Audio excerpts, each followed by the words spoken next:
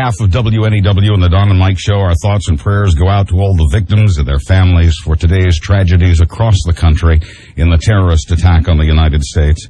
Our special thoughts and thanks go to the police and firefighters who lost their lives today attempting to save other lives in the collapse of the World Trade Centers in New York. Again, airliners crashed into the World Trade Center towers today, as well as at the Pentagon. Many hundreds, probably thousands of lives lost, in tremendous amounts of damage and loss and devastation. We want to give some phone numbers because help is needed, and you can help. St. Vincent's Hospital and other hospitals still looking for burn specialists and plastic surgeons. We'll be giving you a telephone number for that. We also have numbers for blood donations. In the New York area, an 800 number to find out how and where you can give. O and O negative, by the way, are most needed. That telephone number is 1-800-933-2566. That's 1-800-933-2566.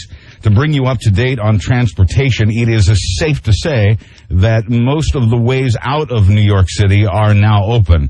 More and more. If yours isn't, it will be soon. Only the routes into New York City are closed. But for the first time in the history of America, all aviation is shut down. All American airports, incoming and outgoing flights are shut down until further notice. Transatlantic flights due here are expected to land in Canada and are being diverted there in the meantime.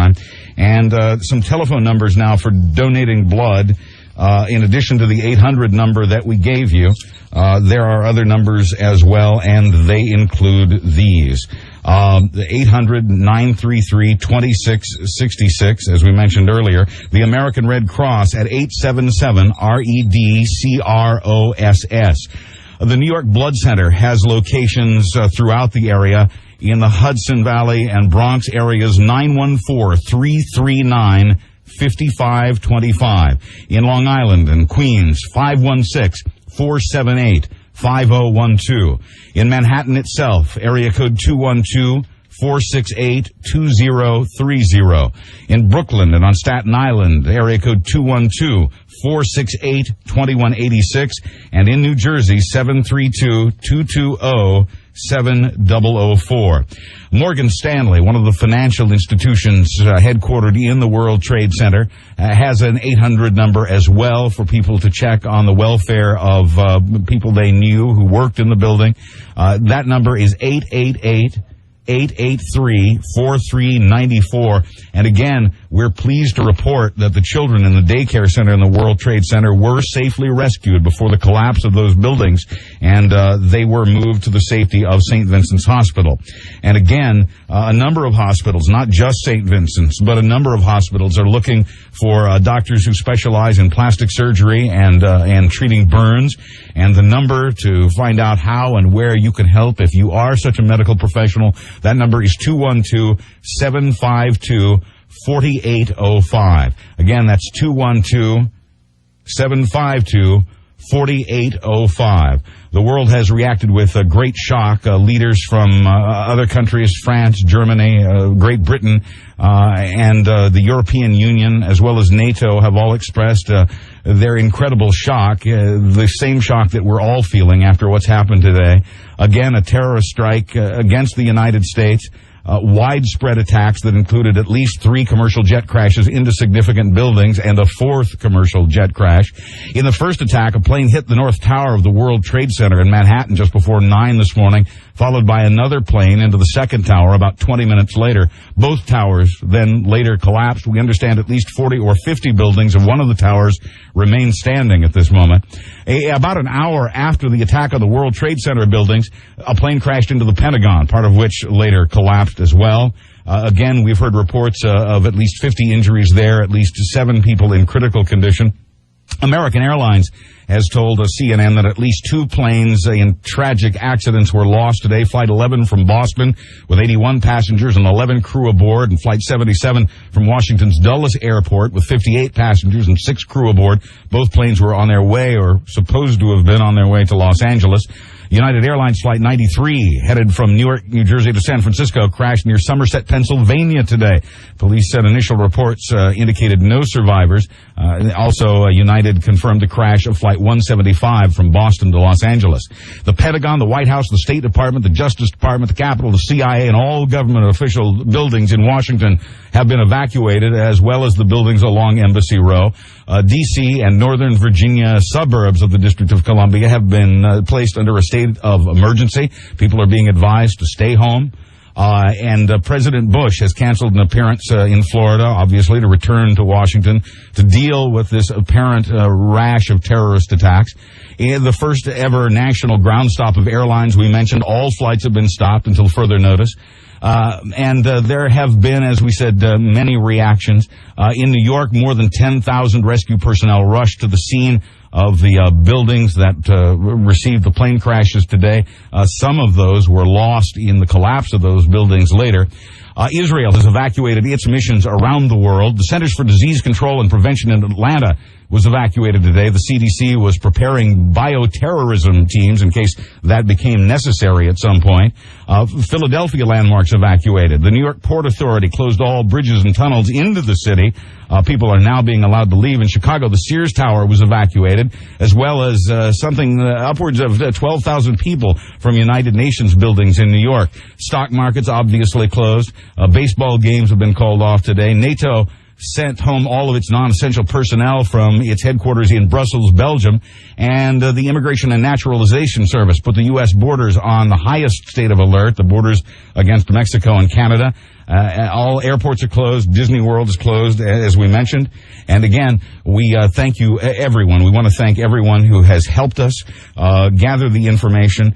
Lisa and Joe and John and everybody behind the scenes, the names and faces that we have not seen, to help us gather this information, because it's very important at a time like this for all of us to come together. And we appreciate your listening and all of the help that you as citizens can give us as well. For the Don and Mike Show and for WNEW on this devastating day, I'm Buzz Burbank. Good afternoon.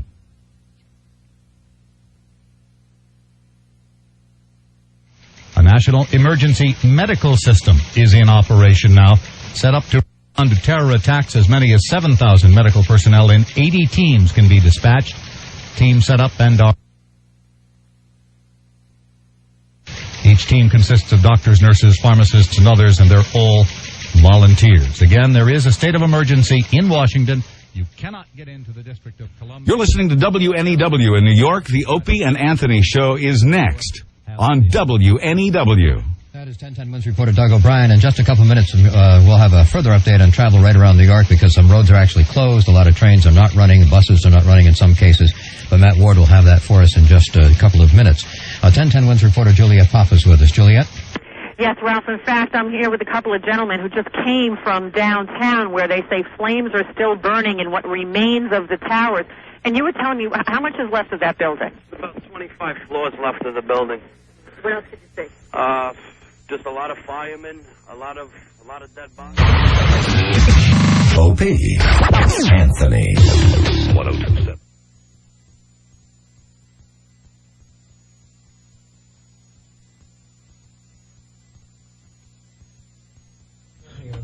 Hey guys, Ben here on the show, and the boys are in Long Island. We're trying to dial them up. Ben! There you are. There's Ope. Hey guys. What's up? What's up? You're up. Thank you, Ben. You're welcome. Jeez. Hold on. Battle stations. Okay, I think we got it figured out finally. Yeah, it's Opie and Anthony. Hey.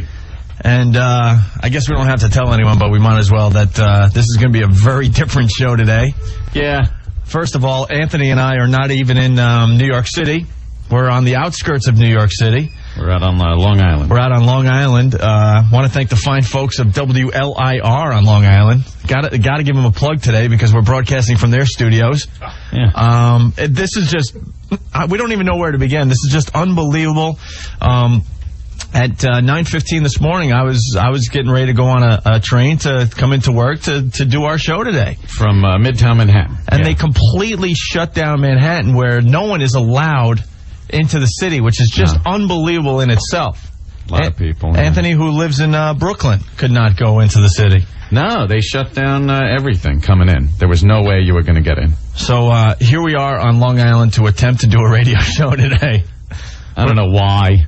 I was like, and I'm never getting home, by the way. I just want to let everybody know. Well, you can crash at my place. Because as I was driving in, I'm on the Belt Parkway, driving away from Manhattan, clear as a bell. I could do 90 because I knew there wasn't going to be a cop with a radar gun. So I got here really quick. But on the other side of the road, heading toward the city, and heading toward where I live, just a mess. Yeah, they completely shut down the Long Island Expressway. Yeah. Which, for people in other cities, just imagine your biggest road in your city just completely shut down. Yeah.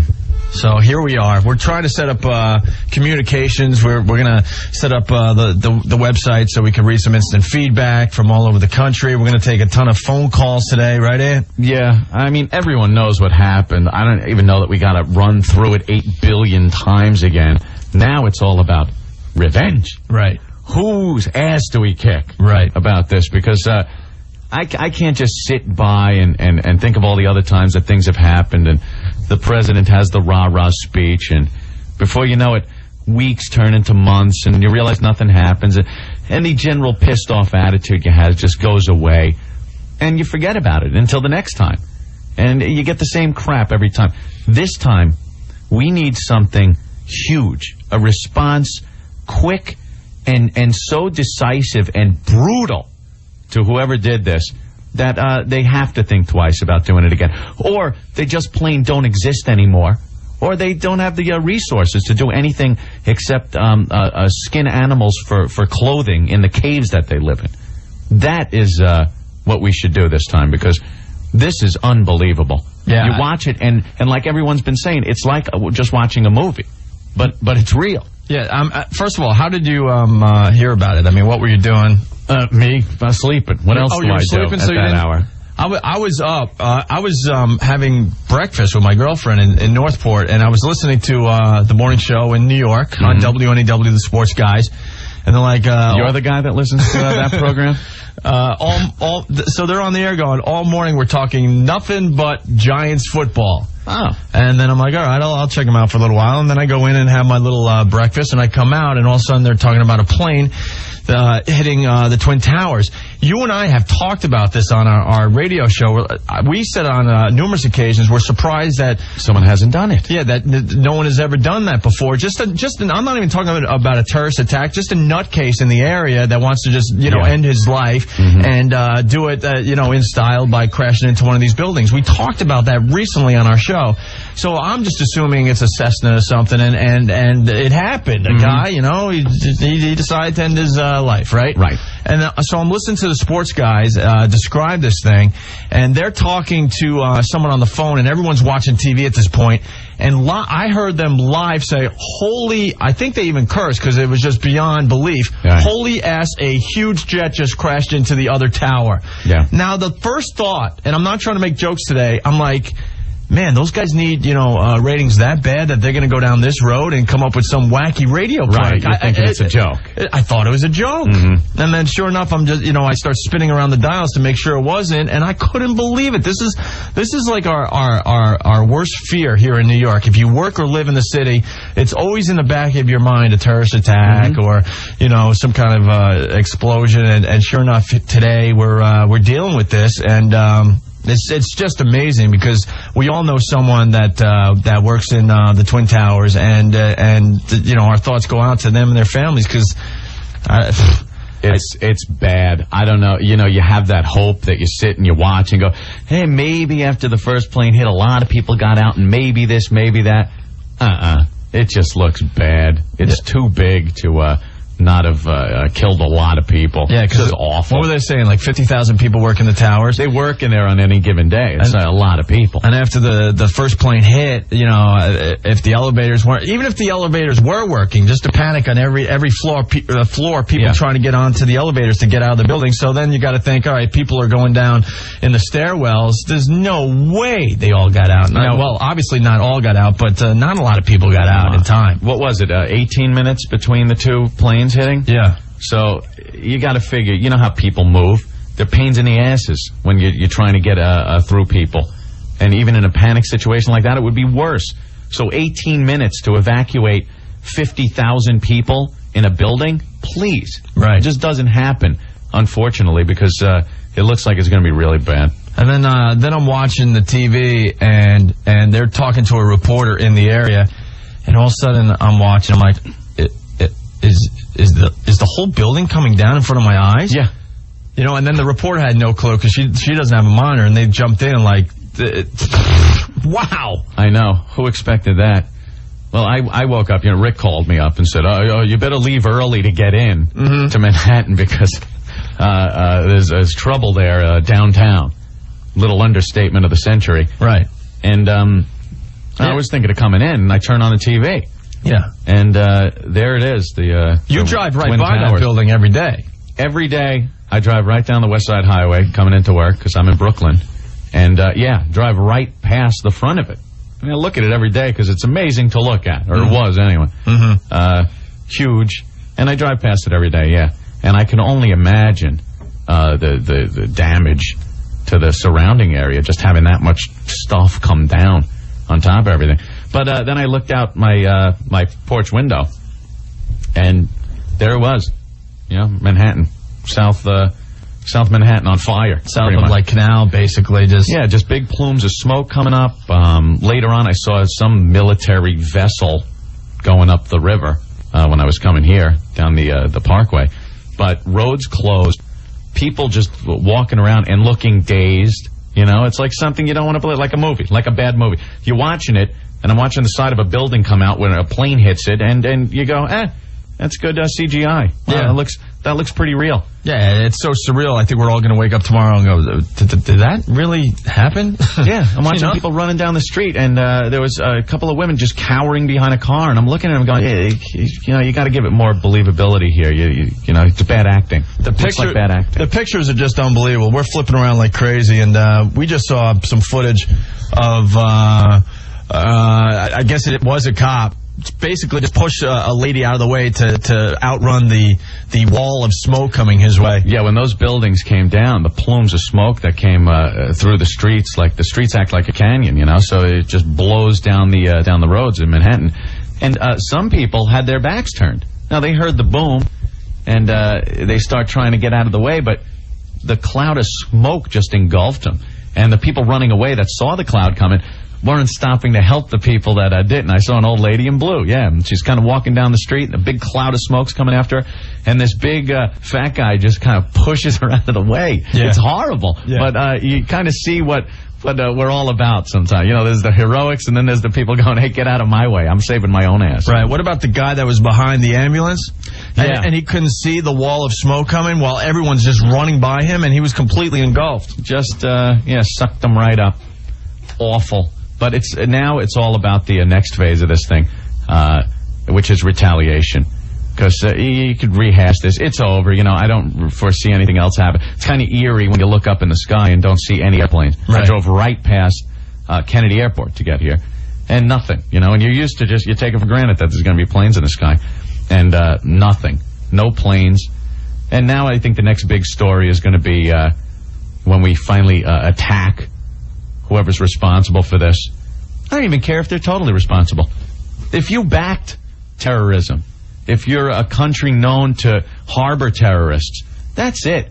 Start putting some of that those tax dollars I spent on some of this military hardware to work. Because we just have to answer hard. Bad. By the way, CNN just reported a little while ago, and we're trying not to make jokes today, trust me. Disney World and Disneyland is closed. Oh, thank God. CNN reporting that. Very important that they report that today. There's bandwagon jumpers that close things, I think, yeah. So if you're just tuning in, it is the Opie and Anthony show, and we're not in Manhattan. You can't get to Manhattan.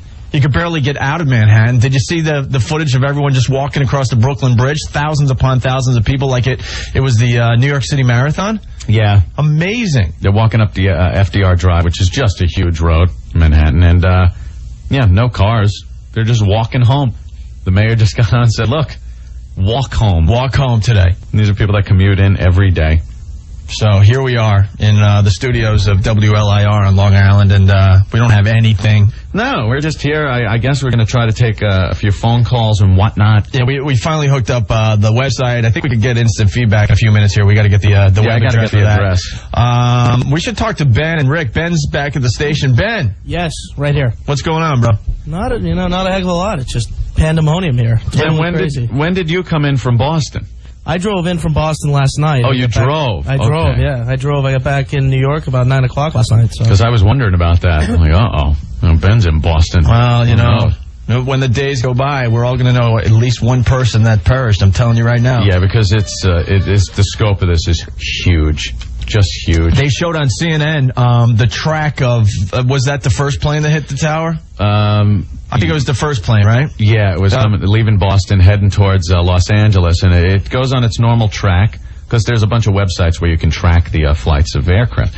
And you see it going on its normal track west, and then all of a sudden it just makes a sharp turn south. Somewhere in Pennsylvania, just as sharp as could be, turn south. It was over New York, yeah, upstate New York. Oh, it was? Okay. It turned south, and that you can assume is where these scum of the earth took the plane over. And, you start thinking all kinds of thoughts, like, these are human beings on these planes, and what the hell was going through their heads? Did they know what was going on? Was there a big commotion? Were the pilots even alive? Well, they had a guy on a cell phone. This is all facts, by the way. We're going to try not to, hang out in the rumor zone today. Yeah. CNN said it was a fact that someone on that hijacked plane from Boston to L.A. that made the sharp turn somewhere in upstate New York, south. He was in the bathroom of the plane on a cellular phone, screaming, going, "We've been hijacked, we've been hijacked." They stayed on the line with the guy until they heard a big crash, or a big explosion, I guess they said, and that was it. Boom. I think that was the plane that went down in Pennsylvania. In Pennsylvania, okay. Which people are assuming it was shot down. Because by that point, the Pentagon had been hit, and both of the towers of the World Trade Center. So I had heard reports that F-16 fighters were surrounding a plane, and you got to assume there, too, what's going through their heads? If they have to take the shot on a plane that has passengers on it, but you got to do it because it's... you don't know if that plane's going to hit the Empire State Building or something, right? What's the next target? These terrorists, this scum, managed to use our own planes as bombs. Amazing. So you sit there and think about all the debate that's gone on about these missile defense systems and whatnot. That, hey, they knocked the nuclear missiles out of the sky. This is great. We're safe. These guys used our own planes, which opens up a whole nother can of worms about the lameness of airport security. You like to feel great when they ask you that question. Did you pack your own bags? Did you leave your bags with anyone you don't know? What's the guy going to say? Oh, you got me. Okay, I did. Yeah, I'm a terrorist. Yeah, because these hijackers had to get weapons on the plane. You're not gonna hijack a plane with a butter knife, right? You know, you have to assume that there was some kind of weapon there to intimidate the pilot into giving up his seat. They don't normally do that. And you could also assume that the pilots didn't fly these planes into these buildings, that they were incapacitated, and the terrorists flew these things into these buildings. So it opens up a whole can of worms with airport security and what the future's going to hold now for people that want to travel. I mean, it's really going to get tight. But, looking in the past, it'll get like that for a while. Uh-oh. What are they showing on now? This is new footage on CNN. CNN, a side view of the airplane? Is that what I'm saying? It's just unbelievable to imagine that, tomorrow when we wake up, and you see the skyline of New York, and we've all seen it a million times, you're not going to see the Twin Towers there. That's just... Yeah, the Twin Towers are just... it's a landmark. They picked two landmarks that are just huge. One known for the military, the Pentagon. I mean, when you think Pentagon, you think the military. And a civilian target, it's New York City. It's the World Trade Center. This is, thousands of 50,000 people, up to 50,000 people work there. And that's a huge image of this New York City skyline. And they picked two, and they nailed us. And watching reports on CNN and whatnot of some of these people in these Mideast countries celebrating. In Palestine, right? Yeah, in Afghanistan. And they were handing out Palestinians candy in the streets? And they're handing out candy, they're celebrating, they're waving flags, they're smiling and laughing at total destruction. Obviously, this is an act of war. Worse than Pearl Harbor. Yeah. This is worse than Pearl Harbor. We had a couple of thousand people die in the Pearl Harbor attack. And that was, military targets. And it was during a very unstable time. But this is civilian targets and no provocation. Because of our policy with Israel, go screw. I cannot wait. I beg the president of this country to just wreak havoc on every country that's ever sponsored terrorism, that ever harbored a terrorist, to just not hold back. I'm in favor of some tactical nuclear warfare there, Opie. I don't care. Drop the bomb. Just clear them out so they can't even do this anymore. That's it. Done. Right. It's over on the other side of the world. I don't care. Let's get back to That's Ben. what they're saying. Hey, Ben. Yo. So, your new place is right around there too, right? I'm relatively close. I'm probably about 20 blocks away or so. Yeah. Mark's the one that actually saw it and called into the sports guys. Now, yeah, Mark, Psycho Mark on our radio show. I mean, I had no doubt this was serious, but I knew it was really, really serious when I tuned in Fox News. And there's Mark. Got to call him Mark today. Mark Walsh. As serious as I've ever seen anyone in my life be. And I'm like, that's Mark? Yeah, I know. And he's like an eyewitness to this whole thing. Because what? His building is pretty much right there? He's really close. I mean, the great thing about Mark's apartment was you could look out and the World Trade Center is right there. It was the most amazing view. And he woke up this morning and in his room, you look out and he saw this thing happening and called in. And, knowing him, they thought he was joking around. And, wait, take us back. So was he getting ready for work or what? He was getting ready to go to work. And he actually saw the first plane hit?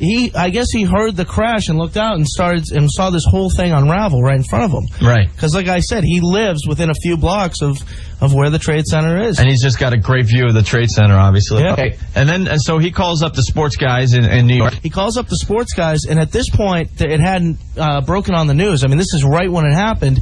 And Chris Oliveira, one of their producers, is like, Mark, come on, this, it's not a funny joke. They thought he was joking around. And sure enough, it wasn't. And that was Mark calling in. Did he see the second plane, the 767? I think Mark saw all of it. Wow. And we talked to his boss at Fox, and he's down there. You can't get in contact with him because of his cell phone down there, but he's been down there, as you said, like reporting for Fox all day because you can only get so many people down there. Right. So that's what happened with him. Yeah, being from New York and living here, and like I said, I'm from Brooklyn, and I got a view from where I live of southern Manhattan. And when I was driving in here, and I'm driving up the Belt, to look over at the familiar skyline of Manhattan, the Empire State Building, and the Twin Towers, and to just see smoke coming up from where the Twin Towers used to be, is you can't even. It's not like it's like it's not real. No, what it is. No, and being from Long Island, I'll give you another view. I mean, I'm way out on the island. Okay, I'm a good 30 miles from Manhattan. Yeah, I got on the LIE shortly because it was mostly closed, and you could see the smoke 30 miles away where I was. Just a huge cloud.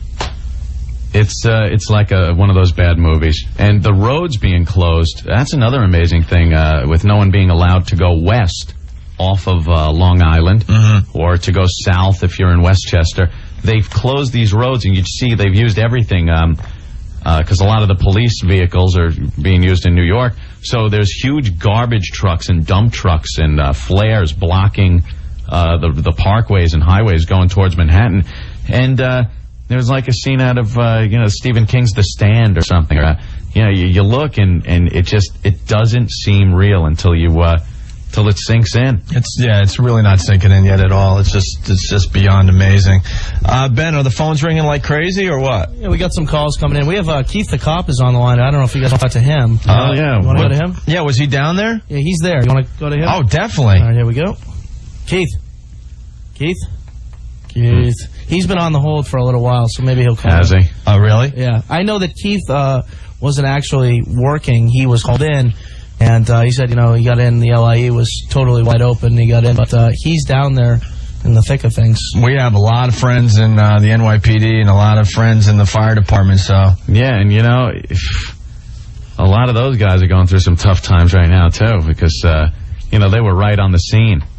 There were a lot of emergency workers at the base of those buildings when that happened. So hopefully, plus the hotel. miracle happened. No one has mentioned the hotel that. The Marriott's. One of the towers basically collapsed right on top of. I know.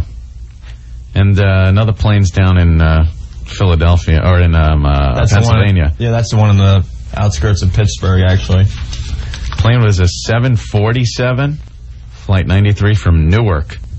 And that went down in the woods. Now that, I heard the earlier reports that a 747 was surrounded by F-16s because it was headed toward Washington. So I wonder what the story is with that. We were listening to or watching CNN, and I think a lot of info is going to come from the black boxes and the recordings from the various towers that these planes had to go past.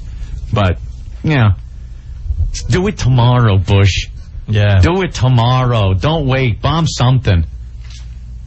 It's so frustrating when stuff like this happens. I think his pop would have bombed something by now.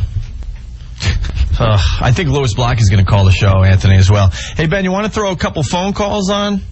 Yeah, well, where do you want to go, Rick? Where should we go? Why don't we go to Bluto on line 2? Bluto on line 2. Some of the guys in New York are thinking here. Hey, Bluto. Uh-oh. Bluto. What a disaster. Hey, Bluto, what's up? You should just kill anybody whose name you can't pronounce with a beard longer than 2 inches. Just pick a country. I don't care. Kill somebody. See, this is the frustration that we're feeling, man. Oh, my God, I wanted to throw up when I saw it this morning. And what was your first thought, Bluto? I couldn't believe it. I'm staring at the screen. I heard the sports guys. I turned the TV on thinking it's a joke, and there it is. And I'm sitting there live, and the second plane comes out of nowhere. And next thing I know, I'm like, the building's gone. It's just gone. I work 2 blocks from there. Yeah. We all know people down there. That's what, I mean. There must be 50,000 people there. But just how it escalated, it was just like, the first plane, I really thought it was just a Cessna. I mean, it still sucks, but I'm thinking, okay, some wacko, decided to take his life. And then the second plane hits. Oh, that second plane hit, you just blinked your eyes hard and went, what did I just see? A 767 hits the Twin Towers. And then you keep watching, and then you find out the Pentagon gets hit. And then when they fell down, it was just... the whole news went silent. It just collapsed. What do you say? You're just watching going, all right, the plane's hit, but hopefully, because you keep hoping that, all right, hopefully they'll be able to fight some of that fire and they'll get the people out and stuff. And then when you watch the buildings just come down, it was like the only thing I could even equate it to is watching the Challenger explode. And then where you're sitting there and you're going... All right, maybe there's an escape thing or something, but then the realization hits that parachute. No, it's a disaster, and those people are just gone. And there were people that they knew the building was collapsing, and they panicked and started jumping out the windows of the Twin Towers. And then the Palestinians are cheering. Did you see that? Yeah, handing out candy in the streets, right? God, we're not like that. I'm a little pissed off at CNN for even showing that. I mean, no, get us riled up. They should show it.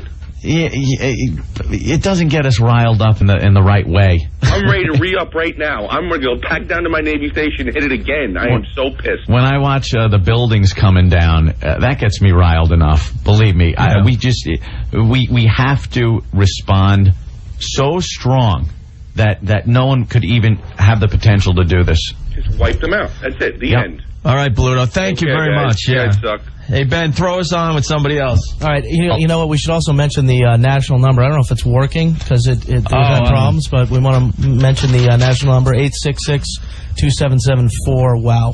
866-2774-WOW, right? And, of course, in the New York area, 877-692-1027, all right? A lot of the reasons we never, in the past when we've had terrorism here, responded quickly and really strong is there's all that political bull crap you got to put up with. You know, you don't want to piss off this country or that one or this.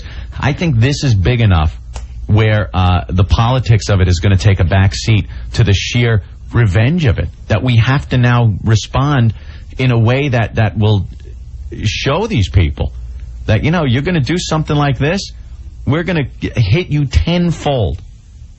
And I don't think politics is going to be playing a big part in this one.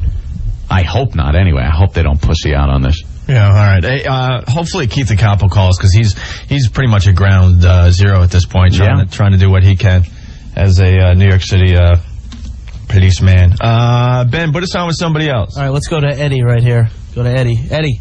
Yeah, babe. Hey, Eddie. Hey, guys, what's up? Well, you tell us. Yeah, Jesus Christ. I work for Pepsi. We're on the roof of the supermarket looking at this place.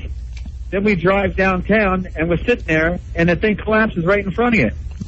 I'm looking at my friend. I'm like, did we really see this? Is this really happening here? Yeah, you got to check your brain. Like, there's no way I just saw what I just saw. Exactly. Yeah. You're like, holy God, there's people in there. It's like looking at a hotel in Vegas going down, and there's people, and sure, there's somebody you know in there, and you just can't believe that it's happening. Yeah, and you get like a sick feeling. Like, I just felt sick, and there's nothing you could do. You're powerless. You know what I mean? I still got a knot in my stomach. Yeah, I was watching, and I'm just walking around the house, and all I was saying, I'm shaking my head the whole time, just going, holy S, holy S, holy S. Yeah. I can't believe this. What exactly. Like, you really think that this would happen in my lifetime? I mean, come on. In this day and age.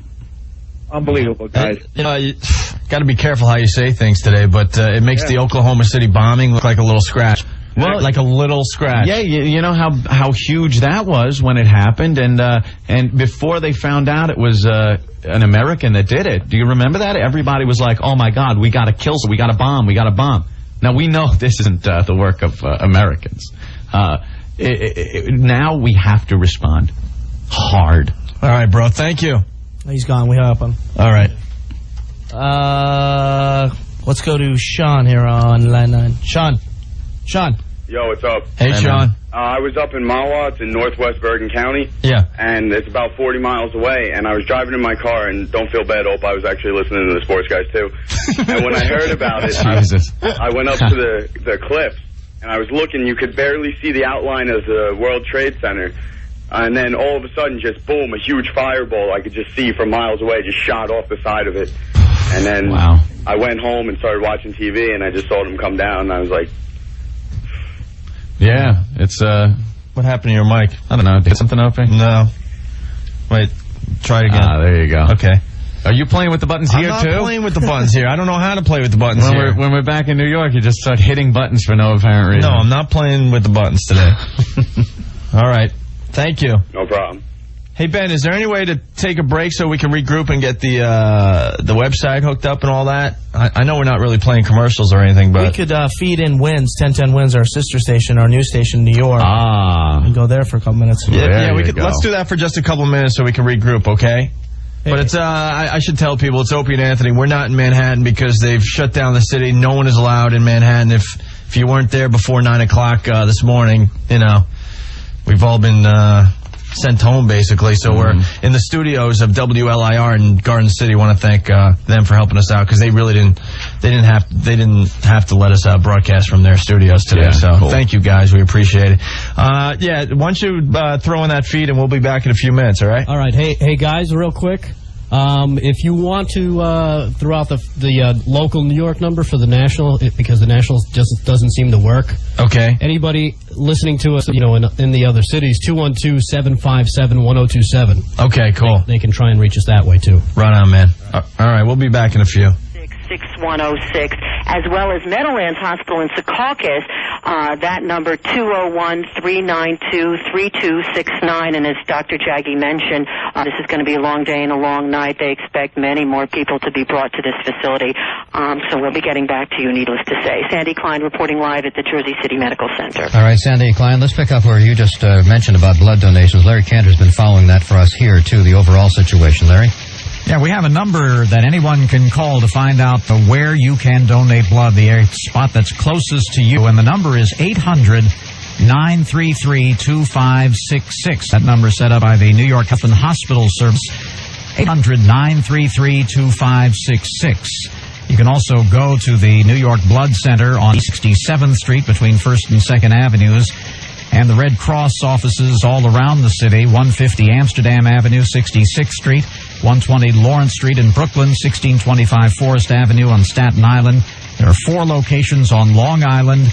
That's 2500 Marcus Avenue in Lake Success, 3125 Veterans Highway in Bohemia, 333 Merrick Road in Rockville Center, Route 10 North in Huntington, in Westchester at 525 Executive Boulevard in Elmsford, in New Jersey, 167 New Street in New Brunswick, and for that matter, a hospital in your neighborhood may be collecting blood. You can just walk right in. Ralph?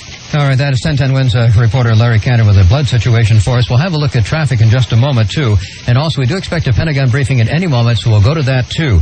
Mel Giannino is with us. He was on the 66th floor of Tower Number 1 when the plane crashed into the building today. Mel, tell me what it was like. Well, it wasn't pleasant. I was in my office. I had just gotten there about 20 minutes earlier, and sitting at the desk, and all of a sudden I heard a large boom, a large explosion, and looked out my window and just saw flames and debris and papers cascading outside it. It must have been a heck of a jolt. No, it was. It felt like the building was tipping. It leaned forward and back and rocked a few times before it finally settled again. And what did you do? Well, after that, the floor was relatively empty, the 66th floor, and after that happened, we just went to the staircases and made our way downstairs. And you were there in 1993 during the other explosion? Yes, I was. The same floor, or? No, it's 64th floor. Mm-hmm. Is this enough? I think so. Yeah, of course, obviously, the towers are gone, so we know that, too. Yeah, so. yeah. Well, so you made it out, and was there smoke in it as you're going down in the building? Yes, there was. Not as much as during the explosion the first time in '93. But there was an acrid smell, and but it was a fairly orderly progression down the stairs, and everybody made it out pretty well. It was actually, the evacuation was a lot quicker than the last time on the bombing. Do you know what floors were actually hit? How far above you? Was it like 20 floors above you, maybe roughly the main impact? I'm not sure. I'm hearing it was the 82nd floor. Originally, we thought it was on the 73rd floor, but listening to the radio, I understand it was the 82nd floor. And several floors were wrecked anyway. And yeah, the floors above were engulfed. Well, I'm so glad that you escaped, and we thank you very much for talking with us. You're welcome. Mel Giannino, who was on the 66th floor today, and this is the second time he's been through a terrorist attack at the World Trade Center, which in effect is no longer existent. But still a major rescue effort underway there. Again, we expect a Pentagon briefing momentarily. But let's get back to Matt Ward and an update on where we stand in travel. Are you there, Matt? Well, we'll get to Matt in just a moment then. Matt Ward is keeping us up to date, but a lot of roads have been closed. For example, like the Thruway coming in, a lot of the Long Island roads were closed up to keep people from coming into the city. President Bush has put the military on high alert. He says we are being tested. Terrorism against our nation will not stand. The president has been moved around. He gave a taped statement that was made, I believe, in Louisiana. Then he last heard he's at an air base in Omaha. So the president is being very carefully guarded. Mayor Giuliani talked with the reporters a short time ago, too, and gave us an assessment. We also expect to hear from the mayor a little later on today with another assessment of just where we are. 1010 Wins reporter Carol Diori has been talking to people on Long Island and what's been going on there. Today's disaster meant people walked for miles, for hours, from lower Manhattan to the outer boroughs. They went from downtown Brooklyn to try and get to parts further east. I found Abraham Flint resting at the corner of Eastern Parkway and Washington Avenue. He said the only thing he could think of as he was, it was like being in the middle of a war. Walking down Flatbush Avenue, I felt I was part of a large war refugee contingent. And I also saw people who had been in the building, rescue workers. They were covered with smoke. They were in a state of shock, dust. Anybody who survived it, it's a miracle. And people have all ranges of emotions. I found a young teenager walking from downtown Brooklyn. He was headed to Brownsville. He was very angry. He said the worst of all this, he doesn't think the U.S. will have a good response. What we're going to do about it. Nothing we could do. So emotions run very deep. He's angry. People are just very sad. I've seen people crying. Carol Dioria, 1010 Wins in Brooklyn. Before this day is over, there will be a lot of tears. We have no idea whatsoever how many people may have been killed at the World Trade Center, but obviously scores, if not hundreds, if not thousands were, and that's just beside the many injured. We do know at least around 2,000 people roughly have been treated or were injured. That's a rough figure, but we're sort of assessing as we go from hospital to hospital. Now, let's go to 1010 Wins reporter Eileen LaPalmer. Well, Ralph, I'm here on Hudson Street and Duane Street, where emergency vehicles continue to zoom down Hudson Street. They're heading towards a site that used to be the World Trade Center. I've seen ambulances go by, squad cars, and even a bomb squad truck. There are people, though, just standing around in the street. They're just looking up, watching the dark cloud of smoke that continues to hover in the south sky. They're sometimes even blocking the sun. And the people here have brought out their cameras and are kind of gawking and looking. There are others lining the street. They're just dumbfounded by the enormity of this tragedy. 6 hours ago, though, this street was filled with people screaming, panicking, running for their lives, running north, and I even talked to one woman who survived and made her way out of Tower 2 before it collapsed. Down 92 floors, and I stopped on the 70-something floor because they said everything was okay, and the second plane crashed. Into the second building, right? Yes. That's what happened? So it's the first Tower 1 was hit first? Yes. Oh, my God. And now again, Lower Manhattan is under lockdown right now. People who live here are obviously thankful to be alive, but now their thoughts are turning to how are they going to get home and where are they going to spend the night. Eileen LaPalmer, 1010 Wins, live on Hudson and Duane Street. That's right. All right, and we are back with the Opie and Anthony Show. That's our sister station, of course, 1010 Wins here in New York City. But Anthony and I are not in New York City. We're on Long Island. We could not get in city. They pretty much closed down Manhattan, as you know by now. Yeah. And Ben and Rick are back at the station in Manhattan. They got in early today, and we're trying to figure this out as we go along today. So, who do you have online? Keith the Cop? We have Keith the Cop. Here we go. Keith. Hey, what's going on, Hey, fellas? Keith, what's up, man? Oh, we're just sitting here like in awe, just staring at it, you know? Where are you right now? We're about 10 blocks away. 10 blocks away, and still just smoldering, and things Smoldering? burning down there, huh? And you're just looking up in the air, and it's just like, it's amazing, you know? Yeah, two of the biggest buildings in the world were there, and now they're gone. I mean, everybody's here. Other states have come to help us, and it's just really, it's unbelievable. I'm at a loss for words, you know? Yeah. I mean, we're just waiting to see more about what's going on and, you know, what we could do to help, but it's just, you know, called everybody in. Yeah, the emergency vehicles I saw when I was coming out here to Long Island, coming in the other way, I mean, from everywhere out on Long Island. They were just sending truck after truck of emergency vehicles out there. You know, waking us up out of bed and bringing us in, and, you know, you just sit and we looked at it and just, it's too incredible for words. So either you're just waiting for orders right now? There's nothing you can do at this point, or? We're basically just, you know, going around the area, picking up, you know, residual stuff that's going around outside of the area, and, you know, having updates inside. You got any word on injuries of any of the NYPD or any fire department? Or we know there are, but we don't have any facts. Yeah, jeez, man, that's too much. Where were you right when it happened? You were off duty? I was off duty. I was at home, and then they called us all in. So, I mean, it's just boring just to sit and just look at and see this is billowing smoke and nothing there. Now, are there fires out of control down there, or? You know, like I said, I'm about 10 blocks away. I really don't know the heart of what's going on down there. It's, you know, things are sketchy. Okay. But, you know, I'll if I have anything that I can pass on. I'm sure all of us will know a lot more tomorrow. Now, is there debris as far as you are? Not. Yeah, maybe. You know, we're probably on the outskirts of it. Like that dust you're talking about, the volcanic dust. I've seen a lot of people walking around just covered in it. Right. Yeah, they're showing people on the TV that are just, their eyes are beet red, and they're covered in this white dust. The hospitals are just out in the streets. You know, the hospitals, just the streets are closed, and they're just treating people out in the streets. They just showed Yasser Arafat, Opie, on the CNN, who also, him too, saying, despicable act, it's terrible. He's another one who should pay with his life. All right, gentlemen, I got to go. Okay, Keith. If you find out anything, please give us a call. You're pretty close. Okay. All right, man. Thank you. No problem. It's safe to assume, I guess, they're done with their terrorism here for the day. I hope it's like I hate reading. Oh, they're closing this, and these people have been sent home and stuff. They're done. They did it. They're long gone. You know, like locking up the barn after the animals get out. Yeah, done. Oh, and here's some more footage of the people celebrating in their dirty country that will soon be bombed out. I hope. Damn, I hope so.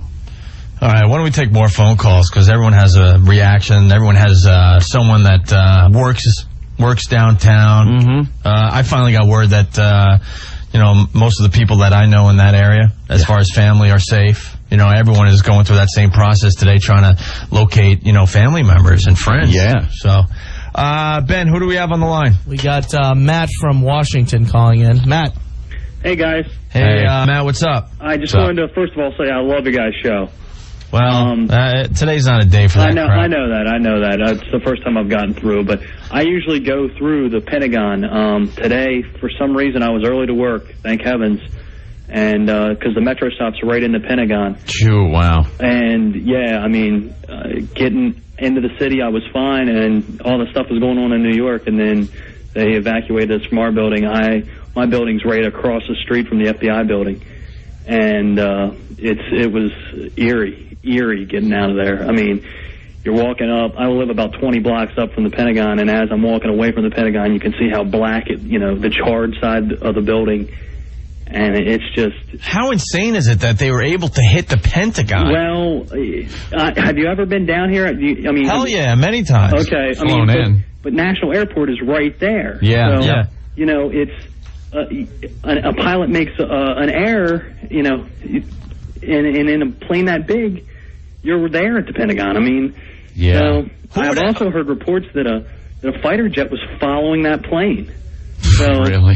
And I also heard another fighter jet has brought down a Learjet.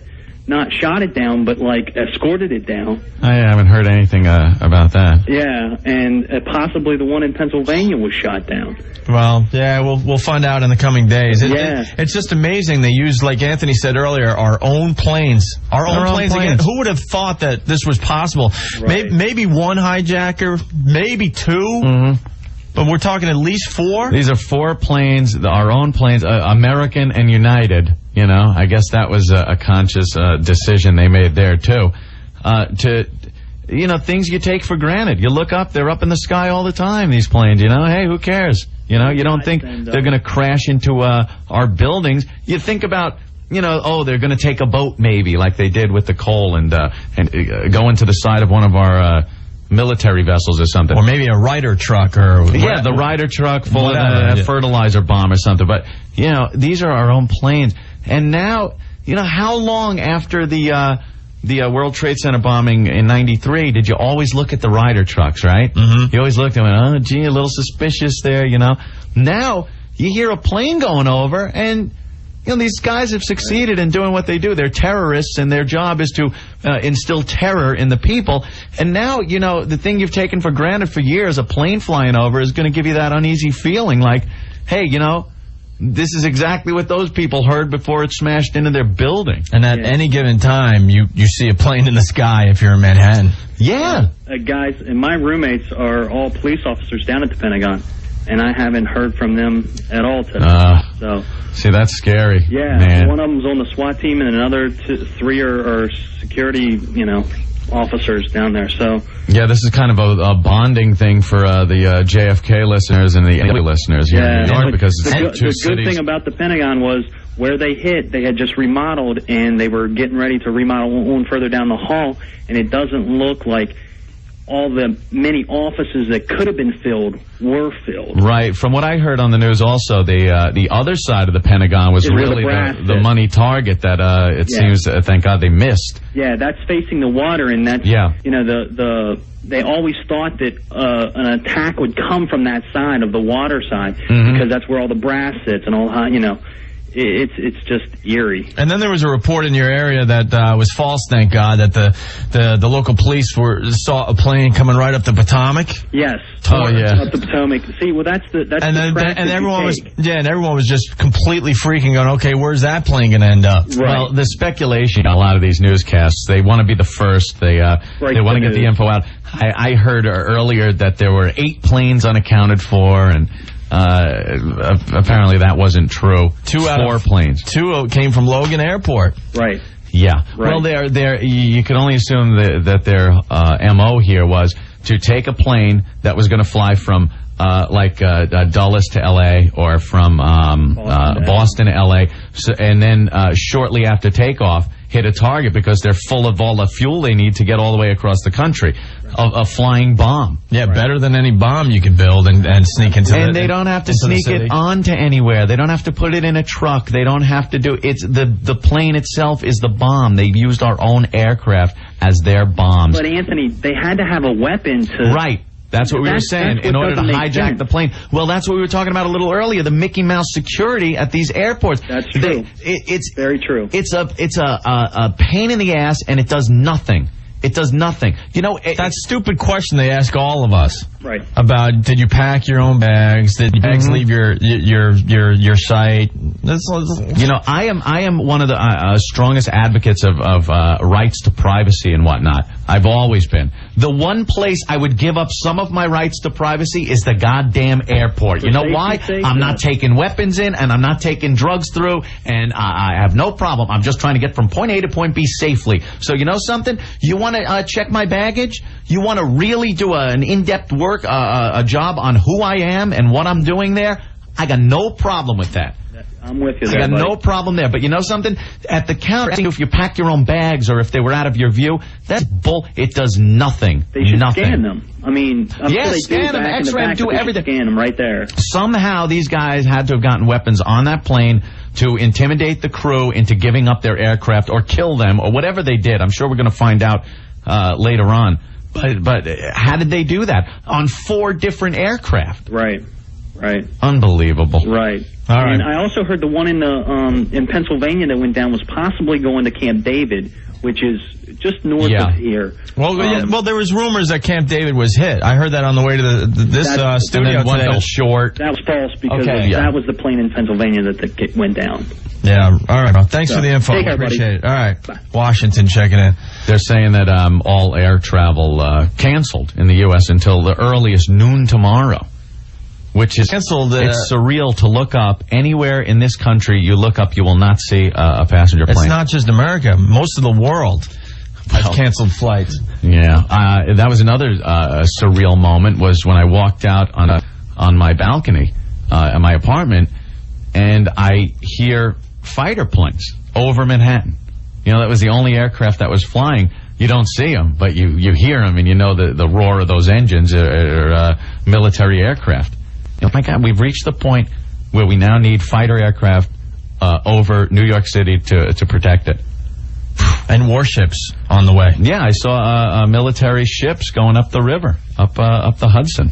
All right, who do we have? Pete Radovich is on 6 with something here. Let's plug him down. Pete from, I believe, CBS Sports these days. Yes. Hey, Anthony. Pete, what's up, man? A couple things. Yeah. I fly probably more than anybody you know. Yeah, you fly a lot. He covers all the, what you were affiliated with the NBA? Right. And now you traveled all over to the and games? I travel at least once a week, and I will gladly wait online for 3 hours every time I fly, if I have to make sure that they can strip search me for all I care at this point. You know, I get annoyed waiting at airports if I have to wait because somebody's carry-on's too big or they don't have the right ticket or something.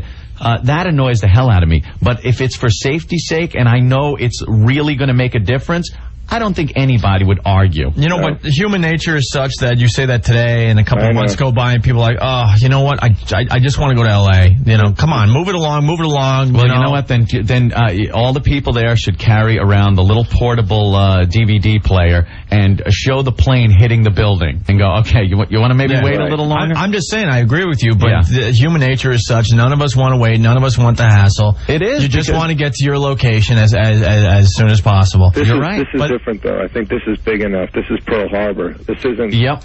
There you go. Oklahoma City was big, obviously, and the World Trade Center the first time was big. This is off the charts. The response to this is, I hope it is, but I really believe it is going to be so big.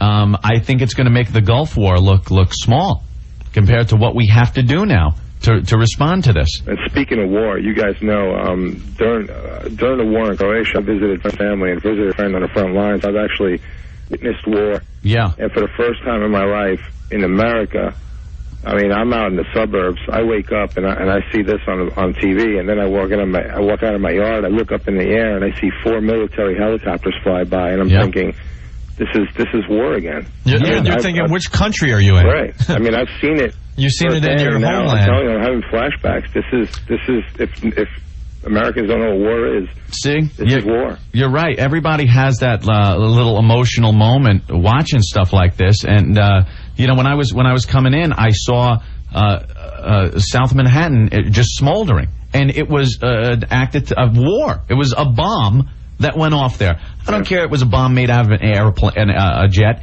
It was a bomb, and you see southern Manhattan burning, and a warship in the river. And then you look, and there's the Statue of Liberty right out there and it's just you realize, oh my God, we're at war here. This is a war. I'm in suburban New Jersey, and I'm looking at war. Military helicopters flying by low. Yeah, you look at the footage on the news. There's refugees that could be from anywhere in the world. Yeah. Sure, they're dressed a little better. They're carrying their briefcases, but they're no different. They're people that have been displaced by a military action, and they're walking home, just like you would see anywhere else. Yeah, well, guys, you're doing a nice job. I'm enjoying listening. Do continue, and I'll see you guys soon. Thanks, Pete. If you have anything else, give us a call, because we're just kind of making this up as we go along. Well, today. I'll tell you, you're going to hear hundreds of little, just personal stories. I can tell you right now. I know you guys know Jim Bell, who worked with us. Yeah. He's actually flying home from Europe this morning. Oof. And I called his wife knowing that, and she said that he called her once he landed in Canada, so they diverted him to Canada. The idiots on the plane, the pilot actually announced to the passengers what had happened while they were over the Atlantic. Oh man. My God. Can't you just say, hey, I'm in the mood for some Canadian food? Right. Or something. How about some Canadian bacon? Yeah. She was pissed. I mean, she was telling me. I mean, I haven't spoken to him yet. He's still on the plane in Canada. They won't even let him off the plane. But he was actually in midair over the Atlantic, and the pilot came on and announced that 2 planes had struck the World Trade Center. So, I mean, you're going to hear stories like that. There's going to be a million different little stories that are personal stories, but, I mean, it's Pete, all bad. Pete, I just flew home from Athens last week, and Ant and I were telling the stories on the air, that helpless feeling you get just in general being over the Atlantic Ocean. And then Could you imagine? No, not at all. Could you imagine having to listen to that? No. I mean, and I was, when I came in, we took our vacation at the same time last week. And you come in from Florida, and I was coming into Kennedy Airport, and you pass by Manhattan, and you always look out and just you're amazed by the view. I don't think there's many cities around the country that when you come in a jet that is so impressive as Manhattan. And to just imagine that part of that skyline was just destroyed by terrorists is amazing. I just pray that in the next few days I don't have to attend a funeral, and the same goes for everyone that's listening. I just think that the odds are against it, but we've all been personally affected by this. You'll see. People from high school, college, or anyone from the New York area. I mean, some way, unfortunately, you're going to know someone who was involved. Hopefully not to that degree. That statement just gave me the chills, Pete. Thank you. Well, it's but you're right. You're right. I don't know. I'm telling you, morning, I'm sitting there, I cry, scream, I have a headache. It's just, you know what I am? I'm so pissed off. I'm pissed off, but it's also a feeling of helplessness that, you're watching this and there was nothing you could do about it. There is nothing you can do about it. I keep going into detail, imagining what it might have been like on the planes and those bastards that were just probably smiling as they drove these planes into the sides of these buildings. It makes me sick. And again, as we watch here in the studio, one of the towers just crumble into the ground, and you sit and watch, and it pisses me off. The only thing I have is it took from the first plane's impact to when the first tower collapse was over an hour, I think. Yeah, that's. I can only hope that anyone that was on the floors beneath. Well, Pete, that gave people a chance, but you know what? Yeah, that's a long time. That's a quick hour though when you have to walk down all those flights of stairs because the elevators are either packed or not working. I'm sure they weren't working. I'm sure a lot of people were able to escape, but I don't know, man. A lot of emergency workers too. Those guys. An hour, so I'm hoping that most of the people did have time to get out. That's my only. A lot of emergency workers, too, are going in there. Right. We're going in looking for people to make sure that people got out. And, you can only hope they were called out before the buildings collapsed. Yeah, what amazed me about this whole thing is how easy it was to do.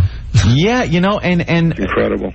It's like, didn't they have a clue? Usually they have a clue when something, is in the works with these terrorist organizations. Here you go, and I'll get on my soapbox once again with this. We went through 8 years of prosperity here in this country. Everybody was in the stock market. A lot of people made a lot of money. Relative peace when Clinton was in office. No one noticed that the ball was dropped as far as things like intelligence goes.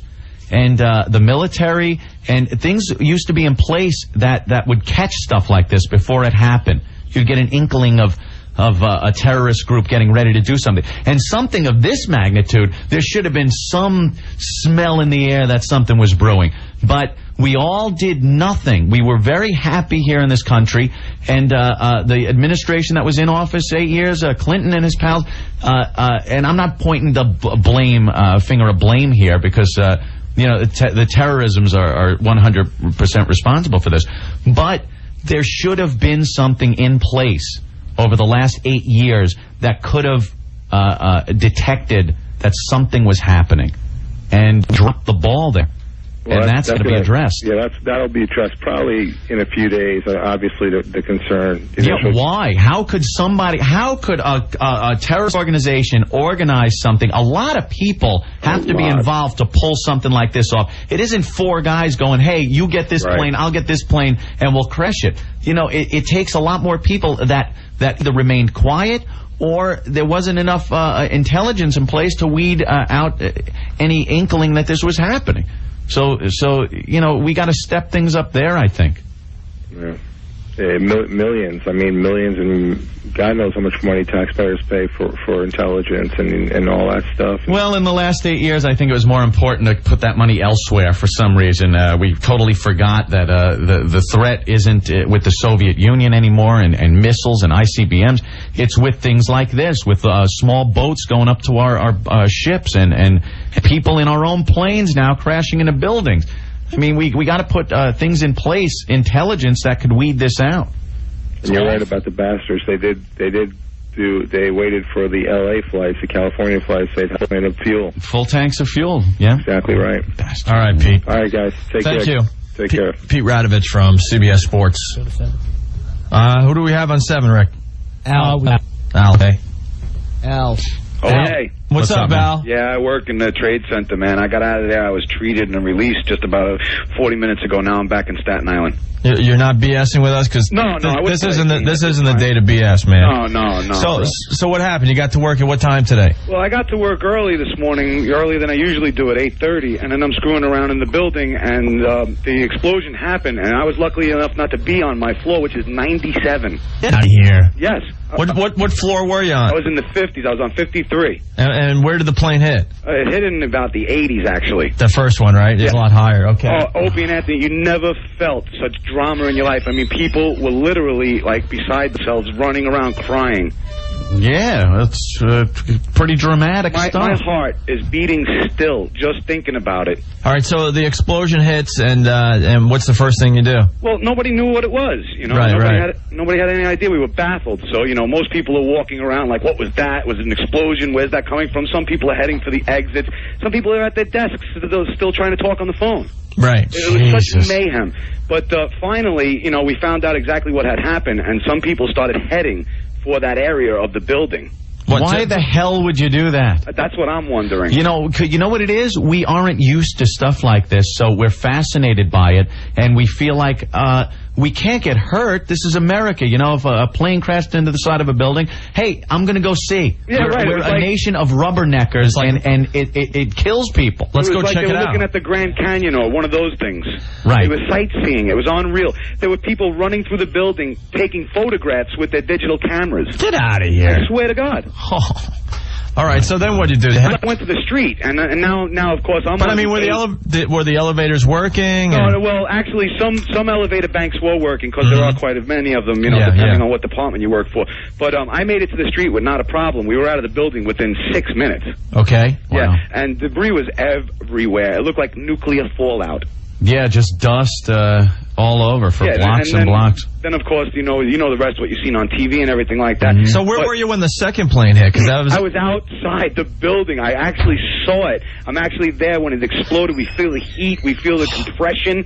It was so horrific. Horrific is the only way I can explain it. The worst nightmare of life. And people just screaming everywhere? Yeah, now what I want to get through to you is that all the people who made it and went to treatment centers, they're full of debris and dust. I have a contention. That's asbestos-filled. That's why I'm calling your show. Anybody leaving for home, you must take off the clothes you're wearing and put in plastic bags before you infest your family. They're going to come out on the news with reports that inhalation of asbestos particles have been imminent. You know something? The buildings were built before they did that. Listen, guys, anti-asbestos it's very important thing, that you let this message go out on the air. Anybody who is in the area covered with dust, you must bag your clothes. Let's not start a panic. I'm sorry. I'm really sorry, but it's very important. In 30 years I know that they have done, and the codes do say that over the past few years they've had to replace the asbestos that have been in buildings. It's called a friable asbestos. Right, that's usually the stuff that's cracked up and ready to be, airborne. So the original stuff that was still nice and compact is still in the building. Guaranteed, because I know, because I'm a fireman. Not a fireman that you see riding around in the trucks, but the guy who runs a boiler system. Right. An engineer type. And the asbestos is all over the building. It is all over the air. It is now all airborne, all throughout Manhattan and throughout all the other boroughs now, too. Wow. Hey, did you see anyone jumping out the windows? Oh, no, I see that, but I mean, who the hell would do that? Well, out of panic. I mean, you know the building's collapsing. What are you going to do? Yeah, you're going to take the ride. You're going to take the ride down and hope for the best. Or but anyway, remember I was saying that I do work on the 97th floor. Yeah. I have a friend who made it out from that. I just got in contact with him before I called you. He got burnt from his thighs down to his feet. He was out of there. His pants were scorched. His hair was burnt. He was running through walls of flames. War injuries, that's what they are. Yeah, he literally was like a war veteran. Yeah. He has a friend who was taking digital pictures. We're going to put him up on a free internet site. All right. For free. I'm not trying to plug anything. No. Well, okay. All right, someday we'll be interested in that, but right now we got to move on. Dudes, listen, the asbestos thing, most serious. I would not kid about that. Well. Anybody in the building covered with debris, bag your stuff and take a cold shower first. All right, thank you, Al. Thank you. All right. Who else do we got? Hey, guys, this is Rick. We're just getting a report that I guess there are people lining up near the military, where you sign up for the military, near Times Square.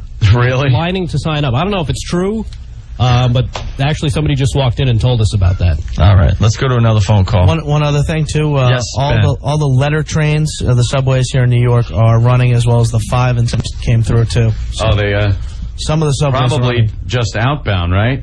That's all they got. This comes down from winds. I couldn't imagine anything inbound to Manhattan. Yeah, and again, for the affiliates that can't reach us on the national line, you can call us in New York at 212-757-1027. All right, cool. Let's go to another phone call. I had just had dinner a while back at the top of the World Trade Center. There was a great restaurant up there that overlooked Manhattan. Window of the world. Window of the world, yeah. It's so weird you're talking about it in the past tense.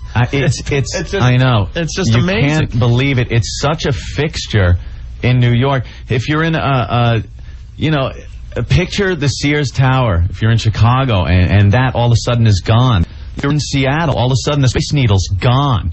You're in St. Louis, the Arch, gone. I mean, landmarks, city landmarks. This is probably one of the most famous buildings in the world. And in New York, it's a major landmark. You drive past it all the time. And now, it's not there anymore. Picture it, just take the biggest, most famous building in your city and imagine it's been blown up. All right. Too much. Who do we have on the phone? We got Steve. Steve, you're on the show. Hey, what's going on? Hey, Steve. Sad day. Yeah. Rick's news is pretty funny, though, because I've been saying all day that I'm ready to go sign up at this point. Hold on. Wow, look at these people just running. Yeah, it looks like the running of the bulls.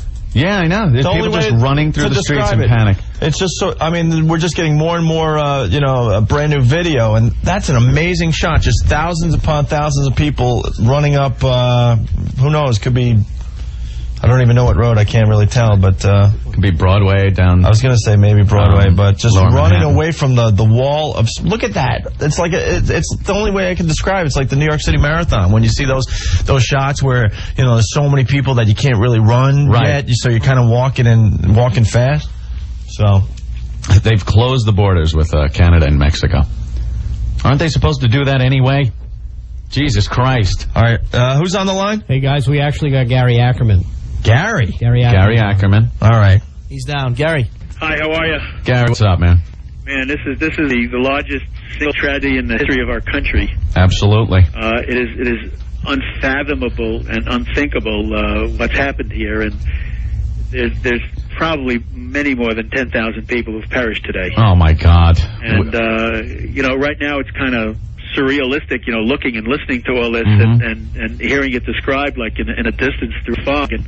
And as soon as we start getting more details, there's not going to be a person who is in this city, who is on Long Island, who is in the state of New York, or in the country, who's not going to know somebody who was killed today. Yeah, that is a huge number. This is a day just like Pearl Harbor was. I mean, yes. you got to understand the scope of this. It's huge. We've had our brushes in the past with terrorism, of course. A lot of the times it's military or I hate to say it, but, we don't feel as bad when maybe it's 5, 6, 10 people that lose their lives. We kind of shut ourselves off to that. But something this big affects everyone in the country. It's huge. This affects the entire civilized world. First, it's going to affect us personally because these are going to be real people pretty soon, rather than just whoever was there and we don't know who. Right. It'll be real people. This place was leveled. I mean, you have to look at all that steel and concrete just melted down. They're never going to find 1% of the remains of people that are lost there. Not to mention the passengers of 2 aircraft that were in this wreck. I would suspect more than 1,000 people who were just on the planes perished, and this is going to be a much larger number than that. So what do you think the response should be, Gary? Well, we have to really take stock of the situation. I think we've all pretty much come to the conclusion that this is a terrorist attack by a fundamentalist or several fundamentalist groups, probably one group. Bin Laden. Well, that's whose fingerprints seem to be on this he's right now. He's very well financed, and when you think of how many people had to be involved in this secret heinous act, people to recruit, people to train, people to bring people to the airports, to drop them off, people to the number on each plane that you need to overwhelm passengers, crew, pilot. The fact that you need well-trained pilots who knew exactly where the targets were and how to get there. You need people that know how to fly jet aircraft. Yeah, you can't just pull these people out of thin air. This is something we should have been able to pick up on. And I was saying that the past 8 years of prosperity have kind of undermined our intelligence. We dropped the ball. Exactly. I just got back very recently from traveling through the Middle East, and I met with the leadership of many of the countries there, especially in the Arab world. You met with Arafat. I met with Arafat, as you know, quite extensively. I met with the leadership in Syria and Saudi Arabia, the Crown Prince, and the people who run the government, the defense ministers and foreign ministers of each country. What was your vibe with those people? My vibe was that they were lying. Right. They were worried and concerned about the spillover from the Palestinian uprising within Israel and the West Bank and Gaza, etc., was going to spill over into their areas and disrupt their way of life. And that they claimed they were concerned, which of course they were, about it, the street, as they call it, in their own country, the Muslim people pushing them because they were not active enough on behalf of their Palestinian brothers and weren't doing enough, and that we should get that resolved. There are people who don't want it resolved, and these are the people who don't want it resolved, and that's really what that's been all about. How do you respond to that? Their whole power base is based upon this never being resolved. Oh, exactly. When stuff like that, that's when they're noticed. That's when they get the press, and that's when they get a little more power. They get tremendous power. They talk directly to the Almighty. They're the only ones who know truth and justice, and everybody else be damned. Right. And they can do these vile and heinous things. I mean, this isn't a military target that they picked. No. This is the classic act of terrorists to strike fear into the hearts of innocent civilian people, to stampede a population, to cause them to lose their national resolve and their will, and to back off.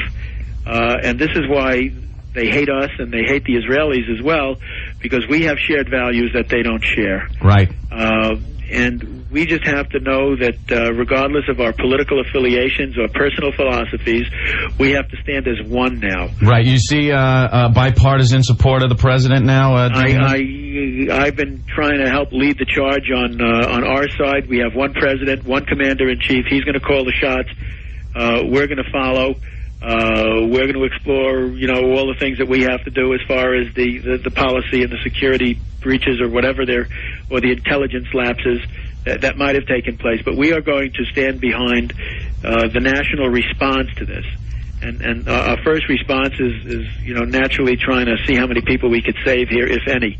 I mean, it doesn't look good. Well, I hate to say this, but I think we're going to spend a lot of time cleaning up 8 years of neglect on the part of the Clinton administration for letting us get so relaxed with intelligence and the military. This is the same administration that gave the Chinese their rocket program, Gary. I think that's unfair, and I think that the thing we have to do is avoid starting to say whose fault this is. No, I know whose fault it is. It's the terrorists' fault. I'm not saying that. I'm just saying it wouldn't be fair for me to say that they dared not do while Clinton was president. They waited for Bush. He doesn't eat from Chinola, and therefore can take and I won't take a cheap shot like that, because I don't think that it's right. We're going to stand behind the president. Our military has to be strengthened. Unfortunately, we've blown the whole national surplus on giving everybody a lousy $300 when it should have been used for the defense. But that's beside. We have to stand as a people and not bicker over this and try to get political gain for one party or another. Gary, what does the president do and when? Well, the president has to be thoroughly briefed, and I think that everybody's trying to figure out what happened.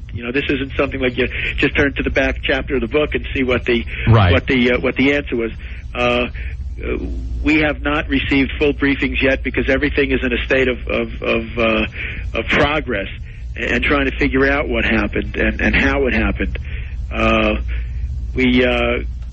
I was just talking to, Washington. We're being briefed by the people in the Sergeant at Arms Security, and I was just with the NYPD.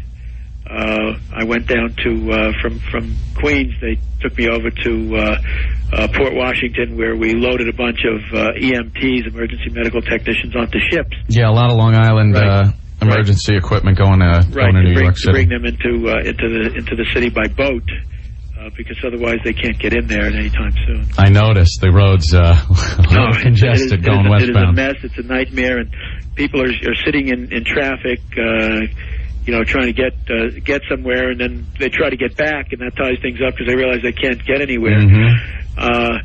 One of the sad sidebars to this horrendously horrifying incident is the reports we're getting and the clippings we're getting of people in some of the Palestinian areas that are celebrating this, for joy and laughing, handing out candy. It is that human beings would succumb to taking joy in this tragedy.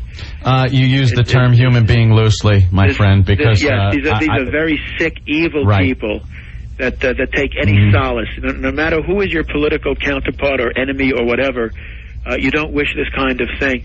I mean, when there's an earthquake in Pakistan, the Indians even go to help. When something happens in Turkey, the Greeks send help. the Israelis send people all over the world, to try on these emergency situations. No, these people celebrate death in the name of God. It's just beyond any realm of reality or civilized thinking. Right. You're absolutely right, and the fact that Mr. Arafat immediately after this happens denounces it as a terrible thing. I mean, what does he expect? He is absolutely guilty of giving license to people who would even think about this by talking the language of hate and terror, and that it's okay to kill, and to show it on television programs to their school children about killing and murdering, and this is acceptable. This is no way for human beings to behave, and I think that the problem is, indeed, we're not necessarily dealing with human beings. Right. It's time to get our house in order. We're going to get our house in order. We're going to hunt these dogs down, and they will pay the price. Last scene of The Godfather. Michael Corleone takes care of family business. It's time. We got family business. Yep. All right, Gary. Thank you. Thank you, Gary. Yeah. Let me just put in one additional thought here. Sure. And this thing hasn't been completely ferreted out yet, but the much heard about conference against racism in Durban, South Africa. Yeah, that was a farce. Where the Arab world had gotten together. They linked us together with the Israelis, of course, because we it was an American-Israeli fest. That's right, and the Americans and the Israelis walked out, and this is in part their revenge for that. And the ultimate at their anti-racism summit, they decide to pull one of the hugest racist attacks in history. Exactly right. It was a conference to promote their brand of racism and to get attention for it. And this is the fruit of their work.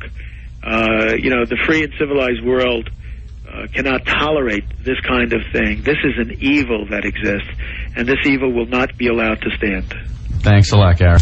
Keep up the good work, guys. All right, Gary Ackerman.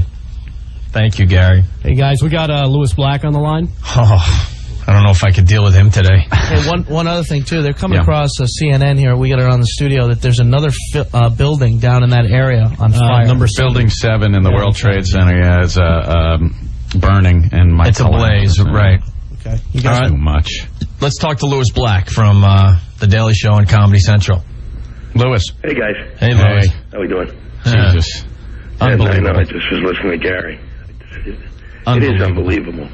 I mean, what's truly unbelievable is I wake up this morning and go into the shower. I'd finally get an apartment building that has a view.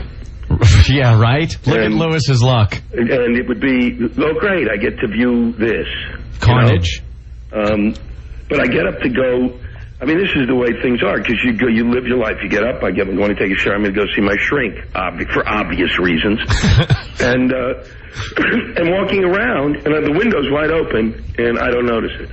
You didn't even notice? I was looking at, because I'm looking at I've got a window that kind of spans around, right? Yeah. I'm looking at the water, I'm looking at the boats. Walk away. And it wasn't until I put the TV on, and I went, Jesus. And then you look out the window, and it was unbelievable. A friend of mine was in Brooklyn, who I talked to and saw this. I don't know how you handle this. I mean, because I'm sitting here. I was looking at it for but saw the plane hit it. Wow. Hit the second building, standing in Brooklyn on the street.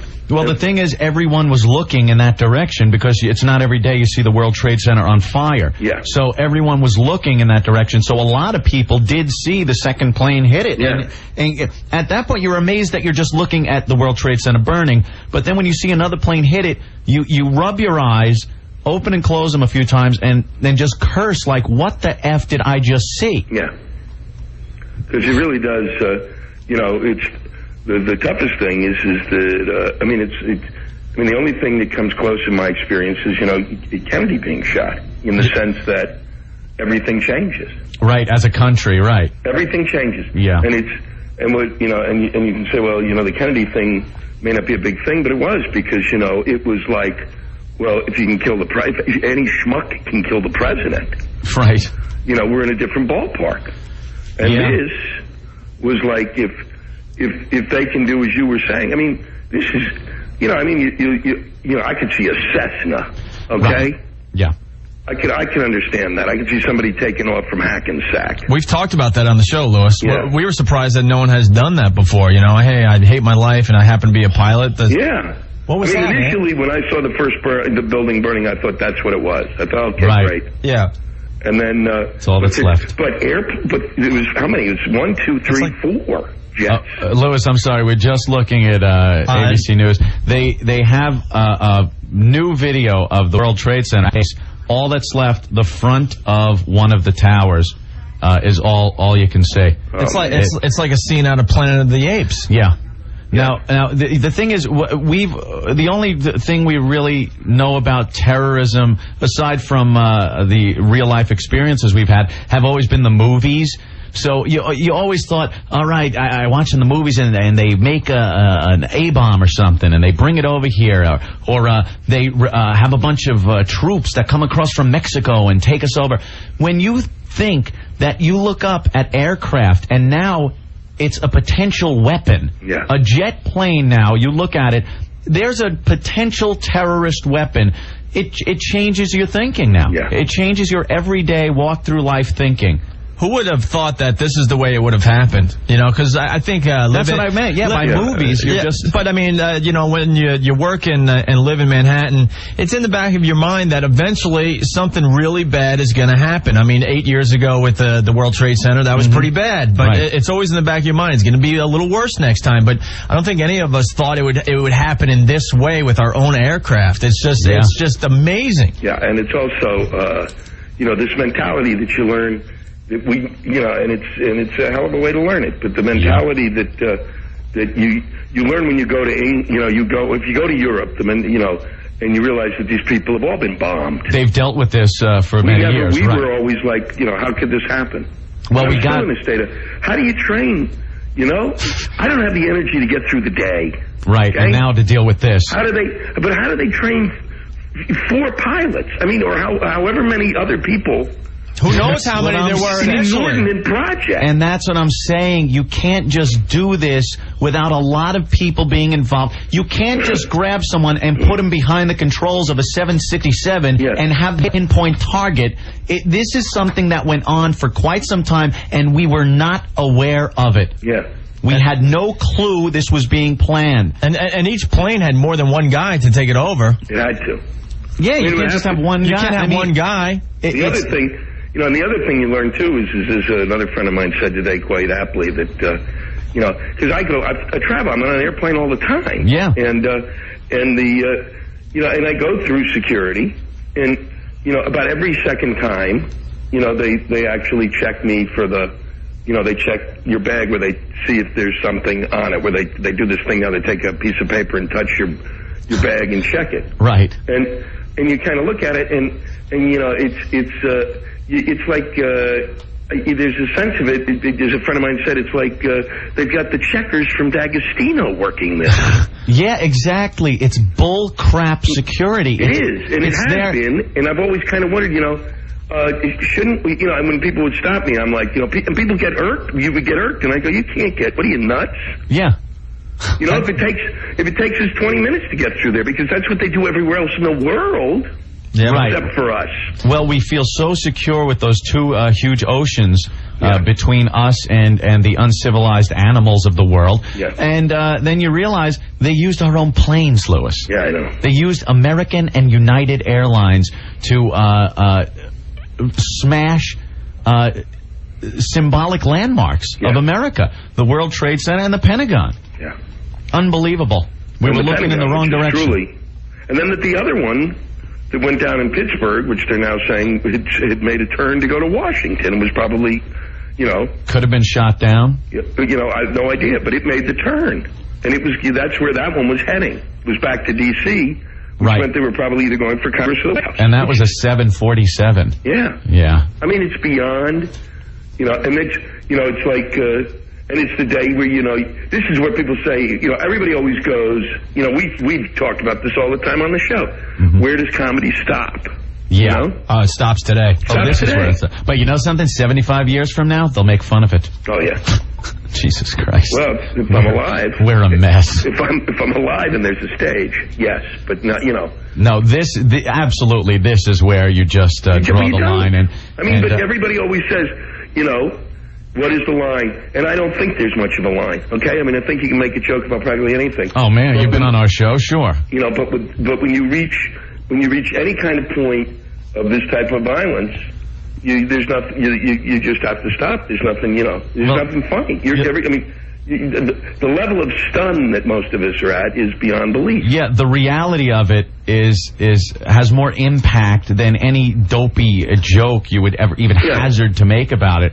I mean, just the reality of watching the World Trade Center towers crumble to the ground. Yeah. I mean, who ever thought you'd see that? When they tried it in '93, you sat almost smug and proud going, look, bastards couldn't knock it down. That's right. They had a truck full of explosives. We all saw the crater it made on the news, and we said, look, you bastards, you couldn't even knock it down. You had carte blanche to the garage. You blew it up the base of this building, and it still stands. Go F yourself. Yeah. And here we are, 2001.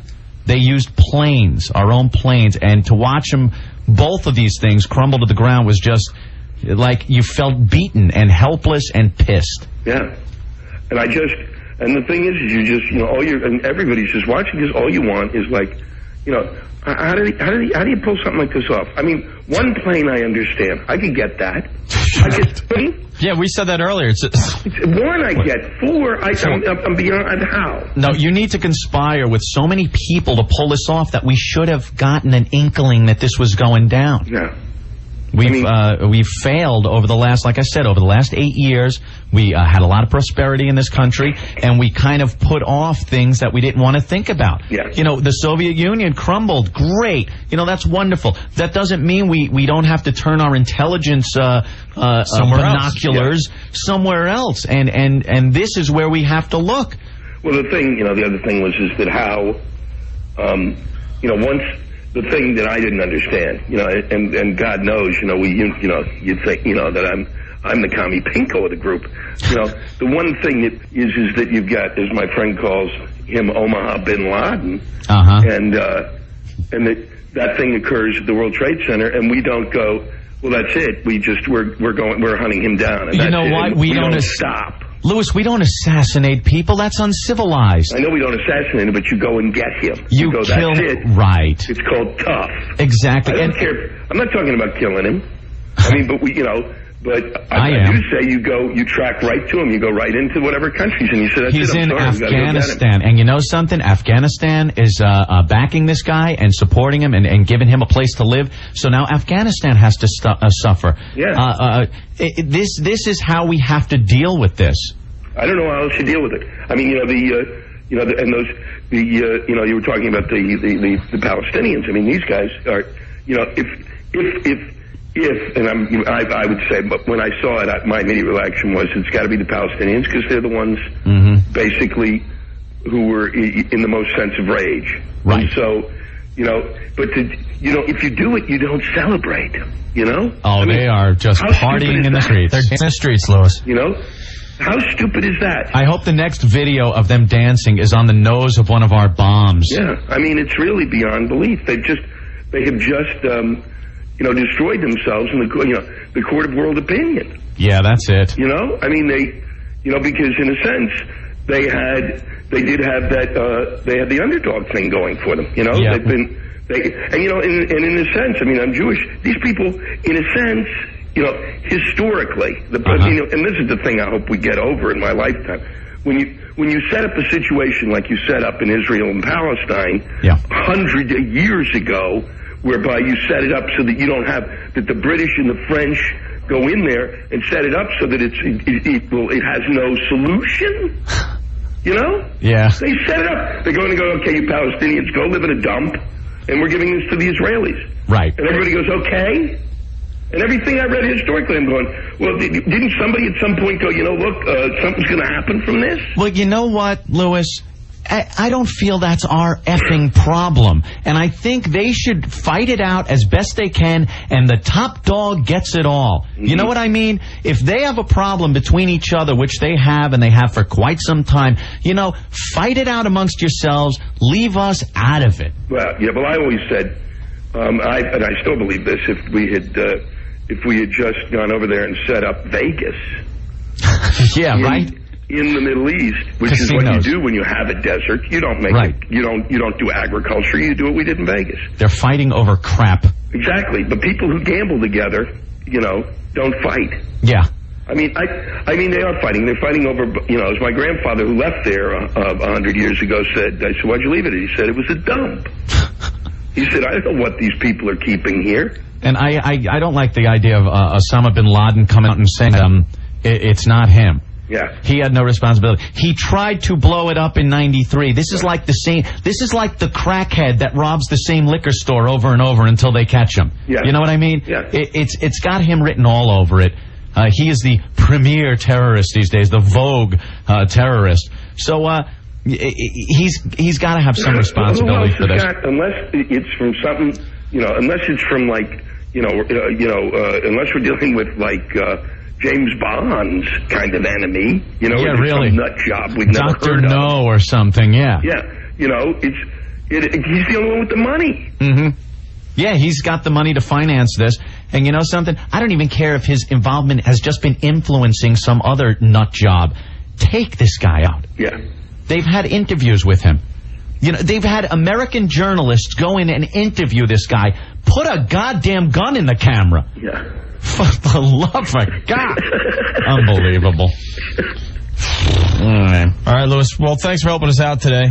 Well, it's my pleasure. Please call always, guys. Well, call us back in an hour or so, all right? Huh? If you call us back. Okay, well, I'll keep my eye out. All right. You guys take care, okay? Thanks. And I'll see you soon. Yeah, you got it. Take it easy, Louis. Louis Black from The Daily Show on Comedy Central. He's always a nut, and this must have just put him right over the top. I mean, he's in New York City, and he's one of those guys that are pretty just neurotic to begin with. He's neurotic. Something like he can't handle if someone's in front of him buying too many lottery tickets online. So this just must have put him over the top.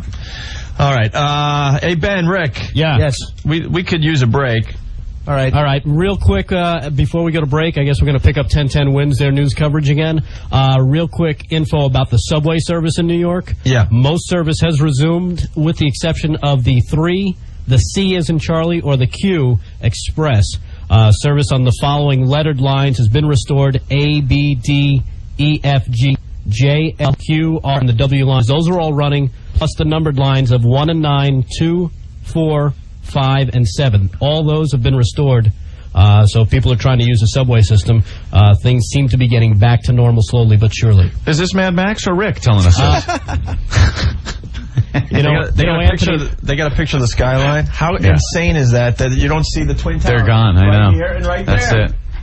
Yes, guys. And referring back to something you guys were talking about, how the size of the operation this terrorist group must have put together. I mean, think about it. They've had 8 years to put people in place, get jobs in, airline security and stuff. They could be anywhere. Yeah, I know. That's the scary part. That's the scary part. All right, man. Hey, guys, one other note, too. It looks like the national phone lines are starting to work. So 866-277-4WOW. If you're not in the New York area.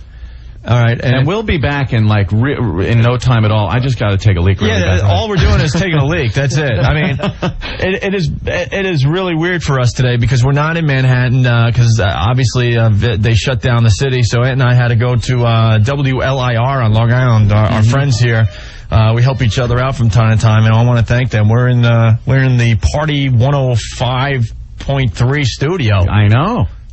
I live on Long Island. I don't even know what station this is. You see. Oh, that's the program director? I'm sorry. You see the board down there, though? The board that they write the stuff on that the DJs are supposed to... Like the boards we make fun of all the time. Yeah. That have the little things on them. Start using Long Island's party station again. Instead of, what was it, Long Island Summer Party Station? Oh, so you dropped the summer on it. Oh, look at you being a program director. What else, Opie? Think about what's going on this time of year. School, football, Jets, Giants. Terrorism. You got to add terrorism to that, Mr. Yes. Got to get personal. A lot of stories coming in. Hey, you guys, we want to talk to a lot of people in New York that have personal experiences with this whole thing today, okay? Or just how they're feeling, even, if you were sitting at home or something. Yeah. all right? Yeah, we've got one guy who is on line 8. We're going to get to him real soon. And Phil in D.C., who's just 3 blocks from the Pentagon. Oh, yeah, make sure Phil stays there. And guys, today is not the day to mess with us and do Baba Booey pranks and all that crap. So please help us out today, okay? And I are running down the hall. Well, no, you go first. I know. We'll separately take the leak, even though it's different circumstances today. And we'll be back in like 2 or 3 minutes, okay? Right. All right, so we'll throw it to 1010 Wins here in New York, our sister station. Died. Again, one of the chaplains told me that one of those who died was a member of the fire department. St. Vincent's has set up a family center. If you think that someone is here at St. Vincent's, don't come to the hospital. They're trying to clear the lanes for the ambulances, the police cars. They even have city buses that are bringing both the injured in, and then I've seen several of the city buses load up. I'm not being flip, but it looks like a scene from MASH where they're in their full surgical scrubs and they're just getting onto buses and heading down 7th Avenue. But anyway, the family center is on 12th Street off of 5th Avenue. It's at the new school, and you can call if you're in the outer boroughs or in any of the other regions, 212-604-7085. Mayor Giuliani did say that a morgue has been set up on the west side in the 50s on one of the piers. Terry Sheridan, 1010 Wins at St. Vincent's Hospital. And Terry and Glenn also indicated the mayor will have more figures for us and more information, maybe being able to tell us how many people they know have died at this point. But we do know, obviously, that thousands have either died or have been injured by this horrible act of violence, of terrorism here in the city of New York. Wednesday News Time 4:36, live continuing coverage of the awful terror act at the World Trade Center and the Pentagon and all the ramifications right here on WINS. Stay with us. We'll continue with our live coverage for the night for tomorrow morning. You are listening to the Opie and Anthony Show. The guys are taking a quick break. We're listening to our sister news station here in New York as they take a quick break. Have been in touch. Beth Israel says 130 patients are being treated there. St. Luke's Roosevelt has 25 in the Roosevelt section, 3 in St. Luke's. Long Island College Hospital in Brooklyn, 75 patients. And of all those hospitals there, the Continuum Health Partners hospitals, they have only 1 critical patient, no fatalities. Patients primarily in there for smoke inhalation. Mount Sinai Hospital has just begun receiving some patients. They don't have any hard numbers for us yet. NYU Hospital, 1st Avenue and 31st Street has taken in nearly 100 patients, most with minor injuries. They've dispatched medical crews to the Chelsea Piers, along with some other hospitals. They're not sure, but it seems that the area is being set up as a triage station to spread the load among the city's medical facilities. Bellevue is now on standby to take overflow patients from overburdened facilities downtown, chiefly St. Vincent's. And when we're talking to hospital officials, they're saying that what's eerie about all this is that they haven't received more seriously injured patients. They're getting mostly people with cuts and bruises and smoke inhalation, and they fear that apart from these other injuries, who knows what happened to so many people who were critically injured or killed, but they're not receiving very many of those, at least not yet. Ralph? Well, Larry Cantor, just what the very point you raised, and that's what our reporters are saying at the hospital. Some of the people who were brought in and treated first were people who are on the street outside and were not inside the building, and now that the rescuers are able to go inside, they are finding the more seriously injured people. And the people who died as well. Again, live continuing coverage here on 1010 Wins. President Bush, we're told, is now returning to Washington and had gone to Sarasota, Florida for a speech, and then was apparently taken off to Louisiana as a precaution and then taken to a base in Omaha. There was a statement pointing out that they would search and find the people responsible and that the U.S. would be tested and the military was on alert and so on, but it was a tape message, and that was sort of left behind when the president was flown to Omaha. Now we're told President Bush is planning to or is returning to Washington right now. We did get a statement from Karen Hughes, who was the president's counsel, and she was actually in a speaking for the president. She said that the Secret Service had secured the president, the vice president, the House Speaker, and others, and she also said this. Our fellow citizens and our freedom came under attack today, and no one should doubt America's resolve. And she also pointed out that the military is on a high alert. She also pointed out that the FAA has, in effect, grounded all commercial flights till noon tomorrow. The Connecticut National Guard is on standby in case it's needed here in New York. And Governor Pataki has called out the state's National Guard to help in recovery efforts and to give relief to the firefighters. Hey. All right, we're back. It's the Opie and Anthony Show. That's our sister station, 1010 Wins here in the New York area. I needed that. A little bathroom break. So, all right, here we are trying to do something today. Our bosses insisted that we do a show. It was important to do a show and talk to your listeners today. I think it's I think it's kind of a good kind of therapeutic there. You know, people like calling up and venting. I think that's what our show's always been about. You know. Me personally, I'd rather stay at home, to tell you the truth. But people need to vent or want to vent and tell their stories. Well, so let's move on with some of these phone calls. Ben, who do we have next? We got Philip in D.C. checking in. Philip. Hello. Hey, Philip. How you doing? Pretty good. Yeah, just wanted to relate. I only live about maybe 3 blocks from the Pentagon. You know, my usual routine of getting ready for work this morning when, you know, the building actually shook. And, you know, I had the TV on. I was watching the thing with the World Trade Center. Yeah. You know, wondering what the heck is going on. Yeah, just imagine that. You're in D.C., you're watching the World Trade Center going, oh, geez, I can't imagine happening. And all of a sudden, a couple of blocks away, the Pentagon goes up. And your building shaking. Yeah, unbelievable. What did you think right when you felt it start shaking? Did you think, uh-oh, here we are now in Washington, and where next? Yeah, well, I presume the worst as far as, you know, something that happened, maybe an explosion or, you know, electrical transformer or something, but I went outside. You didn't think it was another terrorist attack? I had no idea. No idea until I actually saw it on the news when they said that the plane and actually went down toward it. And then you're thinking, what's going to get hit next? When is this going to end, you know? Yeah, exactly. It's like, okay, 2 into the Trade Center, 1 into the Pentagon. Now there's one down outside Pittsburgh. That's when everyone started really freaking out. I mean, did you hear planes going over your head? Oh, yeah. And I did too, and I was like, you know, you second think, you second guess, you're going, is this the next one that's coming in somewhere? You know they were going for the Empire State Building as well. Oh. Something happened there. Maybe the guy chickened out or something, said, you know what? Chickened out. Well, I don't think these people chicken out. Who knows? I don't think they chicken out. So you think it was 4? They four go hijacked with planes and that was smiles on their effing faces, these people, plowing into the sides of buildings, strapping bombs to themselves, going into restaurants, whatever it is. Do you know what these people believe? They believe if they die during one of these causes, they're a martyr. So what they get is 70 virgins. They go to heaven.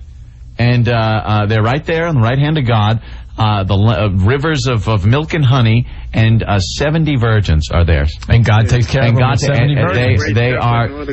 You know, so they do these things thinking that, you know, they don't think twice about it. It's like, this is great. Oh, my God, I can't believe I was picked to be the guy that blows myself up. Yeah. That's the mentality you're dealing with. In the Pentagon, when you found out it was him? Yeah, we were down there, you know, as close as they would allow us to get. See, that's how that we are messed up as humans. We're rubberneckers. Because that's what happened at the World Trade Centers. Everyone, you know, ran down there to see how close they could get. Right. The people on the upper floors and on the floors below where the first plane crashed actually said, "Oh, plane crashed up on the 80th floor. Hey, let's go up and check it out." Yeah, they went up with digital cameras. That's one report we got today. You know, we can't really confirm that, but I don't doubt it at all, knowing humanity and how people think. It's retarded. So you ran down toward the Pentagon, and how close did you get? Probably within about 350, maybe 400 yards. I mean, I had a pretty good view of what was going on. And there was just a gaping hole on the side of that? Couldn't really see it from all the smoke that was pouring out of it, but you could tell that something big had hit it. Yeah. And in every video clip I've seen from the various locations that these planes hit, you see no piece of wreckage from the plane whatsoever. These things were disintegrated on impact. Amazing. Bastard. Anything else, bro? Other than that, I mean, I had a friend of mine that I happened to catch up with that works in the Pentagon. She described it as pandemonium as far as them getting out of there. Yeah. I mean, every time you'd watch a movie, because that's the only real thing we have that connects us to these terrorists, what we've seen in movies. And you watch shows like the X-Files or whatnot. And the Pentagon, my God, there's no way a plane's going to hit it. The ground will open up and these anti-aircraft missiles come out, right? There's a way to protect it. You know something? No, it was that easy. Nothing. We have nothing. All right, let's move on. Ben, who do we have next? We got Danielle, who works from Boston, who works at Logan Airport in Boston. We've flown out of there many times. Hey, I'll drive you to the airport. Hey, Danielle. We've been on that flight from Boston to L.A. What's going on? Not much. Anything you could add? Well, I'm just thinking, I've been thinking kind of all day about how the airport security is really going to come under attack now because of, especially, these 2 flights out of Boston were both the ones that hit the World Trade Center, and these 4 planes are hijacked. And, you know, like you guys mentioned earlier, you know, they ask us security questions and you show your ID, and it's, you know, it's not really a foolproof way, you know, to see what's going on. And, you know, a lot of people are wondering how they're getting these weapons or whatever it is past airport security and, you know, if they have people in place. It's feel-good security is what it is. It's there to make us feel better, but it does nothing. Because, you know, even if they had somebody in, like, an airport security type scenario, like, you don't know who's going to be in front of which machine, and they could get shuffled to another machine. But, I mean, God forbid they had somebody working for an airline. Like, you look at the motives behind, you know, the 2 United flights and 2 American flights. Yeah. You know, and, you know, my heart obviously goes out to all those people because they're all my coworkers. Yeah. You know, passengers and everything. Hey, Boston, you that pissed about the Yankees? Yeah, please. Come on. I don't even want to talk about it. Both of those planes came from Boston. I know. So, you know, and you think about why they picked those airlines, you know, and it could have been because they had somebody on the inside. You know, because what a lot of people don't realize is that in most major airports that I'm aware of, airline employees are not subject to the same security scrutiny as, say, like, you know, just a general passenger. You know, it's interesting you bring that up because I just flew in from Athens last week, and I noticed, like, the pilots, okay, and the stewardesses. They didn't go through the same things we did. No, they don't. They just went right through. Yeah, they go either through a separate area or, like, most airports have the upstairs, downstairs levels. I was thinking about that because I'm a paranoid flyer, and I'm like, that's interesting. The stewardesses and there go the pilots just walking through everything. And you like to think, all right, you know, they have the credentials, but, you know, there's got to be someone that would know if they're fake. Right. You say to yourself when you're in the airport, they got to have people in place that would look and go, that's not, you know, John Smith. I know him, and he comes in. But, you know, sometimes there isn't the recognition like that. If you have the proper credentials, you get through. Security is a goof to make us feel better. It's so easy to say that today, but I've always thought that airport security was a complete joke. Because as humans, we've mentioned this a bunch of times, we have no patience. We have no patience. We just want to wait. Every time we get on something, and you see something new on the TV. I'm looking at the TV, and there's just new footage that keeps coming in of the World Trade Center. That one was a real low-angle shot of when the second plane hit the tower, and the fireball, that's about from maybe 2 blocks away. And just huge. It just gets me more infuriated watching it. But it's one of those things, you know, you just can't take your eyes off of it. But like you guys said earlier, you know, I mean, obviously this wasn't just 4 guys saying, all right, I'm going to take this one, you take that one. They obviously had some people in place. And if, God forbid, they had people in United American or whatever, you know, they picked the long-distance flights for the fuel, obviously. But you also have to look at, these were all early morning flights, which are considered originating flights, which means the planes could have sat there all night because they came in the night before. Anybody could have had access to those planes who's got an airport ID. Well, you know, we're going to find out all that, obviously. It's so scary. It's all speculation, obviously, but it's just so scary to think of. This took hundreds of people. Yeah, this was an organized attack. And we didn't have one clue? Yeah, something should have funneled down to our intelligence people around the world that something like this was going down. And I heard a report that Bin Laden had told somebody that something big, something unprecedented, he said that about 3 weeks ago, was going to happen. Yeah. And right there, you should take note and really look into what might be happening. Check out contacts. But you know something? I don't think our intelligence agencies have the contacts that we used to. It's a different world now, and now plan B and figure out how we can make it safer. They're our own planes, for God's sake. All right. Anything else? No, that's about it. Okay. All right, guys. Well, thank you. Talk to you later. All right. Bye. Ben, who do we got? Let's go to Steve here on 8. Steve. Where's Steve coming? He's from New York. Hey, Steve. What's up? I'm in Long Island, man. I'm bummed. Yeah. I have a friend that works on the upper 90s in Building 2. You heard from him yet? No. Nobody's heard from him. His family called St. Vincent's. They haven't heard anything.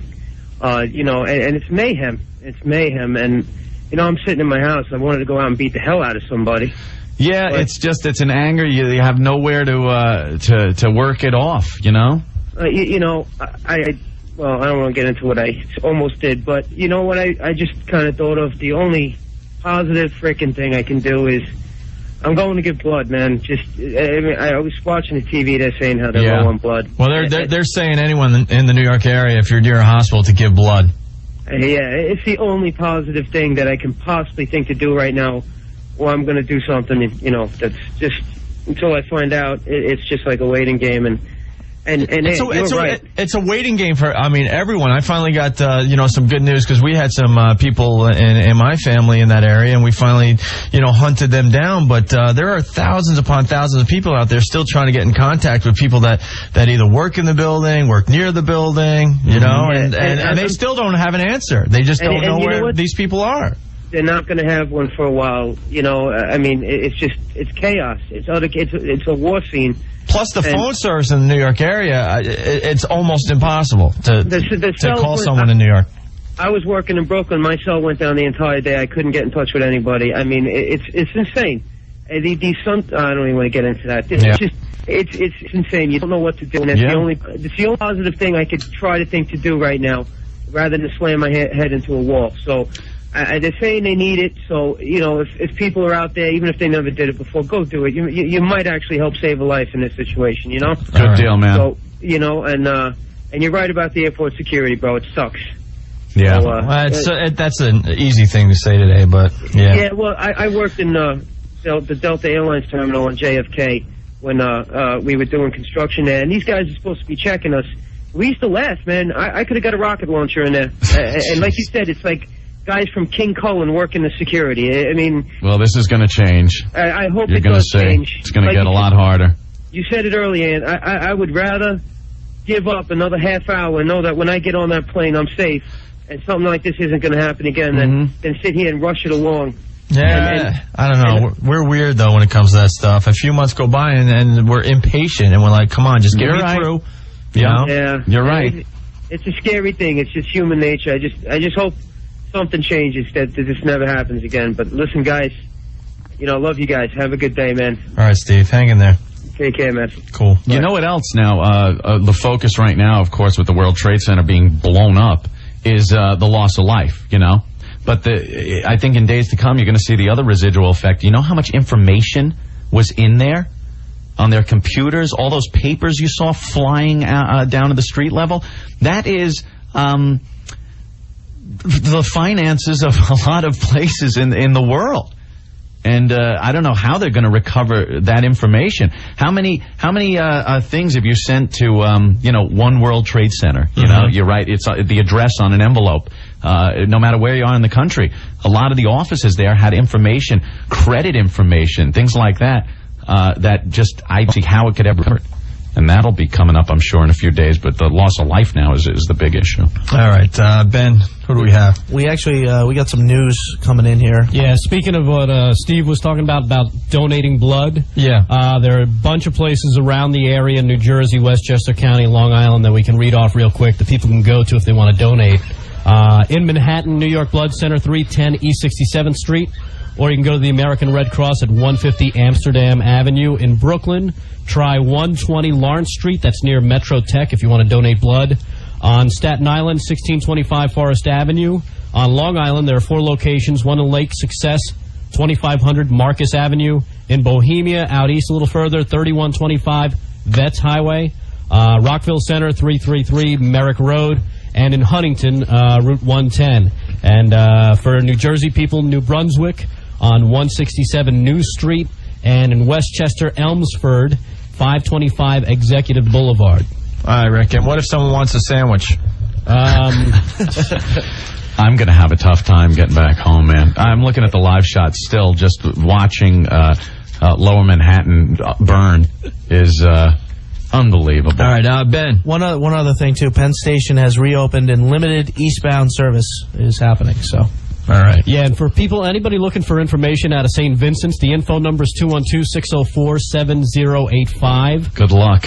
Yeah, exactly. Please. And you know, Ant, you were mentioning earlier about, you know, only seeing this stuff in movies. Yeah. If you want to rent a movie to get a feel of what it's like, the movie The Siege with Denzel Washington. I don't know if you ever saw that, but Rick, I don't need to rent a movie today. Yeah, I think there's enough destruction on real TV. I think I have a good idea by just watching CNN and Channel 7 here in New York and 4 and 2. But the people out of the area can get kind of a feel. Great. That's what you need. A feel. Do you suggest surround sound, Rick? Yeah, home theater. You might want the home theater. Find a good home theater system. Vibrate the floor. All right, man. Let's go to another phone call. We got John in Washington, D.C. here. John. Hey, how's it going, guys? What's up, John? Sorry, I got to talk to you under these circumstances. Yeah, you know, we usually come in. We like to have a lot of fun. It's a hard way to. It's hard to fit nudity into today's show. I usually listen to you guys when I want a good laugh. I listen to you in Boston. I used to live in New York City. Now I live in Washington, and it's a bad way to talk to you guys. Wait, hold on. I just because you made me think of something. Jeremy, our program director in New York, he calls me up. And I'm just assuming there's no way Ant and I are doing a show today. I'm like, I go, Jeremy, I don't know if I have to tell you this, but there's nothing funny about this. And Ant and I kind of have a comedy show. And he's like, no, there's so much more to you guys. And I think your listeners need to hear from you today about, and get a feel of your serious side. Okay. Terrific. I'm like, all right, then find us a studio because we can't even make it into Manhattan today. I don't know how long we're going to be, how are we getting into work tomorrow into Manhattan? I need to get there. I just need to be there. It's in a weird way, John, what could you add today? Well, what I could add, and up front I wanted to tell you, I'm not BSing you guys. It's the God's honest truth. I'm an airline pilot. I know, and I wouldn't call and BS about that. It's the truth. I don't want to say who I work for or whatever, but Anthony brought up a good point earlier about, training of pilots to do something like this. And to be honest with you, to be perfectly honest with you, to actually what we call hand fly the plane, just sit there and you're flying it, the autopilot's off. Right. That would be very extremely difficult. Like you see in the movies, people say, "Oh, can anybody fly a plane?" And the little Cessna guy comes up front, flies it. And they talk him, or the little blow pilot in the airplane movies. Yeah, that's very hard to do. Okay, but one thing you're overlooking, and and it's just a theory, but the autopilot is highly sophisticated. Right. And with a little bit of teaching, I could have you flying the plane off the autopilot. Let me tell you something. I don't want to sound silly or anything, but have you ever used Microsoft flight simulators? It's very realistic. Yeah, very realistic. I tried to fly the 767 on the Microsoft flight simulator. That's one of the planes that hit the tower. It is very difficult, but when you do master the autopilot, it's easy. Now, the thing is dialing in, heading, speed, altitude, and hitting execute, and that's it. Now, they definitely would need access to, some type of technical information like manuals. Right, something tells me... If you had someone with limited experience, even an airline pilot that was pretty limited in their experience, but they knew how the autopilot worked, and you had someone with minimal pilot training, you could...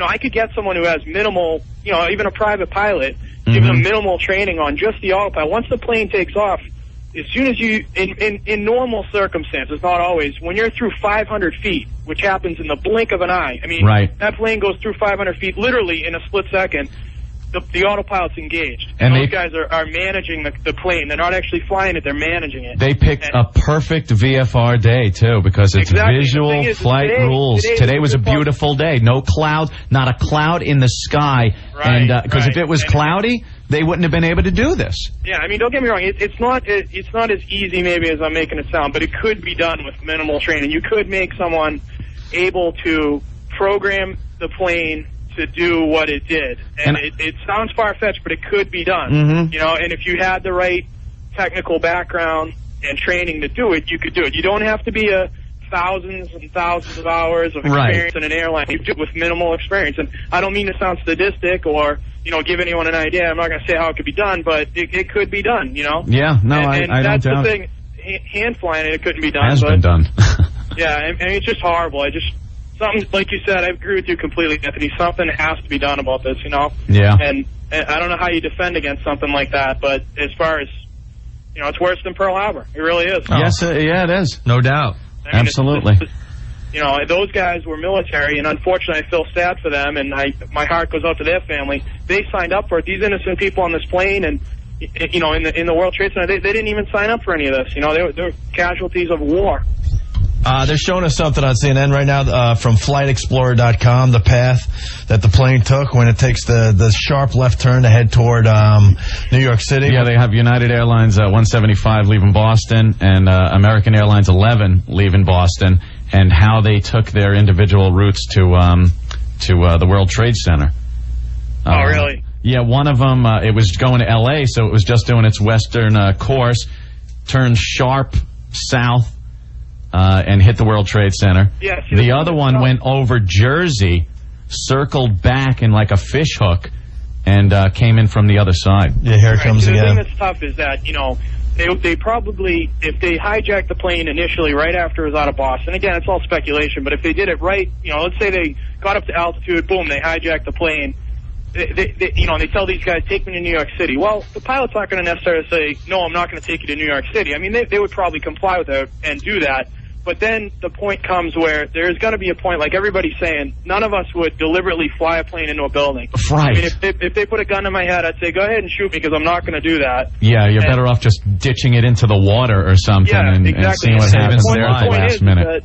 The point is, even if they got it pointed in the general direction, then they, realize what these guys are going to do, and if they, took out the pilots, which they most likely did, at that point, they have to have some kind of knowledge of how the systems work to get the plane to do what it did, Well, hopefully there's some clues on the black boxes and the ground communication to who these people were. Yeah, I think that will give them a tremendous amount of information, because even if they, obviously these guys who did it, these people who did it, they're not going to talk to controllers anymore. They're just going to do what they want to do, head to New York City. Right. The thing is, there's still the cockpit recorder. Even though you don't have a microphone on, the cockpit's picking up all the talk in there. It can pick up, as loud as it is in a cockpit, it can pick up a tremendous amount of background noise. You can literally go up there and you could, you pop a can of soda in the background and it'll hear it. It'll hear that happen, and they can filter it out, and hey, they might not know initially, well, what is that? But they can filter it out and figure out, hey, this is, the guy popped a gun open or did something, and so they'll definitely get a lot of information out of that.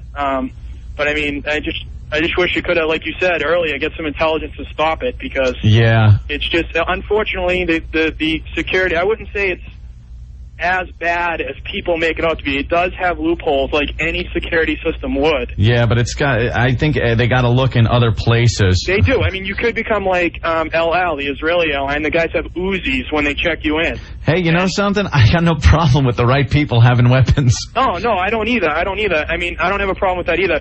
But it's, Opie brought up a good point earlier. He said, when it comes down to it, we're human beings.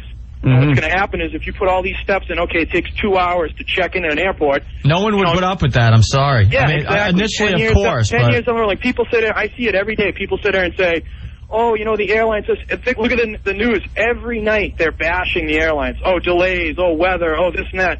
The people want change in the airlines. When you try to make change, they fight you the whole way, Convenience and speed, yeah. Yeah, the thing I think would work, but people are going to say, oh, no, 2 hours, we're going to down to a half hour or whatever, when I came back from Athens, I got all this to go with. We were in a really long line for customs, and people were losing their effing minds, and it only took maybe 20 minutes, and I was even annoyed, and they were able to get hundreds and hundreds of people through within 20 minutes, and people were still yelling and screaming. You could call up my girlfriend. There was a fist fight online because everyone was just irritated. They just had a really long flight, and they just wanted to get through customs and get home. And they could care less who's in front of them trying to get into the country. What their intentions were. All they wanted was to get through that customs line as fast as possible, and people were stomping on the floor getting frustrated because one of the custom agents was taking a little more time on the person in front of them. That's what we do as human beings. Yeah, and that's the thing. I've seen people get mad because we're out of soda, and they throw a hissy fit. You almost have to threaten them with the police and security when you land at the next airport. Hey, what kind of plane you fly? Well, I used to fly turboprops and moved up through a lot of different things. Right now I fly a larger turboprop, and that'll kind of narrow down who I fly for, if I tell you that, if anyone knows who's listening. But I don't fly anything huge. It holds about 30 I was wondering if you flew one of those that were used today. No, nothing like that. But I've been in simulators like that, and I have friends that fly stuff like that, and I've been there before, and I ride in the cockpits all the time. I know what it's like, and I know that they're all the same. A plane's a plane is a plane. They get more complicated as they get bigger, but the basics are the same. You have the same 6 instruments in every plane, whether it be a Cessna all the way up to a 747. A plane is a plane. If you can fly one, you can fundamentally fly them all with some additional training. I don't mean to downplay what an airline pilot does. It takes thousands of hours and years of training to get the proficiency they get. Well, they were trained in some way, but right, exactly. Hopefully we'll find out more and whatnot. Hey, thanks a lot, man. Okay, guys, take it easy. All right, John, thanks. All right, bye-bye. Cool. Damn. Who's on 11? Wait, one second, too. We also have a couple lines on that are free on the national, 866-2774-WOW. Okay, cool. And go to Danny here. Danny. Hello, how you doing, guys? Hey, where are you calling from, Danny? Queens, New York. Right on. All right, listen, guys, can we get serious for one moment here? Like we haven't been? Yeah, but that's, I don't know how to say it, but anyway, let's just get, this is the way I see it. I mean, don't you guys think that it's sort of United States' fault for these idiots who did this to us? Guys, listen to me. I'm sorry, I'm not defending anything that they've done. First of all, I just want to say that my heart goes out to all those victims. What are you trying to say? That it's the United States' fault for no. Okay. Get there. All right, hold on a second. I'm getting there. This is what I'm saying. I'm saying United States messes around with so many countries. Yes, we're number one. New York City. Yes. Hold on a sec. Yes, New York City is number one. Yes, we're the number one nation and everything. We're the best, right? Yeah. Therefore, everyone hates us, right? Yeah. Okay. Therefore, people want to do harm to us. Now, what if we were number one and we weren't getting involved in so many... I don't think you'd get an argument from many people that I would love if we could just mind our own goddamn business and be the country we are without having to police the world. For some reason, yes, we are policing the world. Yeah, for some reason that fell in our lap. Right. For some reason that fell in our lap, and people look to the United States for leadership and guidance and whatnot. But as far as the Middle East goes, which is just a hotbed of trouble, I don't think we should have anything to do with it. Could we support Israel? Yeah, fine. It doesn't mean we back everything they do or every opinion they have. I understand. And they want to duke out with Palestinians or land. We just look at the World Trade Center is no more because of a land argument that's been going on for some time. I don't think we want to be part of that. I don't think you'll get an argument. But as far as it being our fault because we're in that position, Okay, I'm not gonna listen to that. Hang on a second. Okay, I don't mean it as our fault towards that, but I mean I think that we have. Why didn't this happen to another country? Why is it that the United States always gets?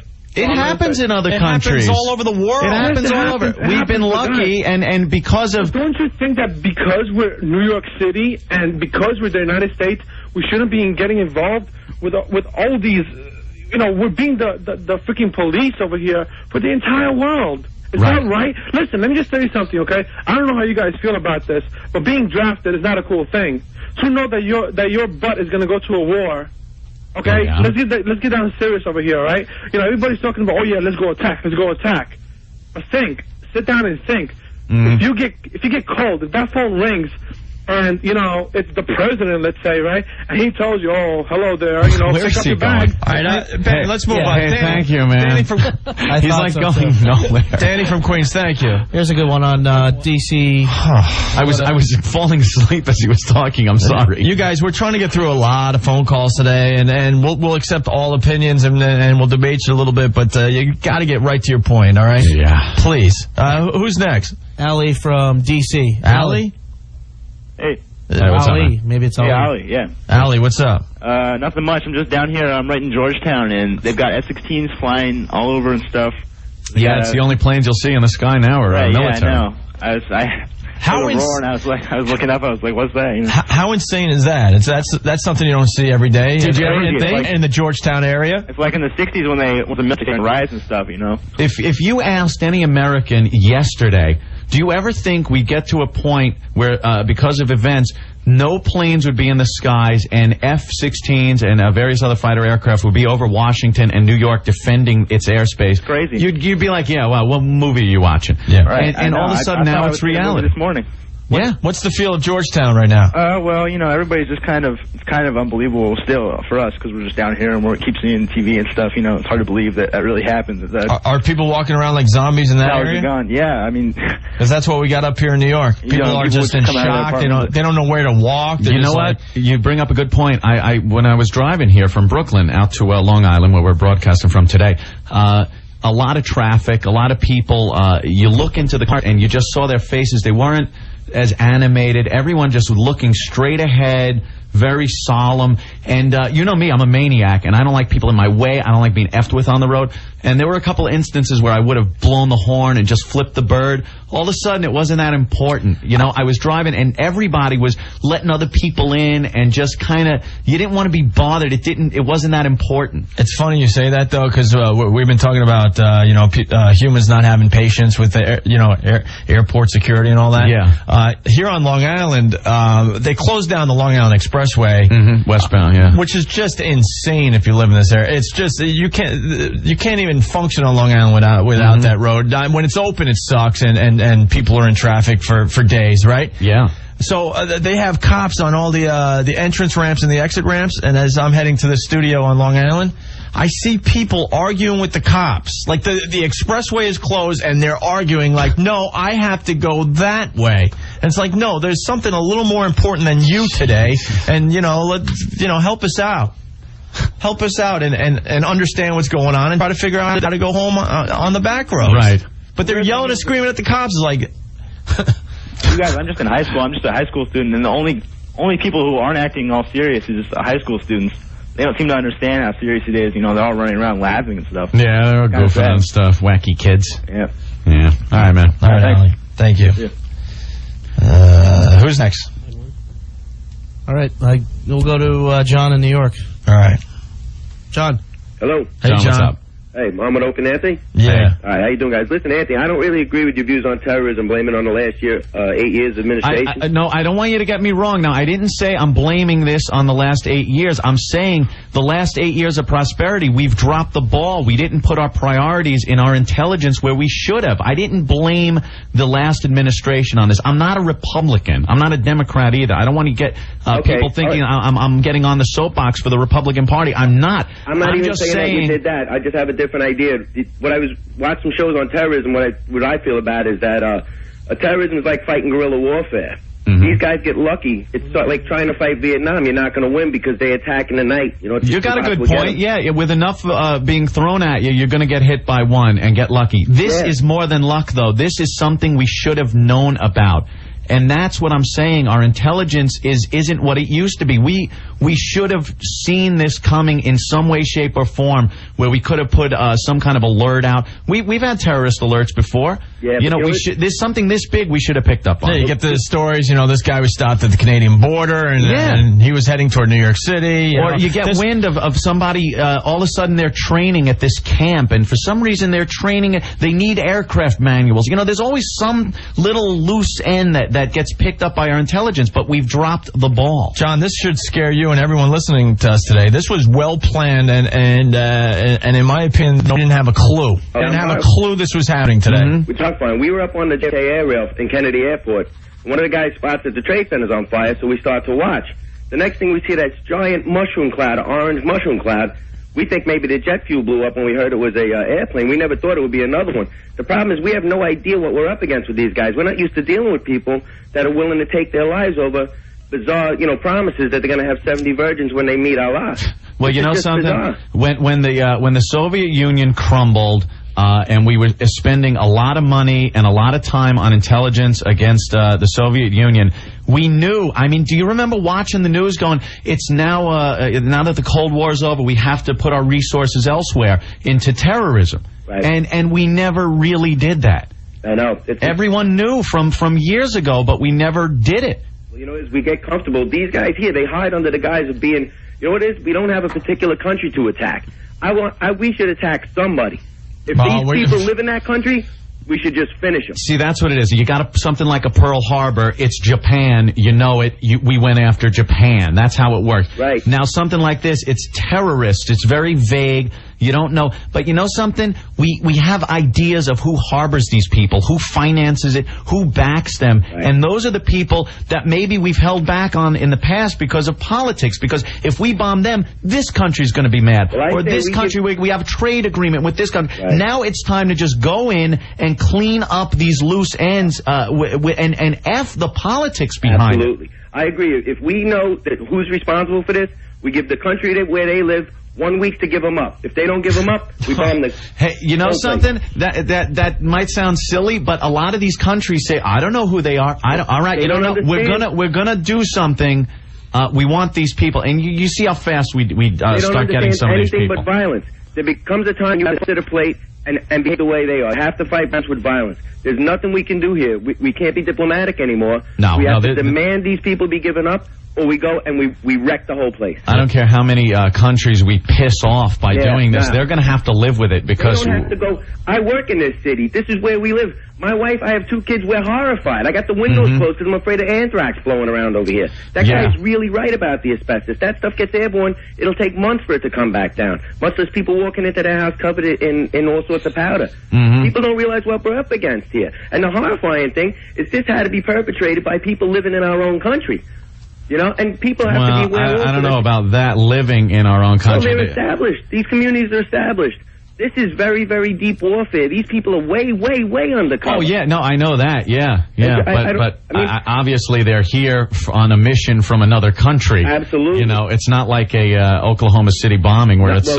it's just a very... You know, I was working at look that at that. A Murray Street sign and an airplane engine. A piece of a turbine from an engine in the street. Well, I was there the last time. We responded to that last explosion at the Trade Center. And just like you said, I agree with you on the point. I walked in there. I saw a few floors exploded out of the parking garage. But afterwards, I was laughing. I said, these guys couldn't even take us down. You know, we're the most powerful country. Not only one, I think once the first airplane hit the first thing, everybody just must have said, oh, wow, that's unbelievable. They'll never have the, guts to go crash another one into it. Once it's after the Pentagon, this is psychotic. They must realize once and for all that this is backed by some form of government. Nobody could have this well of a, this big of a plan instituted this well unless they were letting people fly these planes in that country. Right, a little practice, test flight. You need a base of operations. They let them fly the planes around the country so they're prepared for this. Exactly. Did you see these kids jumping for joy, handing out candy? I know. And the Palestinians, how happy they are that we have people stuck under thunder. I could only hope we see crying women over their dead children in another country that we bomb, because I'm horrified. And you could say it's like, oh God, it makes us just as bad as them. Good, I don't care at this point. It's gotten to that point. You got to do something, and it's got to stop. We gotta respond to this in a way that will clean it up and take away their resources and power to do this to us. I say we give this country 1 week. Tell Yasser Arafat you got a week to hand these guys over. If you don't, then you're just going to suffer the consequences. No ground war. Don't send any of us over there where we're going to wind up getting killed like Vietnam. Just light the place up like Desert Storm. All right, John. Thank you. Take it easy, guys. Goddamn, 2 countries arguing over a piece of crap land, and we got to get dragged into it. Unbelievable. Ben, who do we have? Let's go to Mike in New Jersey. Mike. Hello. Hey, Mike. What's up? Yeah, nothing much, man. It's a pretty messed up situation down here. Hell yeah. We weren't expecting to do this type of show today. Yeah, I can barely hear you guys. How's that? I don't know. I don't know if it's your phone or it's the lines or something. What do you got? We're in like 2 different studios. Whatever. What do you got, Mike? Well, I'm just saying, Mike. That's not my real name, in case anybody is listening. That I don't want to hear me. But we've got a pretty messed up situation here at the base because we don't have enough people to carry out our job. The base? At the base that I'm stationed at. He's at a base in Jersey. Oh, okay. What are you, reserve? No, active duty. Really? So why aren't you doing something? Well, we are. We're on standby. Okay, all right. Because I think if you're on standby, you can't just make phone calls. That's what I mean. It sounds a little weird. Yeah. All right, bye-bye. It's a little weird. I know my brother was in the Army, and during the whole Iran hostage crisis. And they would put him on these big C-130 planes and just sit him on the runway. That's being on alert. He's not calling, going, hey, man, guess what? Right. A new vending machine. I'd call you guys. Yeah, this is great. The orders are coming in. We're going to be shipping out at 0600 and... Yeah. All right. Should we take a break? Do we have anyone on hold that we need to get to, Ben? Rick? There's a guy in line 2 that's not bad, and there's a guy... Here, let's go to him here. Yeah, we can throw him on. All right. All right. Dennis in New York. Dennis. You. Hey, Dennis. What's up, man? Guys, first off, I'm numb. I'm numb. I mean, everybody says you don't understand the gravity of it until you see it, and it's just I just went over the 59th Street Bridge not too long ago, and just you don't see the towers anymore. It's shocking. Yeah, when you see something that huge and then it's just gone and it was blown up, it's amazing. I was on, and this is no BS. I would not even joke about this. I do communications, and I was on 5th Avenue walking up, and I saw and heard the first plane go over 5th Avenue, and they were treetopping it. They were just barely over all the buildings, just going straight down Midtown. And the whole time we were just talking about it the whole way up, like, how is that plane going? Yeah, how is that legal, right? Yeah. We get up to the floor where we were doing work, and everybody's just, did you hear? Like, what are you talking about? A plane just ran into the World Trade, and I just saw it. It just went by. I was just stunned. Man, wow. I'm free. I've been sick to my stomach all day. I'm on Queens Boulevard now, and I'm seeing like all the smoke still billowing from the area. Well, there's another building on fire down there, and then there's all those cars and everything. World Trade. I know people in 7 World Trade, and I'm just hoping they got out in time. I'm shaking. I can't believe it. Dennis, you in a car right now? Yeah.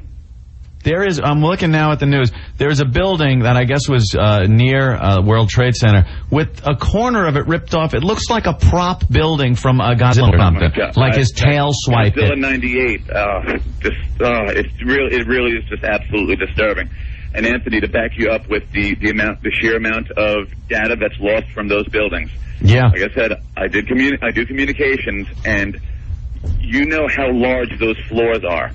Picture multiple entire floors filled, rows and rows of servers, computer systems, servers, storage. There's a bunch of just computer storage devices on all those floors where people just upload their stuff and keep it.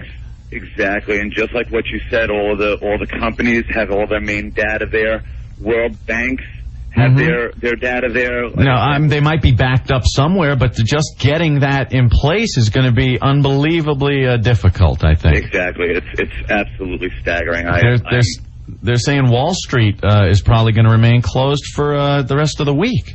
Yeah, that's where I was. I was at a stock place. I won't say the name, but they were saying the exact same thing over their loudspeakers, that it's not likely that the exchange will open at all this week. That's downtown Manhattan. Hey, Dennis, what's going on the roadways right now? Oh, it's a mess. It's an absolute horror show. Yeah. Just everybody, I'm on E right now. Everybody, if you pass a gas station, get some gas because you're in for the long haul. I live out. Actually, I'll be about 2 blocks away from where you guys are now. That's where I'm trying to get to. Good luck, man. Gonna try. All right, Dennis. Thank you. It's so strange to watch the news and see people being taken to the hospital in pickup trucks and the back of SUVs. You know, you'd like to think no matter what emergency happens that there's enough ambulance and professional equipment that you're going to be put on the gurney and wheeled into an ambulance and the lights go on.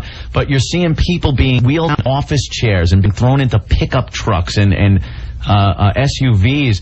Like, you know, it's like watching something from another country because you couldn't imagine it ever happening here. It just sickens me when they show that shot where you're used to seeing the World Trade Center towers. And there's nothing.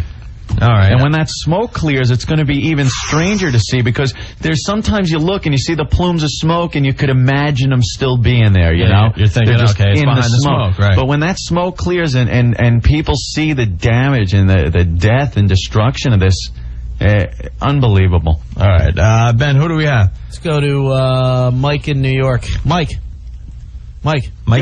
What's up, Mikey? What's going on, O&A? This is Mike. I'm down in Philly.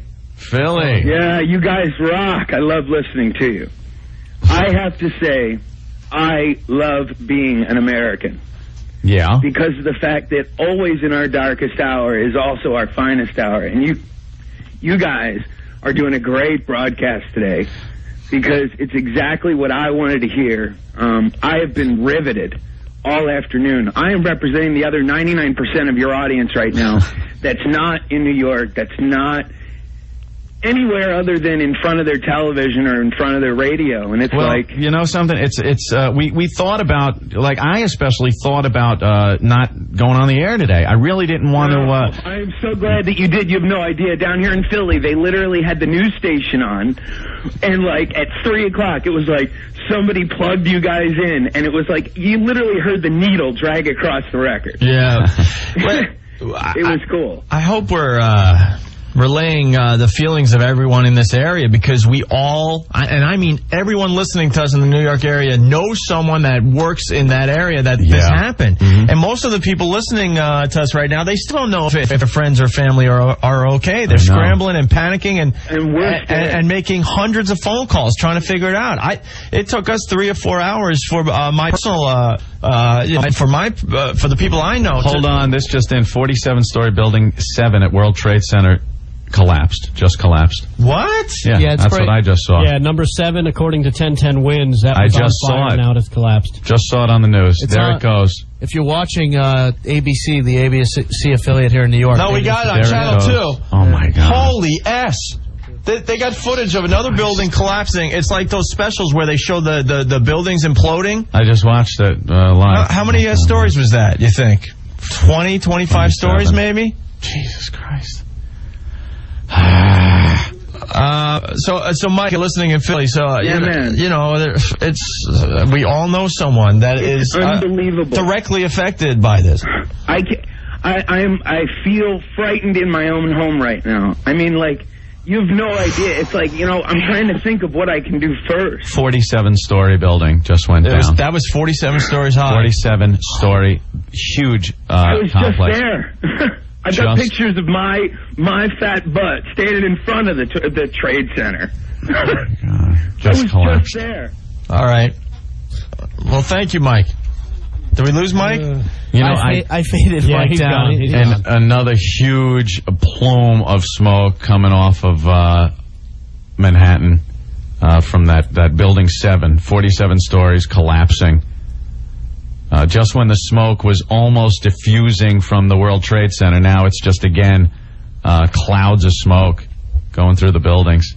That was an amazing piece of video on Channel 2. We saw it. You know, we were saying, now, look, that's a big part of the skyline also. Holy S. That huge building, 47 stories tall and just as wide. That's a huge building. 47-story building 7 at World Trade Center complex collapses. Building 7.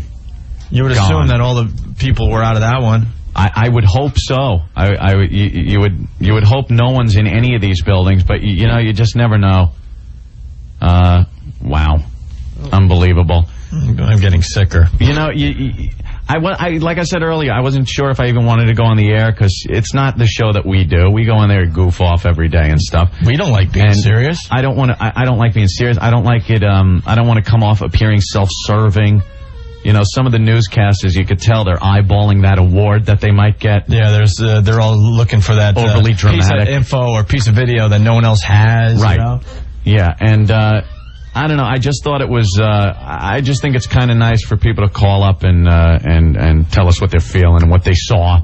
A lot of the New York listeners, like Ope said, know people down there or were down there and have to deal with whether it's the traffic or debris falling. You know, we've had a lot of eyewitness reports of people that were in the building today when it happened and were able to get out. Who do we go to next, Ben? We got, just to give you some more news, there's some news coming in New York. Limited eastbound service continues from Flatbush Avenue to the Atlantic Terminal in Brooklyn. And no westbound service from Jamaica to Penn Station, Flatbush Ave. Hell no. And Hunters Point. Just some breaking stuff here in New York. And for anybody listening in D.C., the D.C. area definitely needs blood. You're being asked to call if you're an eligible blood donor. Everyone needs blood. 1-800-GIVE-LIFE. That's 1-800-448-3543. And some more information coming in from the roadways. All the bridges and tunnel facilities are open primarily only to outbound traffic. Right. That's the Verrazano, Throgs Neck, Whitestone, Marine I think Parkway. we know that. We know all this information by now, Rick, but thank you. Just delivering it as they hand it to me. I don't think anyone's going, I think I'm going to go catch a show tonight. I think I'm going to go to Broadway. And is the tunnel open? Let's go Yankees. Well, also... There was a rain out yesterday, right? The expressway is now open. All right, good. All right. Anybody else on the line? Should we take a break? I don't know what to do. Let's take a quick break.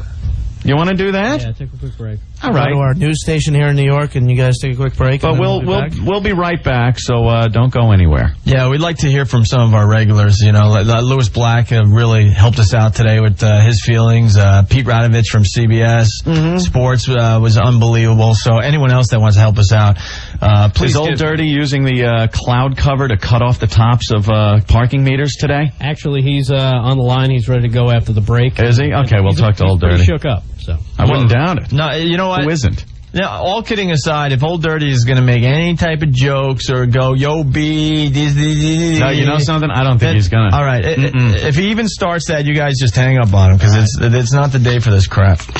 All right. We'll be back in a few. 1010 Wins, our sister station here in New York. Followed after that, and we saw the building crash down all the way to the ground.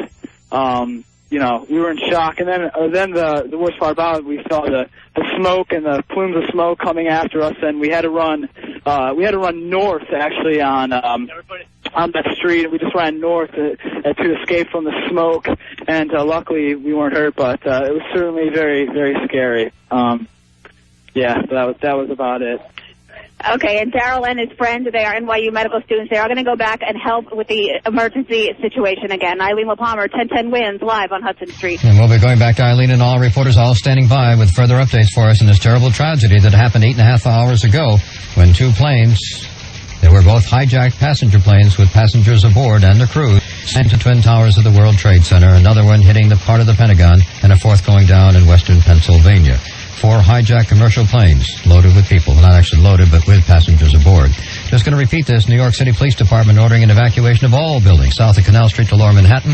If you just joined us, building number 7, a 47-story building just went down. That had been damaged, too, by the fire and debris today. Now, let's get on travel again. It's a big story. Lower Manhattan and elsewhere, and here's Matt. Going up a very strange day, too, as we look around with our Jam Cam network. The Long Island Expressway out to the fairgrounds, actually pretty light traffic into that spot, but some other roads are jam-packed. 17 south coming down to Route 3, very crowded. A lot of traffic is stuck on Route 3 heading eastbound side. They've got that closed off coming down towards the Meadowlands area. A lot of the eastbound roads in New Jersey heading down towards the Hudson River crossings are closed off because the only thing across the Hudson that's getting by, other than the Tappan Zee, which has been open all day, is the George Washington Bridge upper level leaving town. That is open, but all the rest of those Hudson River crossings have been closed off. And it looks like the outbound Lincoln Tunnel now has one lane open. Cars are being searched before going through the Lincoln Tunnel. So this is quite an event indeed. Meanwhile, if you're trying to cross the East River, can't do it. Brooklyn Bridge, Manhattan, Williamsburg, or the Battery Tunnel. A lot of pedestrians have been walking across the Williamsburg Bridge and the Manhattan bridges, heading back over to Brooklyn. And the traffic on the Midtown Tunnel and Queensboro Bridge is open to Queens, but closed coming into Manhattan. Triborough Bridge is still shut down into Manhattan, but the Thrush Neck and the Whitestone are open in each direction. As far as trains go, Jersey Transit operating on a load-and-go basis out of Penn Station, Northeast Carter, North Jersey Coast, Midtown Direct, and Raritan Line. Long Island Railroad, limited service out of the city. Same deal with Metro North. And, of course, those flights are not running at all around the United States, probably until noon tomorrow. Ralph? All right, Matt Ward, and more troubles here brought on by the explosions at the World Trade Center. We told you a short time ago there was a fire at 7 World Trade Center, and that building is now pretty much collapsed and destroyed, a 47-story building. Now, Con Ed says because of the fire at 7 World Trade Center, electricity has been lost to a significant portion of Lower Manhattan, bordered by Thomas Street in the north, Broadway in the east, Hudson River on the west, down to the southern tip of Manhattan. So Lower Manhattan section pretty much without power right now. The company assessing damage and exploring service restoration, it says. Added to that, that the New York City Police Department... This is the Opie and Anthony Show. The guys will be back in a sec. Just taking a quick break here. It's 1010 Wins in New York, our sister station, which is a news station. Injured, but rushed there. What's the latest, Terry? Well, the number is still holding steady at 297, but I can tell you in the past half hour since I spoke to you, there are at least 5 or 6 ambulances unloading victims at any time, and they're in and they're out. And since number 7 went down, there seems to be a sense of urgency more among the workers, among the cops. It's just as if it wasn't intense enough, it just got a whole lot more intensive. The latest numbers, again, that we have is 297 have been brought to St. Vincent's. Others have been brought to the St. Vincent's hospitals in Brooklyn, Queens, and Staten Island via the Staten Island Ferry to those who had to go to Staten Island. They have also set up a mental health hotline for anyone, whether you're a rescue worker, whether you think that you've lost someone, that you can call and speak to a counselor, which is 212-604-8220. If you think that someone that you know or one of your loved ones is here at St. Vincent's, they are urging you not to come to the hospital. If you're in Manhattan, you can go to the new school, which is on 12th Street, just off 5th Avenue, or you can give them a call at 212-604-7285. Terry Sheridan, 1010 wins at St. Vincent's Hospital. Terry, I just want to ask, though, too, as you pointed out, some of the first people arriving were the people who were outside. So now we're seeing some of the more severely injured people coming in.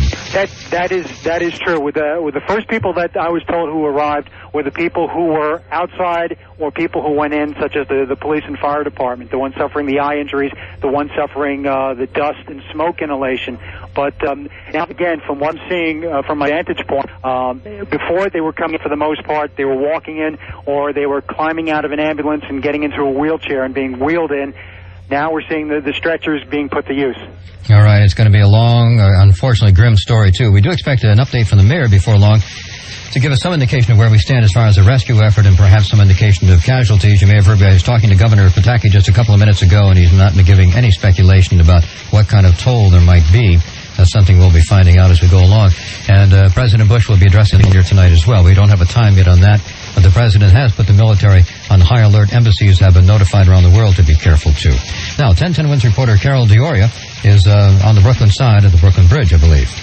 That's right, Ralph. And, so many hours after this terrorist attack, people are still walking off the we're back. Manhattan Bridge. They're walking over. I think we're back on the air, Anthony. I'm not even sure. There. All right, it's the Opie and Anthony show. Very unusual circumstances. We don't have to tell you guys, but Anthony and I are on Long Island. We couldn't even get into the city for the show today, so we're in the studios of WLIR. If that doesn't tell you how serious this is today, because we're not even owned by the same company, and radio stations and radio people are just vicious toward each other. See, we're all coming together. We're coming together. Actually, they've been our friends, no matter who owns them, and they've helped us out in the past. You know how weird this is? Sean Hannity is broadcasting from here as well. Yeah, we I met him before our show today. Yeah. He's doing his show from here because he can't get into the city either. Which is it's just beyond bizarre today. But, here we are in the Party 105.3 studio. What's this normally play? Dance music? Yeah? Look, they got the turntables and everything. Wow. Can you scratch on these? No? Scratch your ass. All right. Well, we'll go back, obviously, but we're here, and Ben and Rick were able to make it. Well, Ben lives in Manhattan, and Rick went in early, so they're at the station helping us out with the phone calls and stuff. So who do we go to next there, guys? We got Jay Moore on the hotline. Jay Moore. Hi, guys. Jay, what's up, man? I'm shook up, man. Can you even believe this? These filthy animals. Yeah. My wife, by the way, is in my apartment, and her and Frosty went out in time to watch the second plane hit the World Trade Center. Yeah. That's something nice for your wife to see when she's visiting New York, who was supposed to fly back to L.A. today. You're right. And you know what? If any government official is listening, if Uncle Sam genuinely needs me, I'm 31 years old with bunions. Hey, man, I'm in. At least you're young enough there, Jay. 31, but I can shoot straight, baby. I know. If they start passing out, so I already got my hollow tips. If they start passing out candy on my street, it's going to be a different party. That's right. Unbelievable, man. Unfreaking believable. And you know what? There's a slight there's no positive to something this horrific. No. But just the fact that it's so clear-cut, black and white, good versus evil, that we have unilateral support across the globe. And if any country wants to hem and haw, like Jordan, Afghanistan, and go, well, we think he's here, oh, you know what? Tell us where he is, or tomorrow, there's no Afghanistan tomorrow. Yeah, I think and tomorrow, Afghanistan... Palestine is going to be called Israel. You know what, Jay? I don't think Afghanistan could do anything to keep from being bombed. I think Afghanistan is going to be a primary target. The other countries have to just stay out of this, like Saudi Arabia. All those people that we set up missile batteries against Iraq for have to let us do what we have to do now. which is go in there and plain and simple get some good old-fashioned American revenge and make it impossible for these people again.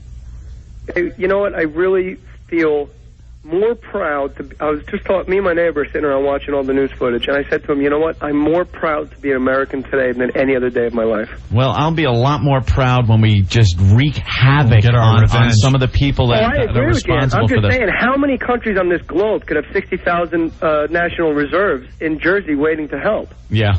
None. Zero. One. The United States. We're scumbags. We're freaking out because the way they did this is just it's so underhanded and using our own aircraft against us like that. So Palestinian. Yeah. You know why Palestine has a seat in the United Nations?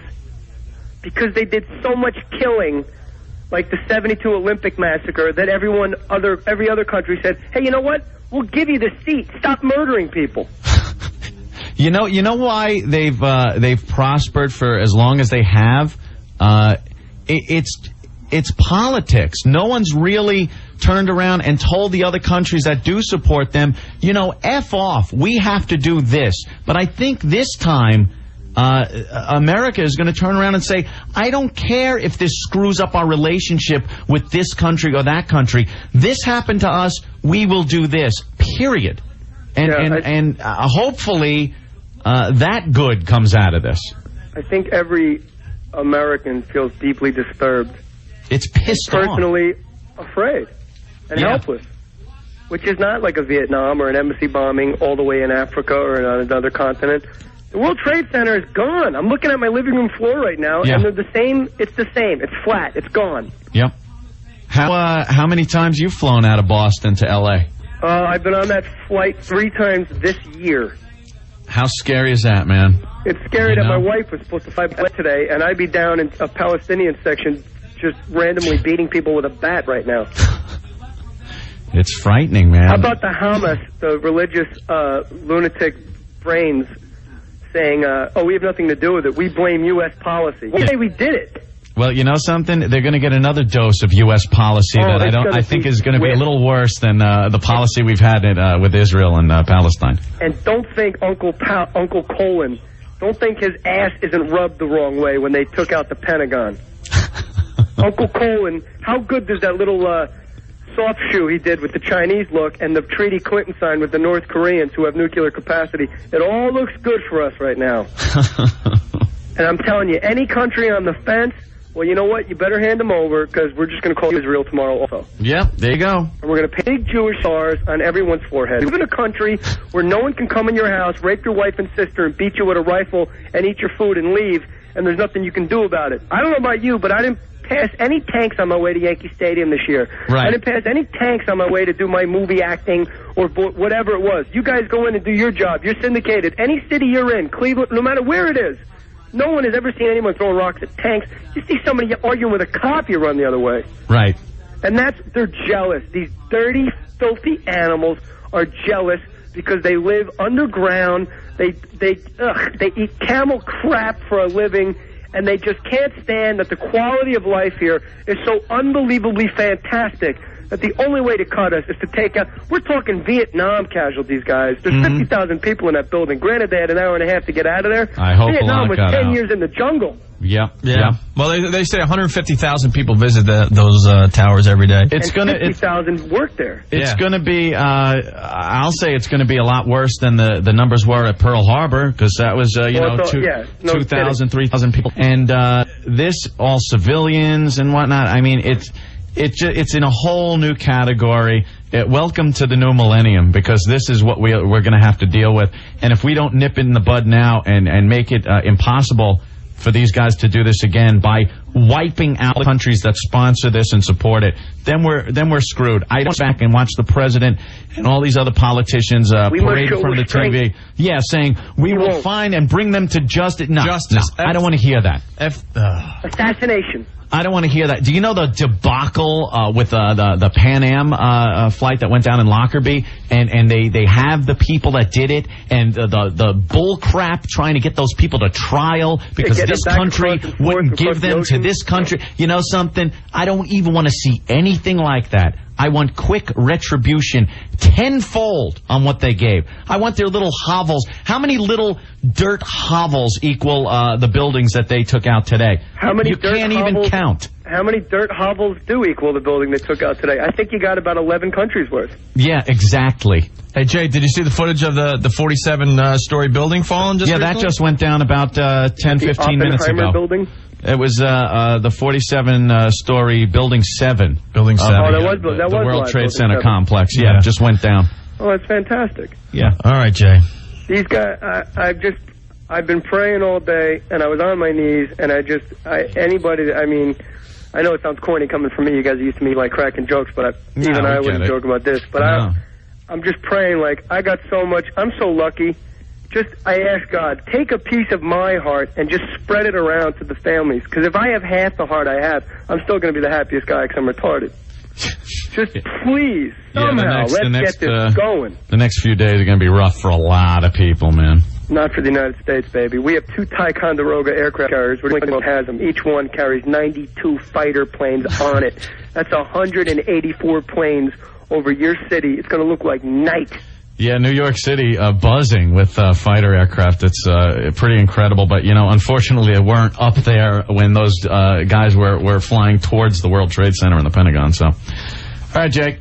They canceled all the baseball games. That's how you really know we're going to war. Yeah, exactly. That's the telltale sign, man. World War II. They never cancel baseball games unless it's on. As long as we don't have to watch the Chicks play like they did World War II. Oh, God. We don't need another a league of their own. Guys, I'm so happy you're safe. Is everybody safe? Everyone's in the fold? We can't say that. We don't know. I mean, people that is associated with this radio show, we don't know. We don't know. We're like everyone else, wondering, wow, who was in the World Trade Center today? Who didn't get away in time, I'm looking around. Who was on the ground looking up because we're all curious and we had to get as close as possible to the World Trade Center when the planes hit and the next thing you know, the building's falling on top of you. We don't know. I can't honestly say that everyone that I know is safe. I hope homeless Ziggy is okay.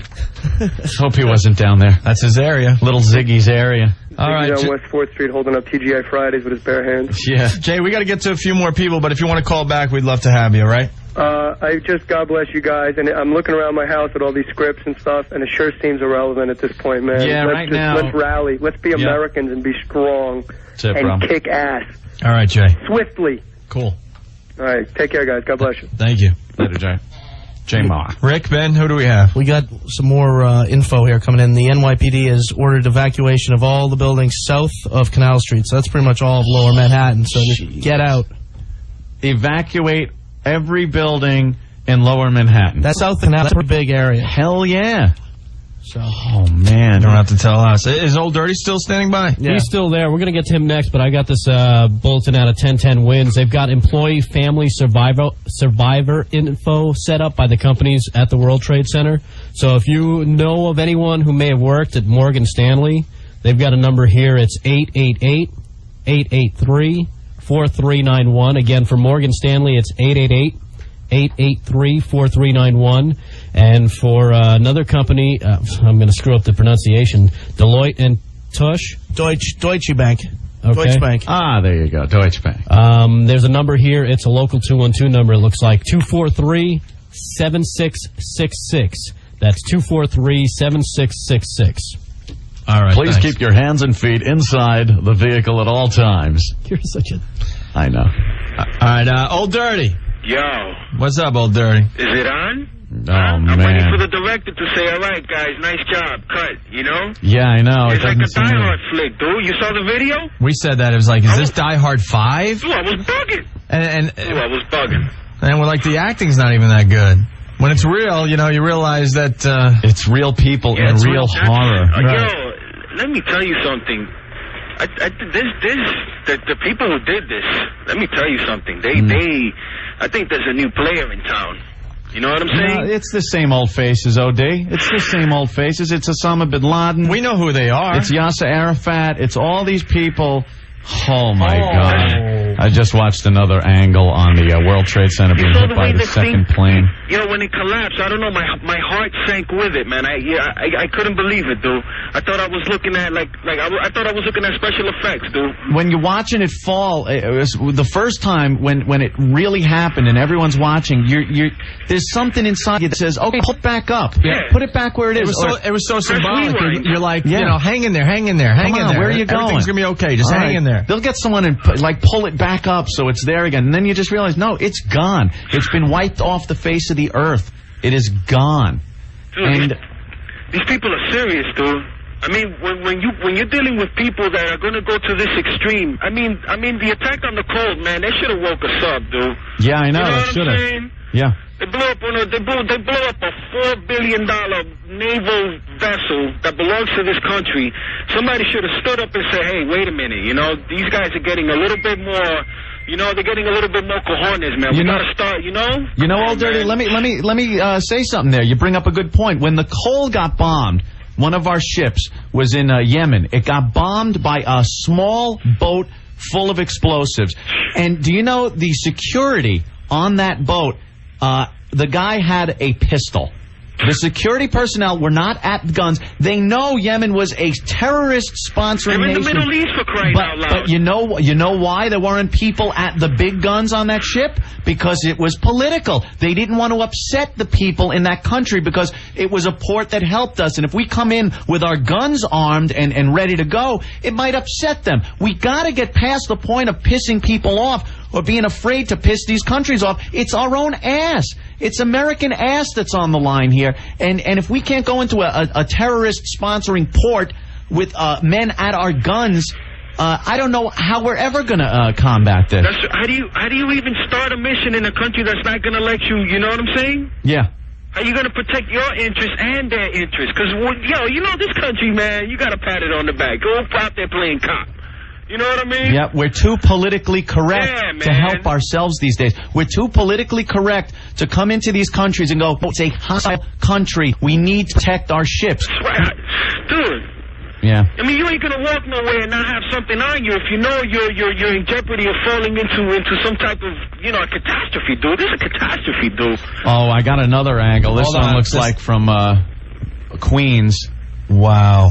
And they just showed, oh my God. Holy ass. Oh, Jesus Christ. Channel 9 just showed an unbelievable shot. It's a guy sitting below the World Trade Center, and the plane flew right over his head and right through the building. In slow motion. It was probably the closest shot I've seen yet. Yeah, this camera can't be more than a block away, looking straight up. And New footage. The plane disappeared into the side of the building. Wow. And it was crystal clear. Wow. Dude, they planned it out to the hilt, dude. I mean, they had some planning, that's for sure. And it's just so scary to think that we had no clue, and that they used, like Anthony said earlier, they used our own planes. That's right. And no one had a clue. If you think about it, there had to be hundreds of people to organize something like this. The guy who probably gave the order was out in his crib, probably somewhere in some desert, talking about, it's 9 o'clock. Set it off. He's in a cave. And waited for CNN to pass the footage. He's in a cave in Afghanistan, and his name is Osama bin Laden, and that guy should be taken out. Dude, whoever it is, man, they got to catch the people who did this, man, because this is a little bit too much. You know what I'm saying? This is a bit much. Somebody put up a policy. Enacted a policy with this country that we don't assassinate people. Yeah, so that's why we never take out a leader. You know what I mean? Let me tell you something, Anthony. But we got to take out this bin Laden guy. Dude, when you're dealing with gangsters, you got to get gangster, dude. You got to go down. You got to get grimy. There you go. Yeah. You got to get grimy, dude. You can't play this little pussyfoot game. Let's talk it out. Yeah. All right, we're going to talk it out. But meanwhile, I got a hit team on your man. We can't worry about offending other people. Come on, man. It's our ass. Dude, you know how many people I knew in that building, dude? Man, I'm looking forward to like a month of wakes, dude. I haven't heard from PR. PR wakes down there. I haven't even heard from him, dude. I can't watch this, man. There are people now, they're showing them hanging out the window of the World Trade Center. Begging for help. And what a feeling of helplessness, man. Yeah. You're so helpless. You're like, damn, bro, man, you can't do nothing? Nothing. Man, put a parachute on, my brother. Do it. Do something, man. All right, OD. Thank you, we're gonna move on to some other calls. But thanks, dude. The footage is just getting more and more graphic. Well, more is coming in now because everyone had cameras after the first plane hit. I can't. All right. Believe that there's no more Twin Towers. Guys, who do we have? Want to go to West Coast Dave? I was thinking Matt. Matt on line 1 on the National. Where's he He's from? out of Boston. All right, Matt from Boston. Sure, why not? Matt. Hey, Matt. Yeah. What's up, bro? Man? What's going on, man? You tell us. What's the feel of Boston today? Well, it was like a mass exodus. People leaving the city. Yeah, from Boston. Yeah. Yeah, I've yet to see traffic at 11:30 heading out of Boston. It was, the worst rush hour traffic you could imagine. I mean, it was nuts. Everybody here is just still in awe, really, of what's going on, what's transpiring. There are a couple of those planes coming from Logan. Yeah, and I mean, it's really, it's really just mind-boggling. It's depressing. It's sad. It's just, it makes everybody pissed off. It does. I mean, I myself, and I'm pretty much just waiting for the phone call myself. Huh. To be honest with you, speaking to some of my fellow Marines, it's just, we know what we have to do. I hope there's a response. My God, I hope there's just a tremendous response from the United States military. Well, we all know what we have to do, and everybody I've talked to, we got a job to do. That's what we've been trained to do, and when the time comes, we're prepared to do it. Yep. And but I just had, I've been listening to the radio, and I've been listening to people say that, it's unfair to blame the past 8 years for what has happened today. And to be honest with you, we are not the only ones to blame, but we are to blame ourselves. I got to interrupt you. The footage of the kids and the people beeping their horns and various Middle Eastern countries celebrating like they just won the NBA championship or something, or the Super Bowl. Are they insane? Bastards, you keep celebrating. Go ahead. Buy your flags and wave them. Go ahead, you sons of bitches. In the past 8 years, under the brilliant leadership of Bill Clinton, we've had our military depleted to an all-time low. And we have no more military intelligence to let us know stuff like this is happening. He sat by while the Chinese were stealing our rocket secrets.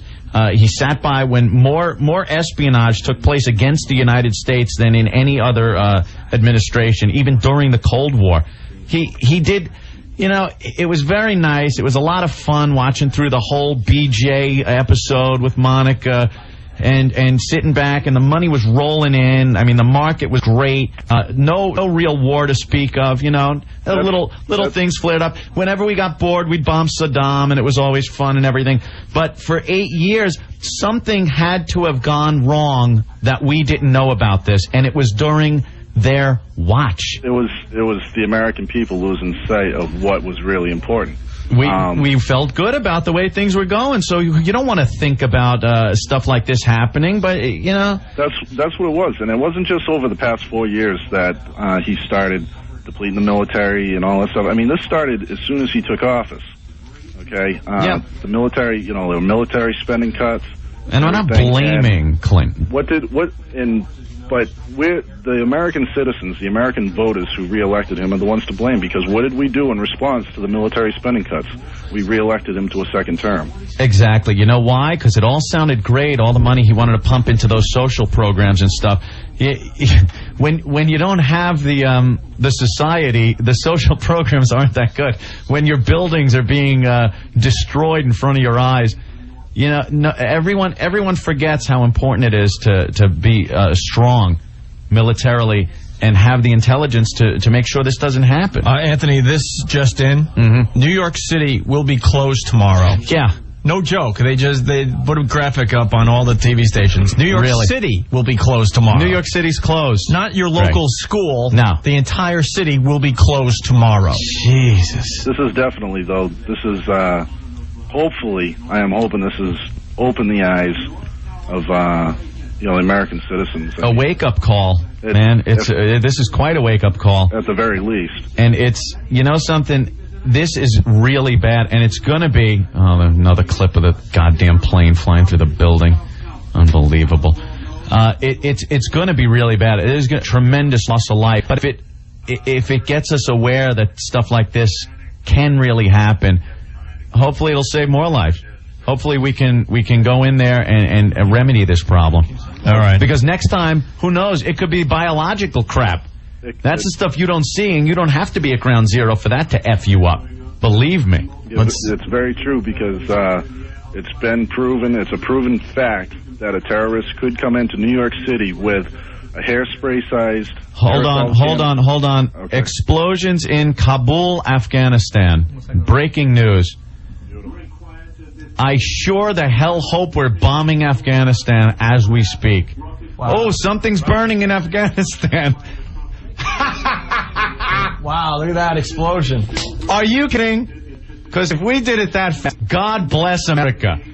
I am looking at live footage from CNN of Afghanistan, Kabul, Afghanistan. There is a building on fire, a few explosions happening, and I just hope this is the first wave. Looks like he learned something from his pop. Right. Quick. All right, Matt. Yes. I want to thank Matt for calling the show. Why don't we move on to somebody else, Ben and Rick? Hey, guys, real quick on that Afghanistan stuff. It was unconfirmed reports that missiles were fired. Well, I'm looking at confirmed fire coming out of a building, Rick. And, a nice big explosion there. Unfortunately, they have crappy little buildings there. I wish they had a huge landmark building. Blow up their mosques or something.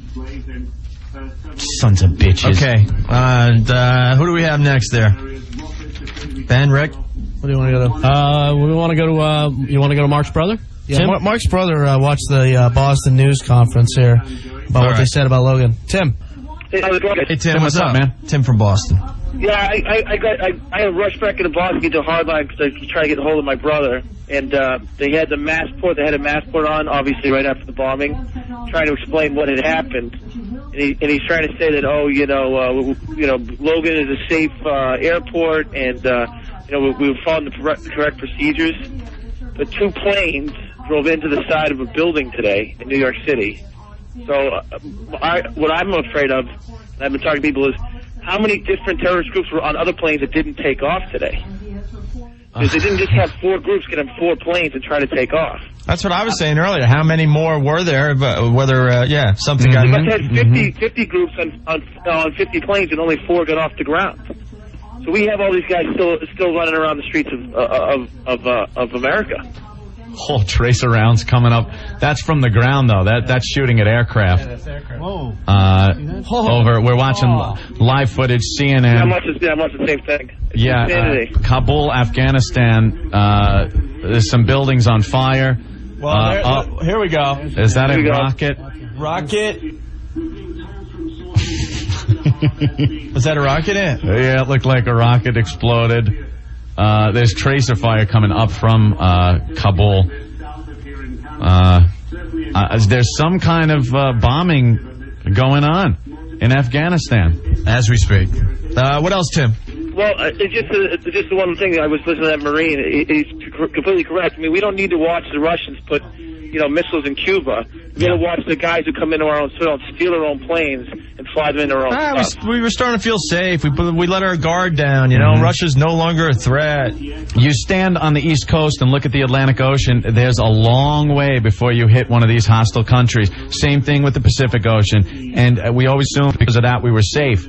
And we were from, there's no way a military aircraft loaded with bombs is going to fly across the Atlantic and penetrate airspace and bomb us. The same thing with the Pacific. You take our own planes, stuff that we take for granted, and fly over our head, and you don't even think twice about it every day. That's the real danger. That's the danger of this millennium. We're not in the day anymore of the Cuban Missile Crisis and things being so clear-cut. This is a new kind of warfare, and they hit us hard with this one. The urban warfare is what it is. Yeah, it's some kind of guerrilla warfare that we're not used to dealing with, and we gotta refocus and start kicking some ass and nipping this stuff in the bud. All right, Tim, thank you. Yeah, okay, guys. Thanks a lot. You got it, bro. See you later, bro. Breaking news. I don't see enough burning in Afghanistan. There's not enough burning. I see one building on fire. I need more. I need more to make me feel better. I do believe more is on the way. I would hope so. All right, guys, who do we have next? We got Tacumbo. Where's he from? He's out of New York. What's up, man? What's up, O&M? Hey, Yonkers. what's up? You're from Yonkers? Yeah. All right. Yo, it's amazing. This just left me totally shaken. Yeah. I was watching CNN, and I don't think you guys reported this yet, but Barbara Olson, that famous reporter, she was killed. She was on one of the hijacked planes. Stop. Who? No, her name is Barbara Olson. She was very famous. She was the blonde-haired reporter you always saw on CNN, and she got famous during that O.J. trial thing. And you always see her on CNN. She's always commentating on different things. Well, I can't confirm this. No, but, I'm telling you.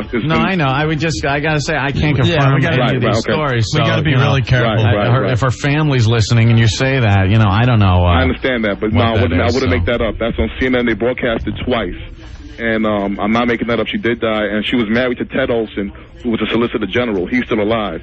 She was on the hijacked plane. She snuck into a bathroom and got on her cell phone. Was she the one that got on the cell phone? Yeah, she called her husband twice, asking him, what should I do? But this is the most unbelievable part of it. Uh-oh, here it comes. She says that the terrorists, the hijackers, herded everybody back. There was no evidence of guns. They had cardboard box cutters and knives. I'm dead. You can look at it on CNN. They will repeat it again.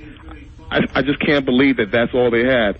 But she says on her particular plane, that she did not see any guns. They herded everybody back, including the pilots, which meant that the terrorists were able to navigate a 757 or whatever level plane it was. I'm sorry, 767, whatever plane it was. Well, again, I haven't heard any of this yet, but no problem. Well, please call me and then report that. I'm just totally amazed. I just wanted that, no, for real, O&A. I don't know what else to say. I'm just. All right, man. We'll let you go, but thank you, bro. All right, no problem, man. Cool. All right, man.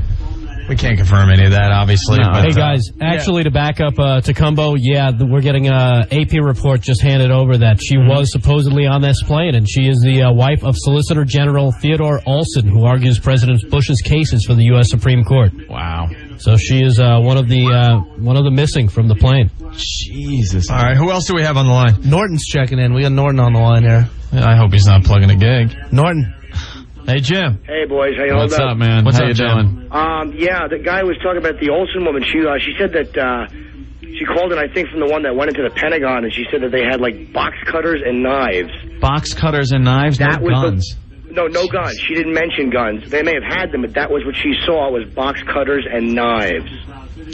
Wow. She said they made everybody go to the back of the plane. I didn't hear what the rest of this guy's call was. I'm outside. Yeah. But I know I hope it's us that's bombing, and I hope we blow those back into the Stone Age. Yeah, Afghanistan, Kabul is being, something's happening there because there's big explosions, and I see at least one building on fire. Yeah, it's a pretty big fire. And there was some tracer rounds coming up from the ground there, so you can only assume that something's flying over. I would think it would be cruise missiles that we would send in now and not aircraft. So. If it's one of these nations that actually did it, you know what the problem? They underestimate the vengeance we're going to want. They think that we're just going to fall apart. Mm-hmm. And they have no idea how badly we are really going to want neutron bombs dropped on their countries. As Japan said a few people, I feel we have awakened a sleeping tiger. You know what I mean? Yeah. They do underestimate how we get when things like this happen to us.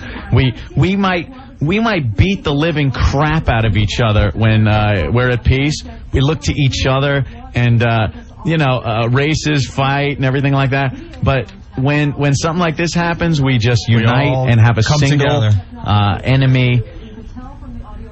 And you can only hope that we get some justice here. We will. And when you hear about the Pentagon or the White House, I mean, those are military targets. Mm-hmm. But to go after the Trade Center, which, especially at a time when you know it's all civilian. Symbolic target. They picked a military target and a civilian target and very visible targets. They probably could have done more damage crashing those planes elsewhere, maybe a nuclear power plant or something. But the symbolism that the World Trade Center is, that's what they were going for. And the good news is, I mean, they have obviously no military capability. It's all, I mean, it was very effective what they did, but they have obviously no planes they can send over, no effective weapons. This So type why of send stuff. planes over? They got ours. Well, yeah, good to point. use. We can do more damage in probably 20 minutes than they did all day. Well, you know, I hope so. I hope it does take out and hurt some of the people that were responsible for this. You know, it's just great watching people get bombed when something like this happens to us. But I really do hope that we're helping out and solving a problem that we have here by doing it. Oh, we will. I mean, you know, I'm actually happy to have Bush in the White House right now, even though he wasn't like my favorite guy, but I definitely feel more comfortable with him because it seems like, you know, he's definitely a cranky little man, so hopefully he will do something immediately, and I hope that this is what we're doing right now. I just hope we are bombing these savages while they sleep. Well, it is dark over there. I really hope we are killing everybody over there. Boy, you got to give it to CNN with that new little device they have. That video phone technology they got. They're the only ones that are in Afghanistan with live footage of this bombing or whatever it is, some kind of action going on. Yeah, I have a feeling it's just, I hope we're sending strikes over there. That would at least take a little bit of the sting out, just to know that we are attacking them immediately. You can hear Navy planes going over my house. Who would have thought, yeah, there wouldn't be a civilian plane in the sky, but the planes you do hear, you look up over the United States of America, major cities, Washington, New York, and hear and see military aircraft, and that is all that's flying right now. 40,000 canceled flights. 40,000. I think it's the first time in history the entire aviation system in our country has been shut down.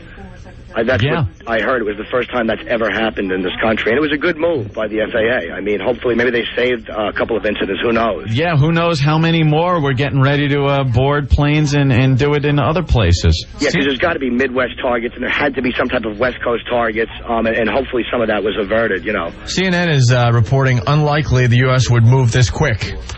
What, saying that it might not be a United States strike, but something in the way of a civil war in Afghanistan? Well, that's coinky-dink. Yeah, well, possible. Whoever it is, even if they didn't do it, they kept Osama bin Laden there for a long time, and even if he didn't do it, I'm happy that we're killing them. They know Osama bin Laden is given refuge in Afghanistan, so I think this is some kind of U.S. action. Although it doesn't seem hard enough. You know what I mean? Well, again, we really don't have any proof that it's him, I guess, so you can't just carpet bomb the whole country. I mean, that's my guess. I mean, I really don't know. It's him. It's like I said earlier. He's the guy that tried to bomb it in '93, the World Trade Center. He's like the same crackhead that goes to the same liquor store and robs it until he gets arrested. Yeah. You know, you got to know, this is his M.O. Anthony, 4 flights went down today, and that was a total of 266 people. That's a total, not on one plane. Box cutters and knives. Well, you know something? You probably don't even imagine that they're going to do something like crash the plane into a building. You would think maybe they want to go to another country and get refuge, so you're not going to attack them even if they just have box cutters. Because you can't fathom they're going to do something like this. And it's real easy to sit on the ground and say, well, if I was on the plane, I would have done exactly what those people did. You just sit back and just hope you don't get back splashed. And shut up, right? Yeah, and hope you land safely. I mean, you know, it's easy to sit here and go, I would have jumped on him. I wouldn't have done anything. Yeah. I was at a McDonald's that got robbed, and I cowered like a girl. I certainly wouldn't have attacked men with knives and box cutters. We were watching some video of one of the towers collapsing, and we saw a big fat guy running down the street away from the big cloud, and an old woman dressed in pink is limping her way, and you know she's just going to get engulfed in this smoke. There's no way she could even get up to a jog, never mind run away from this smoke. The fat guy pushes her out of the way as he just continues running down the road. That's what humanity's about. Save my ass. You know, but that's, again, it's kind of tough. I mean, if I was running and there was I've pushed old ladies to catch buses. I mean, for my life. For your life, yeah. Use her as a car. I mean, it's easy for me to be here in Jersey looking at the smoke, but I probably would have done the same thing. And it's horrible, man. It's a really, really horrible day. Yeah. And very depressing. And it was just a symbolic thing. And I just hope that symbolically we kill as many of those savages as we possibly can. Absolutely, Norton. And I really, really hope we have a military military strike that is. I hope we embarrass ourselves by striking so disgustingly hard. I will be proud that my tax dollars are on some of the, like, fin rivets of those bombs they send over. Yeah, I don't know when I'll be able to get into the city. I mean, maybe tomorrow they'll start allowing people in, or, I mean, who knows? I doubt it. No, this is just in. They have closed New York City for tomorrow. Oh, it's already... New York City will be closed tomorrow. Really? Stanley Deanwitter, largest tenant in the World Trade Center. And, you know, what about those records? What about all the people that work there and the market, the finances of the world? There were a lot of servers in the World Trade Center, a lot of computer equipment, a lot of records are stored there. Like I was saying earlier, I don't know of one person in the country that hasn't sent out an envelope to some company or another that said, you know, One World Trade Center as the return address.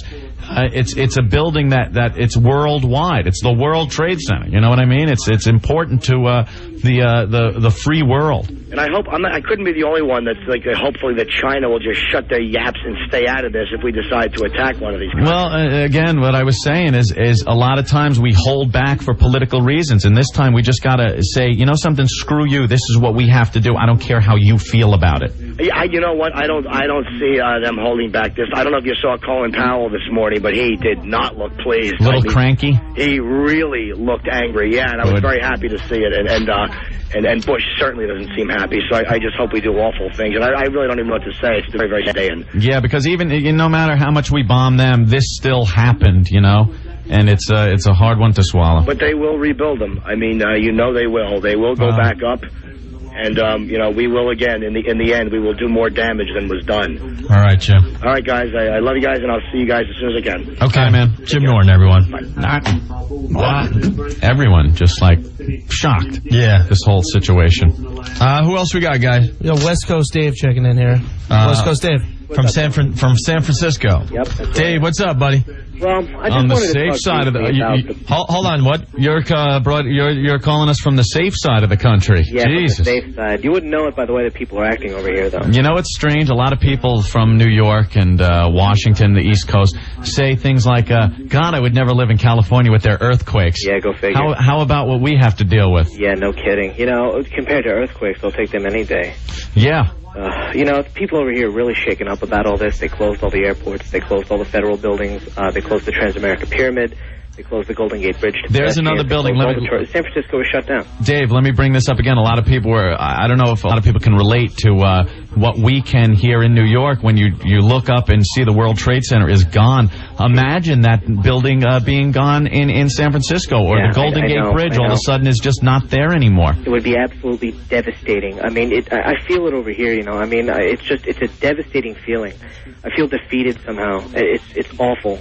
Yeah, it's one of those, punches that just hurt, and we haven't had a chance to punch back yet. And, yeah, I know. It pisses you off. I know. You know, CNBC just reported, by the way, that the explosions in Afghanistan may have been the work of Afghan opposition groups. Yeah, they're starting to say stuff like that. Yeah, so it may not have been us.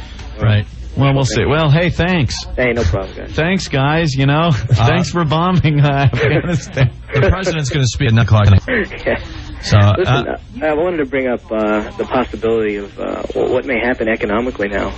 You know, consumer confidence is really going to be shaken now that this has happened. Yeah, you know, the papers in the past couple of days have said, wow, you know, we're looking, I think we've bottomed out and the upturn is going to happen by the end of the year. The economy is going to be back. This just consumer confidence, really going to just go down the crapper. Yeah, you can't imagine people wanting to go out and spend a load of money on a new refrigerator or on a new car now. I mean, yeah, now you know, something like this happens, you really want to go out and buy that new car. Yeah, that's you're really confident about the future, you know? Yeah, that's right. I don't know if people have been paying attention to what's been going on in commodities lately, but, you know, I'm getting unconfirmed reports of people all over the country, specifically in the Midwest, like Kansas and Oklahoma, paying upwards of $5 a gallon for gas.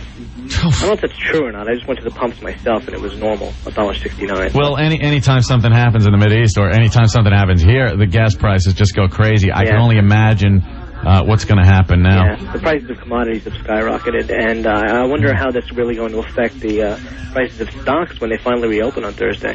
Yeah. You know, you got to wonder what that's going to do. All right, Dave. All right, guys. Thank you. Dave from San Francisco. Cool. All right, later. Hey, guys, speaking about gas prices, already reports out of Kansas City, $5 a gallon, Louisville, $4, Detroit, $5, some other places as high as $9. I would pay that and then stick the nozzle down the son of a bitch's throat that runs the gas station and pump him full of gas and then light a match.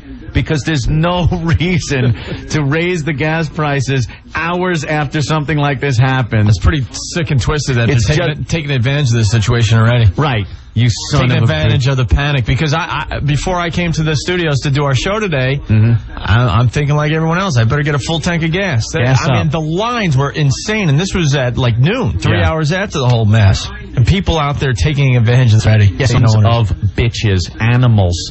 Who do we have on the line? We got Matthew's calling in from the New York area. Matthew. This is Matthew. Hey, Matthew, what's up? How are you? All right. Radio guy.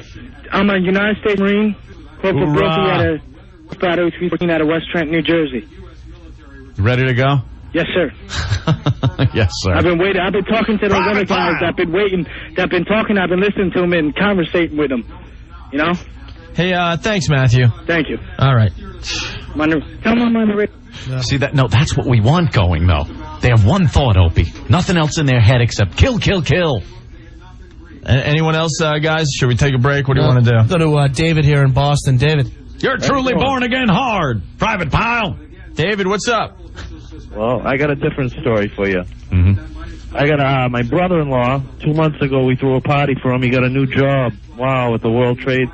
You know what I'm saying? Get out of here. 105th floor on the second building that got hit. You know? Is he okay? Haven't heard from him.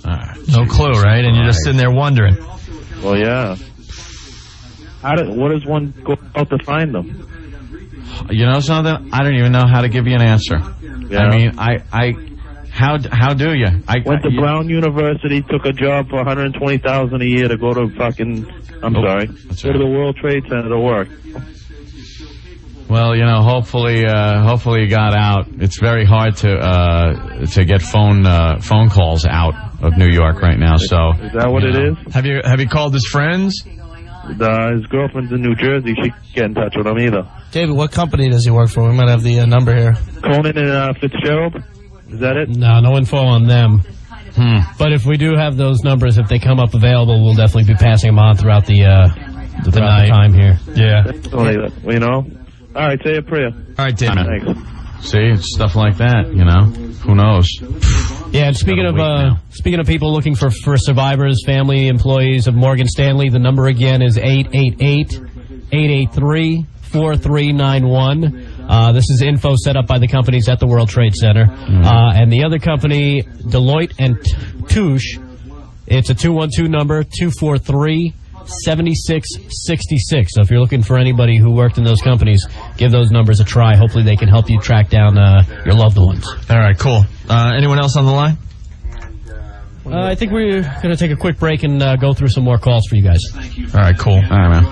Well, it's Opie and Anthony. We're broadcasting from Long Island today because we can't get in the city. I want to thank our friends at WLIR for giving us a studio today. Yeah, we're going to take a short break. We'll probably go to our little sister station there, the AM 1010 Winds, and we're just going to take a little leak or something, and we'll be right back in no time. Hang on one second. Hey, real quick, for the guy from Boston who was looking for his brother, people looking for missing loved ones can call 212-447-2998. That's 212-447-2998. That is the New York City Bureau of Labs. They could help you probably track down who you're looking for. All right, and we'll be back in like 2, maybe 3 minutes, so stay there. Our live coverage on 1010 Winds, and here's Eileen. South, as you said just a few moments ago, Manhattan south of 14th Street is being evacuated. All the buildings are shut down. I'm actually standing on a building on Worth Street in West Broadway. The power is out. It has been evacuated. The only thing going past me now here on West Broadway is a bunch of bulldozers and construction crews. They're all making their way down West Broadway to the site of the 7 World Trade Center, which collapsed just a little while ago, hours after the initial explosion, which caused its structural damage. At that point, people were standing around just kind of, looking at the smoke that was billowing from the first two collapses of the World Trade Centers, and then suddenly 7 went down. The crowd started running north again, trying to escape the dust cloud and the falling debris. Among them was Daryl. He was a worker trying to help with the injured. You're just standing there, all of a sudden, out of nowhere, you hear this collapse, sounds like thunder. The building had shock waves going through. You could see a shock wave go up, the windows blast out. It was like I thought I was watching a movie. It was I can't believe this is happening. It's really ridiculous. But came down floor by floor. Structure stayed intact until it all hit the ground. So.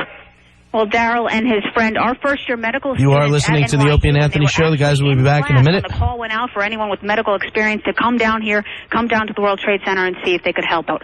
Eileen LaPalmer, 1010 Wins, live on West Broadway. And 1010 Wins reporter Steve Kastenbaum also on duty as part of our continuing coverage of the awful terror attack against the Twin Towers and also against the Pentagon today. Let's go live to Steve. Well, Ralph, the thick black smoke is still billowing here in lower Manhattan. Everything south of Chambers Street is shrouded in this cloud of acrid fumes coming from the fires that are still burning in and around the World Trade Center area. Moments ago, I spoke with firefighter Tommy Dowdell of Engine 238.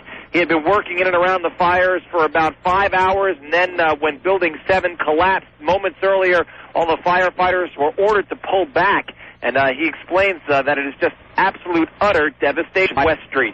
Forget about it. It's like Pearl Harbor all over again. Disaster.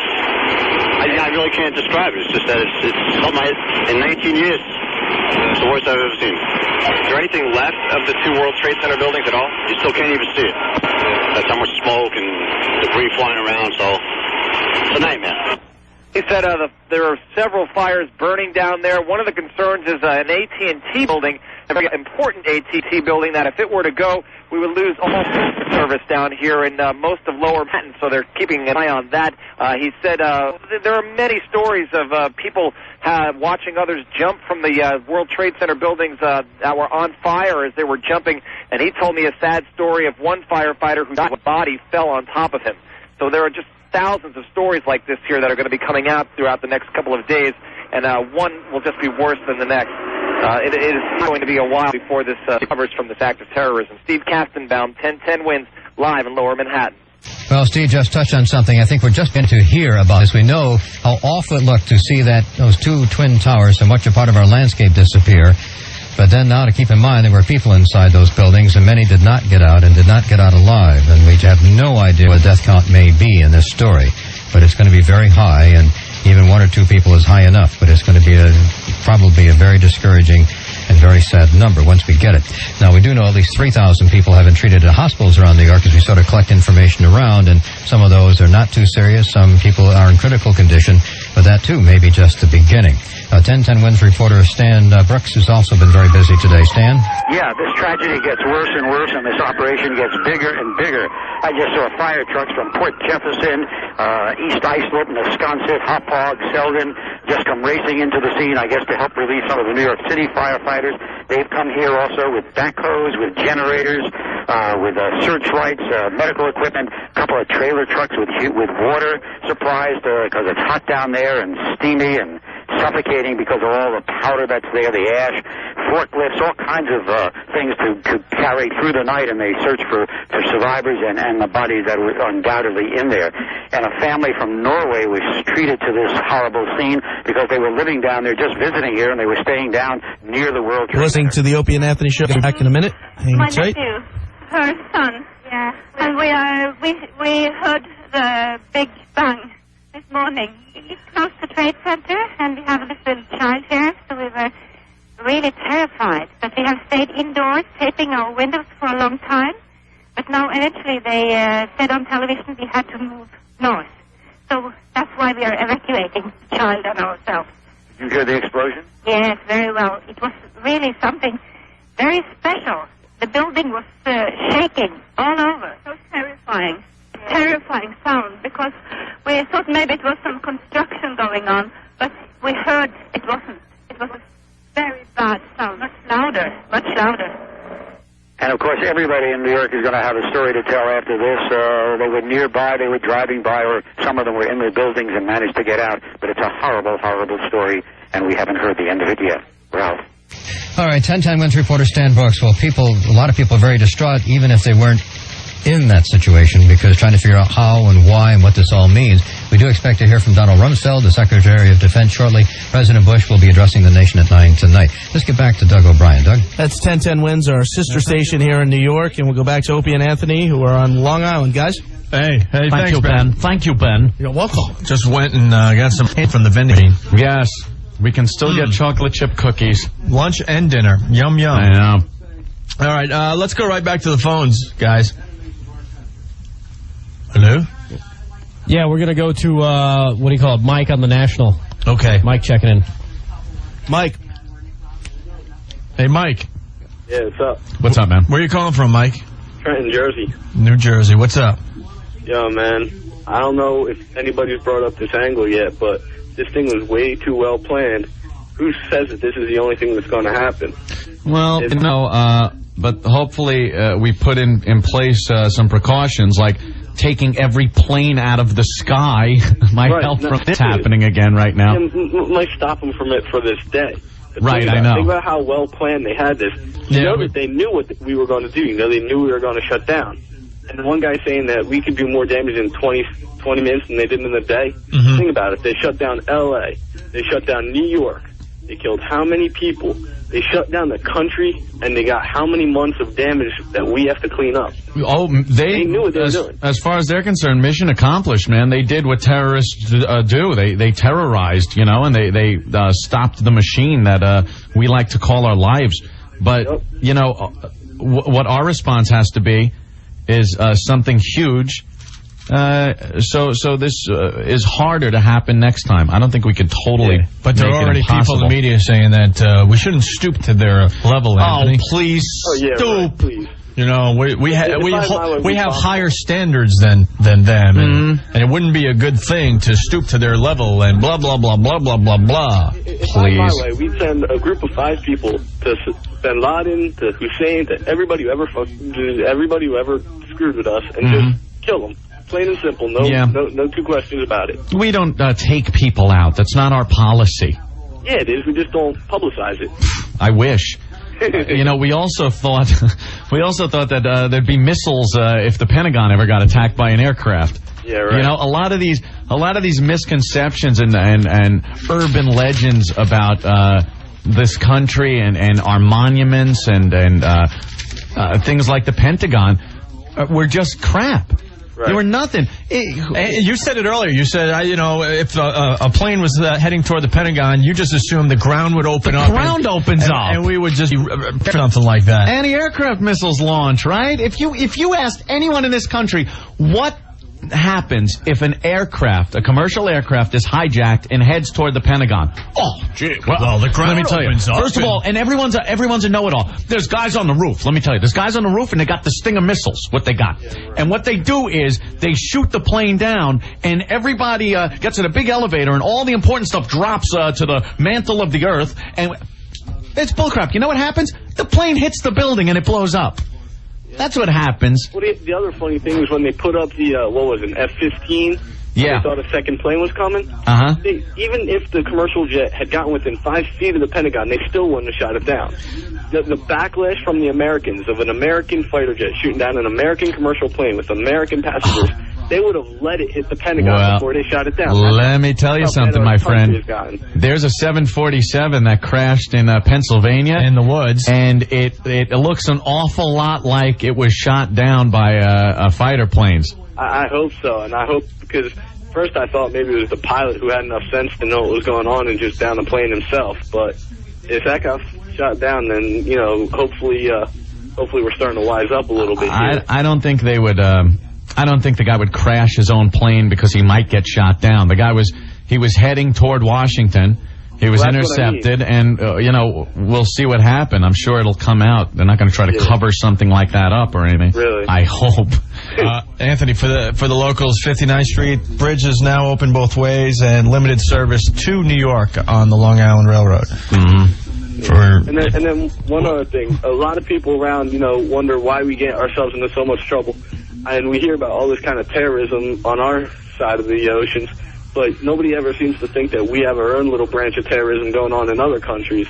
I mean, you know, we do some responsibility because, you know, as much as it's not publicized over here, we do have our own little terrorist organizations going on. I will not accept any responsibility or hear that the United States is responsible for this in any way. No. Terrorist groups? Nah, I don't see that. You don't see us, you know, going out and causing coups, you know, doing our own little things in other countries. Come on. Oh, yeah, no, it can't be that bad. I know we do that, but you know something? Nothing like this. You know something? We look at what we did in Iraq. We tried to keep civilian deaths to a minimum, which is ridiculous for us. Which is ridiculous. You know, they don't care. Why should we? Why should we use bombs with pinpoint accuracy to take out military installation and leave the hospital next to it standing when they don't care? Yeah. Dumb bombs. Let's drop some 2,000-pounders on the whole goddamn country. When we used to firestorm, like Japan and Germany, just box everything in with a big thing of fire and burn everything inside of it. The good old days. What we got to do. Thanks, man. Yeah, no problem. Catch you later. Confirmed report? Really? U.S. did not attack in Afghanistan. They're probably sitting there like, hey, wait a minute, we're doing that. What the hell are you doing? Who do we have next on the phone lines? We have Patty calling in from New York. Patty. Hi, Opie. Hello. Hey, Patty, what's up? I'm exhausted from walking Thank across God it's the not 59th that, Street Patty. Bridge. You walked home over the 59th Street Bridge today? Yeah, I work in Rockefeller Center, and they had evacuated our building because they smelled gas at around 10 o'clock. Yes, I believe Saturday Night Live was primary target. It was it? No, you're No, kidding. Patty, come on. So we walked up to Bloomingdale's where my husband works, picked him up, and walked across the 59th Street Bridge. How do you usually get home? You take F train. The train, right? Okay. It took us 2 hours. It looked like Moses was leading his people to the promise, and there were so many people. Yeah, I don't know if people in other cities are getting that footage where there's just thousands upon thousands of people walking across these bridges home because that's the only way to get home today. No way home. Leave your car. They had to pick us up on 38th and Queens Boulevard. The 7 train was running there when we got there. This is what I was talking about earlier, how everyone's annoyed, you know? The Their people, little routine was interrupted. Yeah, see? Terrible. You know what I'm saying? When you look over the bridge towards the World Trade Center, nothing, just smoke. It was terrible. It was like a dream. And the people on the huge flatbed trucks, people driving across, strangers.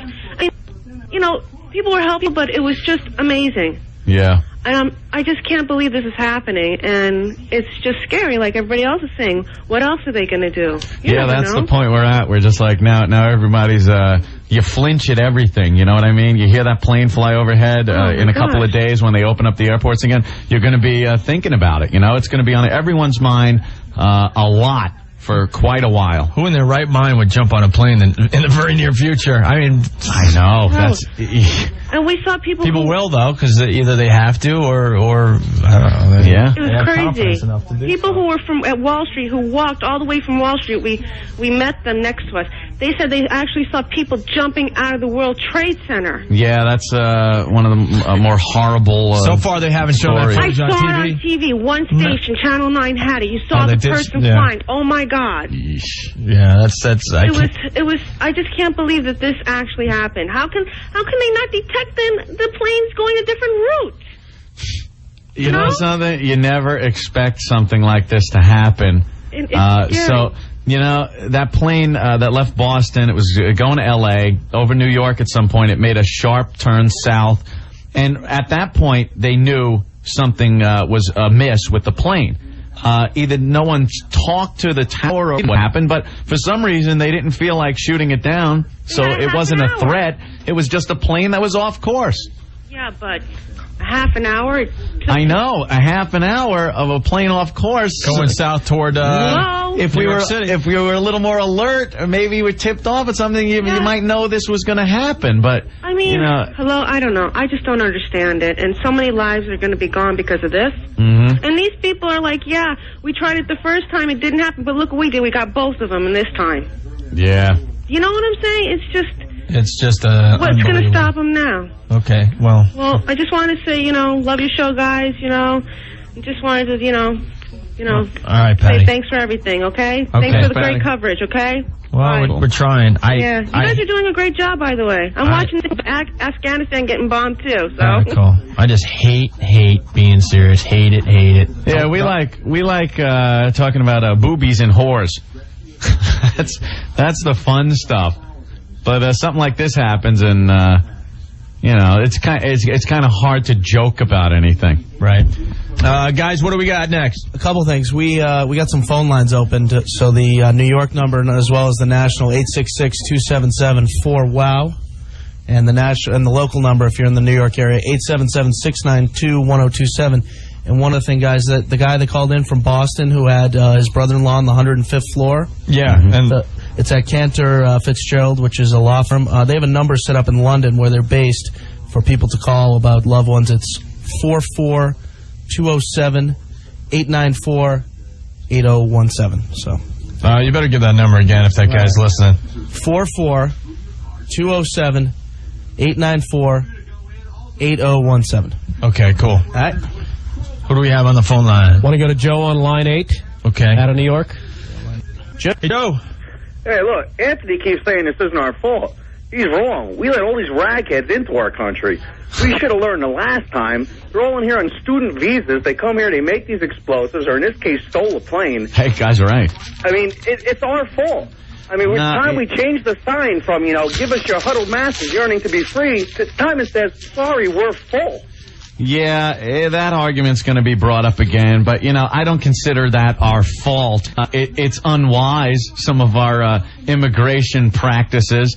I think we got to stop worrying about offending groups is what it is. There are these students, they call them students that come over here. I don't know what they're studying, but they're building bombs. They're doing reconnaissance work for these terrorist organizations, and we can't kick them out. You know why? Because we're not like that. We're the United States. We're all inclusive, and we would hate to offend because there would be a group that will write a letter to this organization or that and be offended that we're calling these people terrorists. Well, we like being politically correct. Well, F that, man. It's just it's time to really assess reality and not think about hurting people's feelings. Because next time it could be chemical warfare.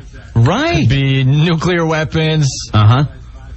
Who knows what's next? You never thought this. And fun stuff. And for anyone sitting out there going, oh, now stop.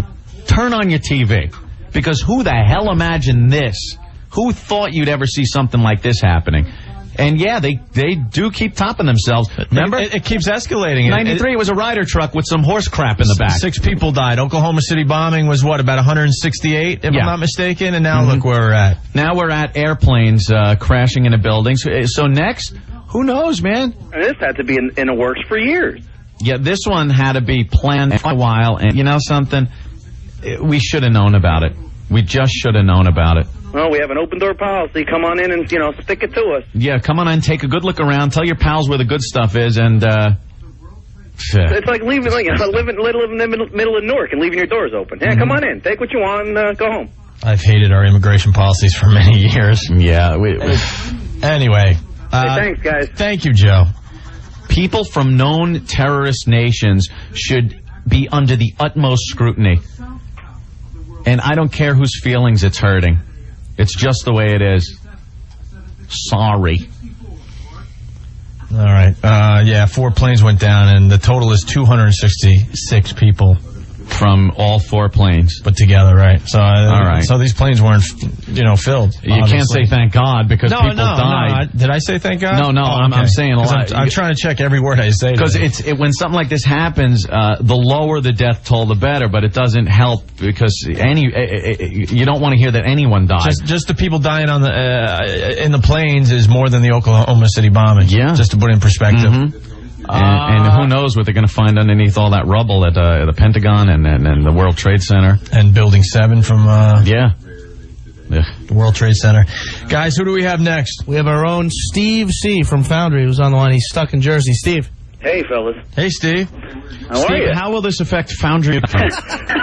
I don't care, because I'm in steam underwear that I was wearing yesterday. You know, the terrorists were able to fly 767s, but I'm sure they couldn't navigate FoundryMusic.com. Saw that coming a mile away. Very hard. Very much. So you didn't make it into work either today, huh? You know, I was going to I took the day off because I had to go to a doctor's appointment. By the time I was headed home, because I was going to come in and help Ben and Rick, I couldn't get into Secaucus, where I live. They've closed off all access.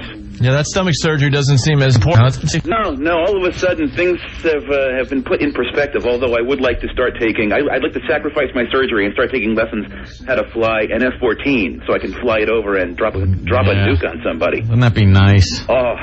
So what are your thoughts today? You know, just hatred for every militant raghead that ever said a foul word about this place. Mm-hmm. You just want to gouge their friggin' eyes out of their pathetic heads. When you look on the TV and they're waving their flags and celebrating the fact that people were killed and institutions around this country were destroyed, it makes you pissed off. It's infuriating. It is infuriating to watch people It's infuriating to watch somebody rejoice at what could be tens of thousands of people crushed. Yeah. Did you see the world, one of the towers collapse live on TV today, like everyone else? You know, I was 40 miles away in Jersey, and I saw the smoke plume. Yeah. The feeling I got watching it on live TV, I'm like, no, hang in there. Help is on the way. Hang in there. Do not fall down. Yeah, you hope. And you could feel it in your gut. What's gut-wrenching is that there were EMTs, there were firemen, there were policemen. A lot of emergency workers down there trying to help out the people that they were evacuating. And, who thought those were going to just come down like that? So, you know what's also disgusting, and I've been tuning you guys in and on and off all day, but I don't know if anyone said this, but stuff like this doesn't happen in this country without someone on this end knowing about it first. Yeah. You know, that's what's really sick. Oh, now there's a guy up there. Who's this? He's up there with a lot of medals on his chest. You guys want me to bring up the audio on that? Talking in front of the Pentagon. Who is he? Yeah, bring it up. Was this Shelton? Who is this guy? Innocent and decent citizens of our country. I extend my condolences to the entire Department of Defense families, military and civilian, and to the families of all those throughout our nation who lost loved ones. He's got some medals. I think this is indeed a reminder of the tragedy and the tragic dangers that we face day in and day out. What are we going to do? Both here at home as well as abroad. I would tell you up front, I have no intentions of discussing today what comes next, but make no mistake about it, your armed forces are ready. Yeah, there you go. Mr. Chairman of the Senate Armed Services Committee, Carl Levin. Nice comb over. Our intense focus on recovery and helping the injured and the families of those who were killed is matched only by our determination to prevent more attacks and matched only by our unity. I think I heard this in 93. To track down, I know. root out, and relentlessly pursue terrorists. Of course. And nothing happened. Support them and harbor them. They are the common enemy of the civilized world. So do something. Our institutions are strong, and our unity is palpable. It is. Senator John Warner. Same speech we heard after the Oklahoma City bombing. Chairman, preceding Carl Levin, I can assure you that the Congress stands behind our president. There you go. And the president speaks with one voice for this entire nation. This is indeed the most tragic hour in America's history. Al Gore right now is going, I think thank God I lost. Its finest hour. Right? Is our president and those with him, notably our Secretary of Defense, our chairman, and the men in the armed forces all over this world stand ready not only to defend this nation and our allies against further attack, but to take such actions as are directed in the future in retaliation for this terrorist act. Be ballsy. Tell us what you're bombing. Unprecedented. They never tell us beforehand. We call upon the entire world to step up and help, because terrorism is a common end to all. Where was Superman? And we're in this together. He could have helped. States has borne the brunt, but who can be next? I hate these goddamn speeches. Can you fade this out? Yeah, I'm just getting annoyed. I get pissed off because I'm hearing the same crap we heard, like Ope said, in '93. I want to hear someone with a set of brass balls get in front of that podium and shake things up. Who's not worried about offending someone or worried about, policies or politics. Right. Get up there. Be a leader. Be a real leader. Talk like you feel. How do you feel? You pissed off? Get to the podium and say, we're pissed off. And someone's going to pay. We're going to figure this out. And someone will pay. Our armed forces are ready. Well, I hope so. That doesn't tell me anything. And if these speeches just go on for days and weeks and months and then everyone forgets and nothing happens, book me passage to Afghanistan. I'm going into the desert with a gun. Find it myself. Guys, what do we have next? Let's see. I got a report here. The Senator Orrin Hatch says they have intelligence that two connected to bin Laden said that over private airways that we hit 2 targets. Then it looks like they have confirmed reports that bin Laden is attached to these attacks. Gee, what a surprise. As opposed to him saying, no, I had nothing to do with it. He's the only one with the money and the power to do something like this. It's obvious. It's not, when someone did something bad, let me bring the Superman back up, Opie. It was always Lex Luthor, wasn't it? Mm-hmm. See? We know who it is. All right, let's go back to the phones. Let's go to Kevin in Philadelphia. Yes. Yes. Hey, guys. What's up, man? Hey, Kevin. I just wanted to say that we need to bomb the hell out of everything there. I mean, I'm comparing this to Vietnam in the sheer fact that we couldn't tell who was our enemy and who was. I mean, the people that were making the most effective gun runnings were the women and children. And you look at these, we need to go into that entire region, kill every man, woman, and child, and leave how the hell you pronounce his name? Bin Laden. Yeah, we need to leave him alive and torture him for the next 30 years. It would be really nice to believe that would happen, but we're America, so it doesn't happen. We don't have it in us. I just hope we do something. And the Vietnam analogy is good because, we don't know who the enemy is, and that war was effed up because we don't piss other countries off, too.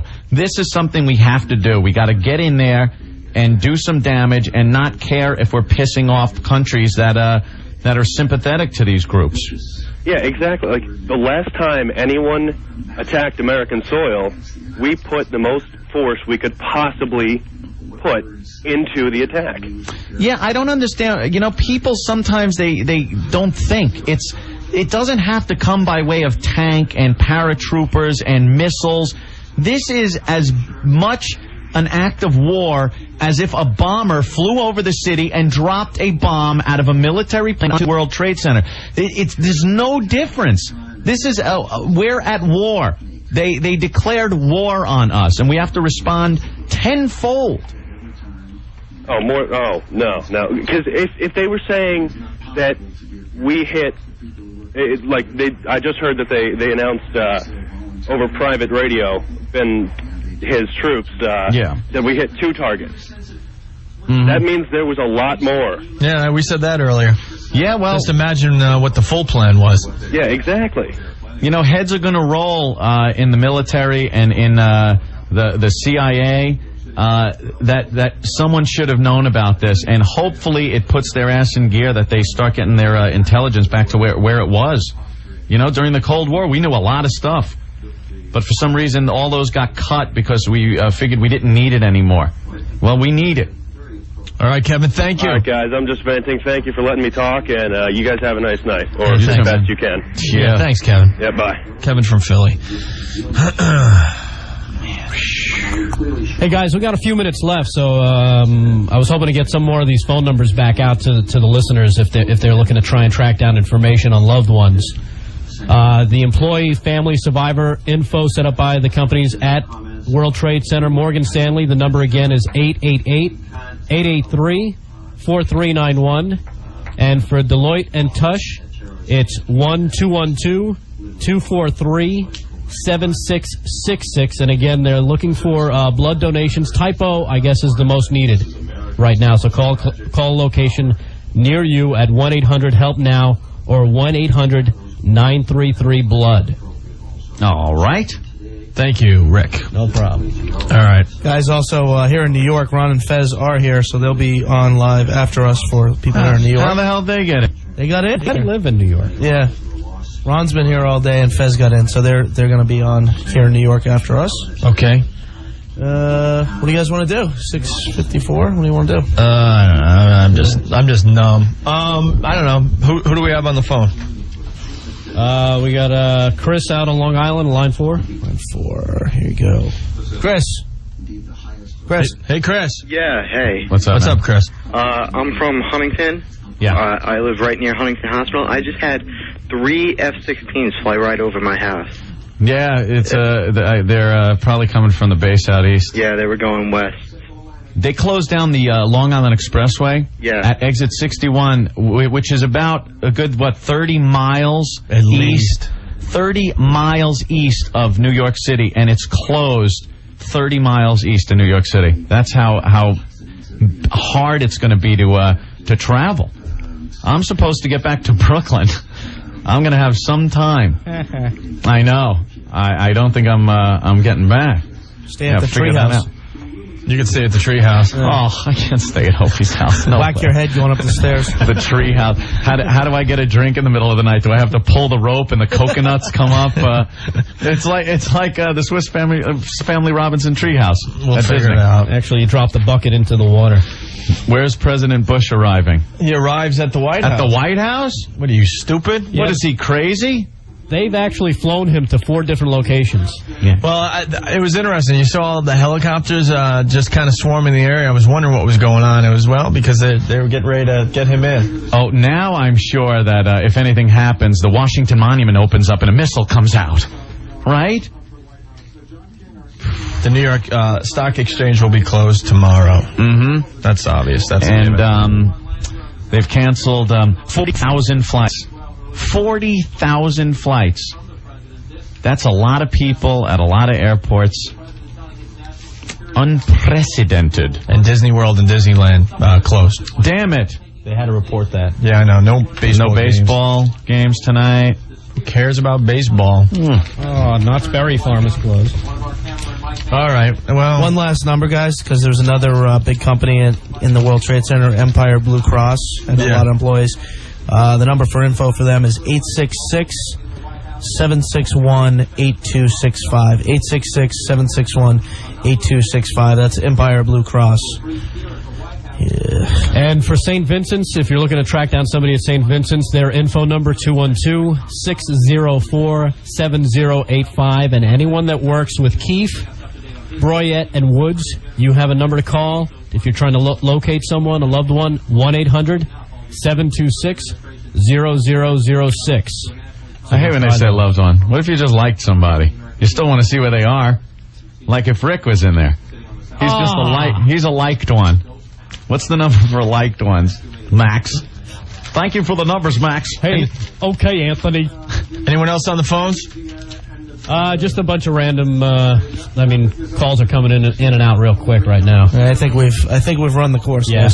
George Bush, back at the White House. George W.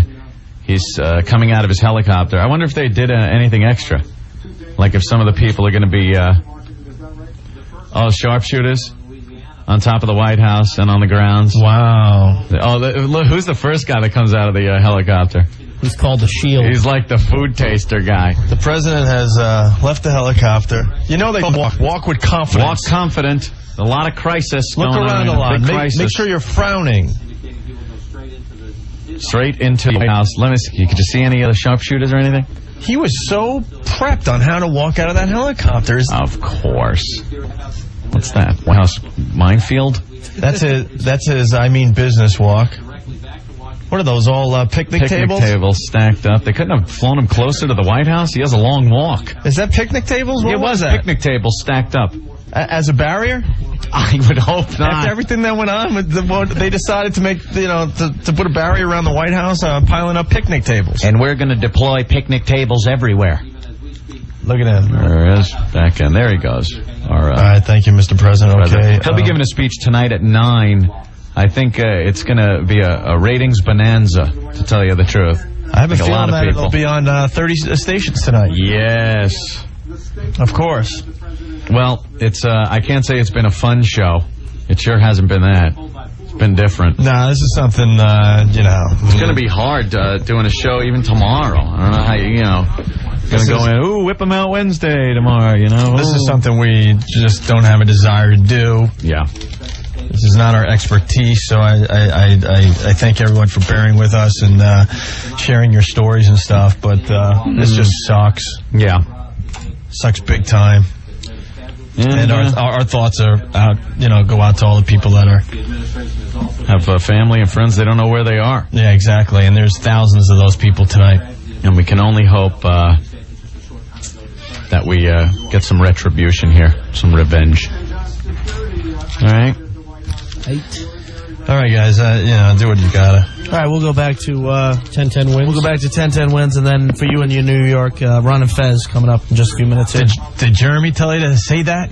No, we gotta come on. I went to school for radio. Give me a break here. Got to get our ratings. This is the place to be. Disgusted. We'll see you guys tomorrow. Hey guys, don't hang up, okay? What? Just stay there. Here you go. 10-10 wins for you in New York. We'll be getting more from Lisa on 10-10 wins, WINS New York, and Infinity Broadcasting Station. The day of a terrible tragedy. Terrorists striking the World Trade Center and the Pentagon. It is not a good morning in New York City. Oh my God, the building fell! Are you there? The building just fell! Which building? Oh my God, the south building just crumbled from the top! Oh my God! First one plane crashing into the World Trade Center, then a second crashing into the second tower. Is that the building going down? Is that the second building of the World Trade Center going down? Yes, that is the second. That is the second tower. That is the second tower. Down. It's a huge plume of smoke that came out of the middle of the building, and then the building just disappeared in the smoke. And that's the way it was sounding. 2 planes, hijacked airplanes with passengers aboard, crashing into the Twin Towers, and later on the Twin Towers themselves collapsing down upon some of the rescue workers as well. We do not know how many people died. It could be in the thousands. At least 3,000 people have been treated so far, but that is just the beginning because rescue workers have been unable to get in immediately. The buildings are still relatively unsafe. It's going to be a long time before we find out the magnitude of this tragedy just in terms of people. We know travel's been very difficult. A lot of areas still sealed off. Let's get some more from Matt Ward. Well, the George Washington Bridge has been once again reopened. 3 lanes, 3 of the 4 are getting through, coming back to the Jersey side on the upper level as I look in on the 10-10 Winds Jam Cab Network. The Cross Bronx, which had been barricaded off westbound right near the Deegan, also is open getting up to the George Washington Bridge. So they are letting traffic cross the George Washington Bridge leaving town as I watch it live. The Hudson River tunnels remaining closed off in both directions, and the traffic across the East River still blocked off on the Brooklyn-Manhattan, Williamsburg Bridge, and the Battery Tunnel as well. It's also a Queensboro Bridge and the Midtown Tunnel heading into Manhattan, but they are open going back to Queens. Triborough Bridge is still closed off Manhattan-bound side, but the Whitestone and Thrice Neck are open in both directions. Meanwhile, on the trains and the planes, well, no flights for the next day up until maybe midday tomorrow all around the nation. Limited service on Long Island Railroad and Metro North trains out of the city. And New Jersey Transit, they've been running on a load-and-go basis coming out of the city as well. A lot of subway diversions around town, too. I'm Matt Ward, Shadow Traffic on 10-10 Winds. Well, it's going to take a long time before the situation clarifies, and just in terms of travel itself. The downtown area is a huge mess. The collapse of the 2 towers of the World Trade Center and number 7 building, which had burned, and then that collapsed. That was a 47-story building. So 3 major buildings down, a lot of debris, and also debris all around the area, and dust and dirt, and a huge mess. But the real story, of course, is still what's inside. How many people might still be alive inside the wreckage? How many people died? Something we simply do not know. The mayor, the governor, have been very reluctant to give any kind of speculation about it whatsoever, but keep in mind that those buildings normally have about 50,000 people working there, and then there's the other thousands of people going there for business to the state offices and other commercial businesses, Wall Street-type firms, and just people traveling through. because that's a major stopping off point for the subways in that area at the World Trade Center. We just have no idea how many people may have died. It may take us a long time to find out. President Bush is back at the White House. He went directly to the Oval Office. The president had been in Sarasota. He was then flown for security reasons to Louisiana, where he taped a message to the country, about a 2-minute message saying the military was on alert and the U.S. was being tested, but we're going to meet the test. That was the early message. And then he was flown to an air base in Nebraska near Omaha. Then he's back at the White House. He'll be speaking in just about 2 hours' time. We did hear from Defense Secretary Rumsfeld a short time ago. As you know or may know, one of the hijacked planes, there were 4 hijacked planes in all loaded with passengers, used in this attack to be dark against the Twin Towers. One crashed in Pennsylvania. The other crashed against the Pentagon, and we're hearing reports of 100 casualties, meaning people injured or dead, but Donald Rumsfeld a short time ago would not speculate or give any indication. He said they're going to check the rosters and see where they are. Now, let's go live to 1010 Wins reporter Eileen LaPalmer. Well, Ralph, right now I'm on Church Street, just about 6 or 7 blocks north of where the World Trade Center used to stand. Right now, the street here resembles a construction site. There are dozens of dump trucks just standing around parked here. Bulldozers are continuing to roll past. There are also several members of the National Guard down here directing the construction crews, telling them to go south to begin the cleanup. There are also a number of doctors in scrubs walking around, as well as firefighters. Everyone's just covered in the white soot that billowed out from the buildings that collapsed. There are very few civilians left here. Most people have made their way north and gotten out of here. But Craig is a security guard who's staying on detail at a building on Worth Street. He was on his way to work. He was just moments from entering the World Trade Center at a time when the first plane smacked into it. Every morning I go through the World Trade Center, and for like 5 minutes. I mean, if I would have made it through those doors in the lobby, that would have been it. I'd have been a victim. Because everybody I see every day, I know they was dead through that big blast. Again, right now people are just standing around trying to take in and understand what happened here today. The World Trade Center is no longer existing. The enormous jet toll. Eileen LaPalmer, 1010 Wins, live on Church Street. Well, as Eileen pointed out, they're gone. In effect, gone. There might be some shards standing up, and for basically the 2 twin towers of the World Trade Center are gone. First struck by the plane, huge gaping holes, all that smoke and the fire, and then they collapse one after the other. They're gone, as is building number 7. And again, the mayor urging people not to go south of 14th Street tomorrow, telling people not to go south of 14th Street tomorrow, and police evacuating the south part of Manhattan below Canal Street tonight, and some major arteries there because of the fire at the number 7 buildings. That knocked out power in that area. Live continuing coverage here on 1010 Wins. It was 10 hours ago that we got the awful news about the tragedy unfolding. And just wanted to note before we go to Steve Kastenbaum, one of our reporters on duty downtown, there have been some reports of explosions in Kabul, Afghanistan. The U.S. is saying very clearly it's not involved. This is not retaliation. That it has to do with something internal in Afghanistan, that it has to do with an attack on a rebel general earlier.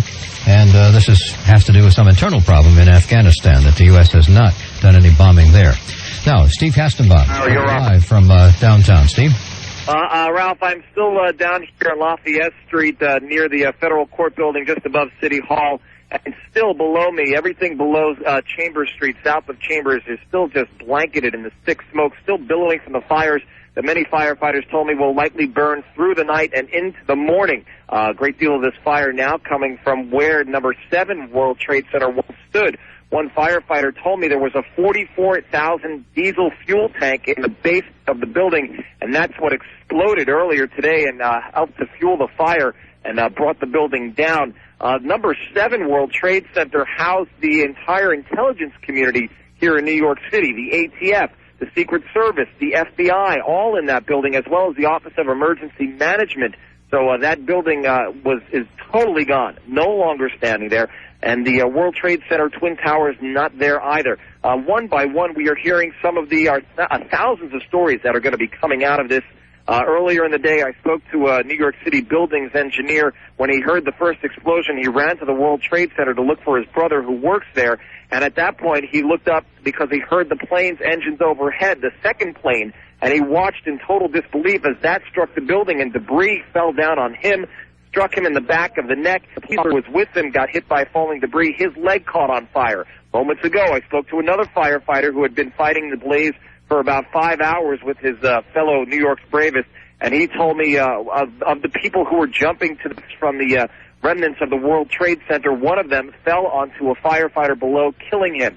And it sounds as like an incredible story, but there are dozens upon dozens of similar stories, and we're going to be hearing them in the hours and days to come. Ralph? Well, Steve, it's very likely. Ron and Fez here with you on a very sad day in New York. Ron Bennington, Fez Watley, 102.7 WNEW. We're going to hang around with you for a couple hours. Obviously, you know the story. If there's places for news, there's other places that go much better than us. I recommend 1010 Wins. If you're near TV, turn on CNN. But if you just want to talk, 877-692-1027. Fez mentioned the saddest day maybe in the history of New York, Fezzy. Our city, the city we love, attacked. Absolutely under attack. Of course, the World Trade Center is gone. Nothing new to you. Nothing, that you haven't heard already today. What a day it was. But, everyone who's finally made their way home, here's a place where you can talk about it. 877-692-1027. A lot of different numbers coming into of places that if you've had any kind of experience with medical situations or looking for people to help here, blood donors are needed. We'll give some of those numbers out later on. Also tonight, the president due to speak, and I believe also the Pentagon will have a press conference. So we'll cut away from both of those stories. Tough day all the way around, Fez. Just awful to wake up in the morning and see what was going on. I actually got up in the morning, went on the computer, looked at the news. There was nothing about it online at the very beginning. Then logged off the computer. Mother called and let me know that a plane had gone into the World Trade Center. At that time, no idea, of course. Right. What was really happening, thinking maybe it was an accident. But, World Trade Center, you had that weird kind of terrorist vibe about it anyway. But you're willing to say, what a horrible thing. Especially, remember not too long ago, the silliness down at the Statue of Liberty. So you never know whether it's somebody playing grab ass or got too close. Is another paraglider? Just yesterday, there was banner plane circling the UN. Yeah. It's the UN for Taiwan or something like that. Yeah. And then, of course, today being primary day for the mayor's race, I thought, oh, great, some ass face with a, vote for whoever banner ran into the World Trade Center. So, that's your initial situation. Fez actually. Then it's just a little Cessna, a little crop duster that went into the thing.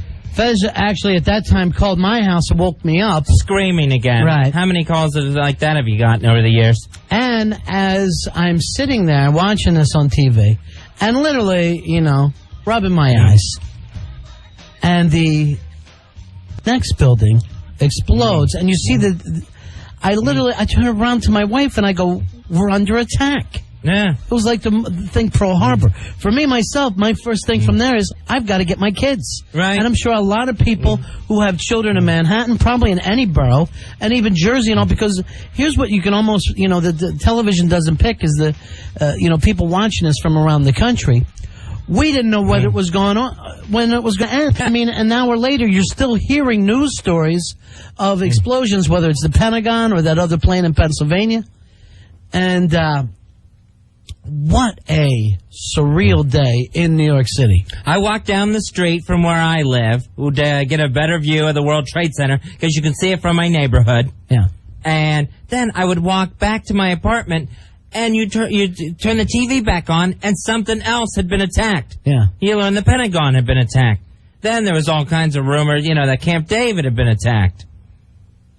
Well, we will keep an eye on any news stories that will break, and we'll cut away for them, whether it's to 1010 Wins or whether it's to the president or if the Pentagon makes that. But we thought we'd just spend the rest of the night talking with you folks, talking with people about what they went through today, Fez.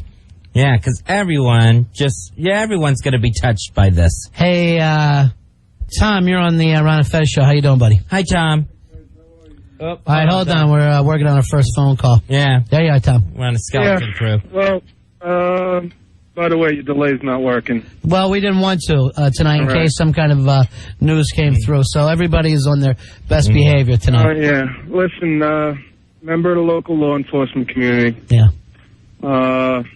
Not NYPD, but a lot of good guys went to their deaths today.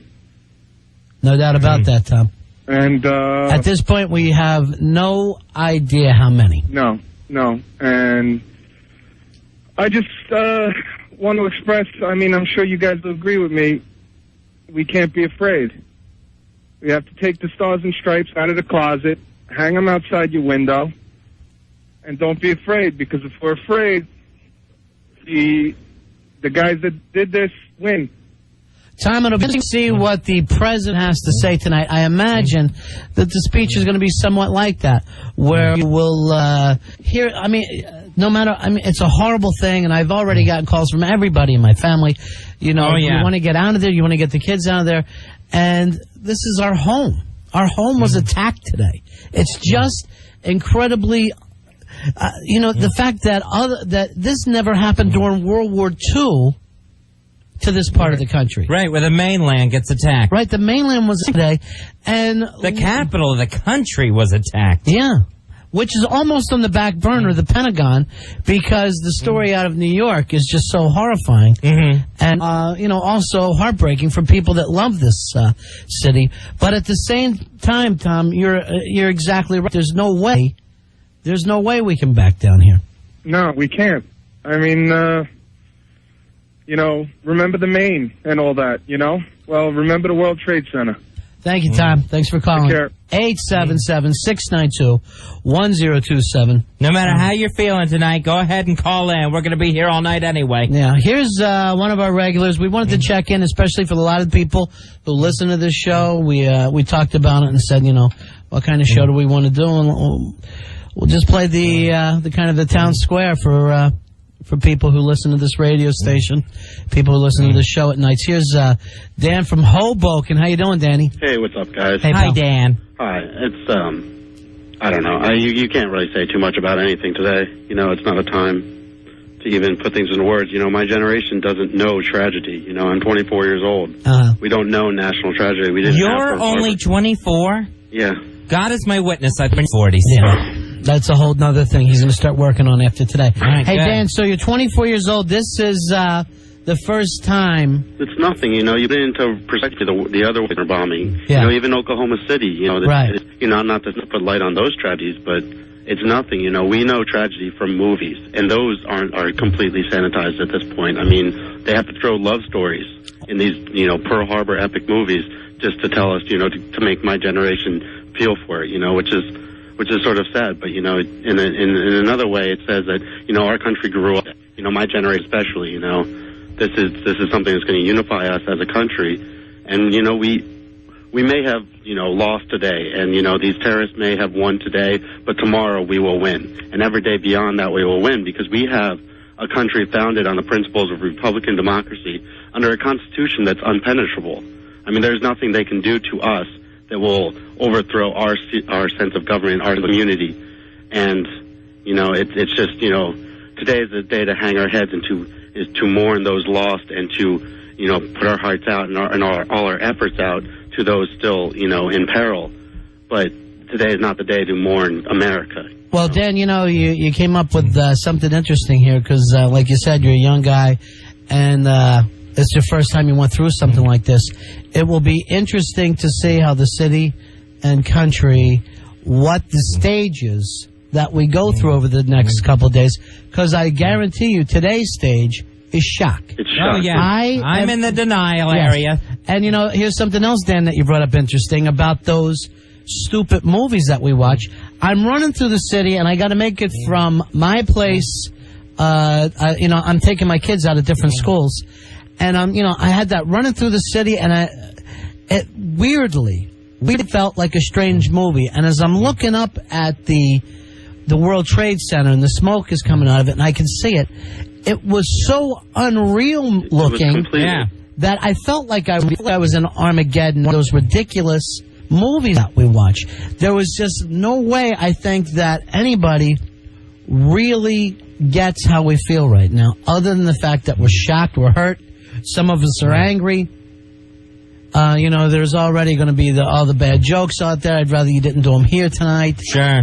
But we've been through all those types of things.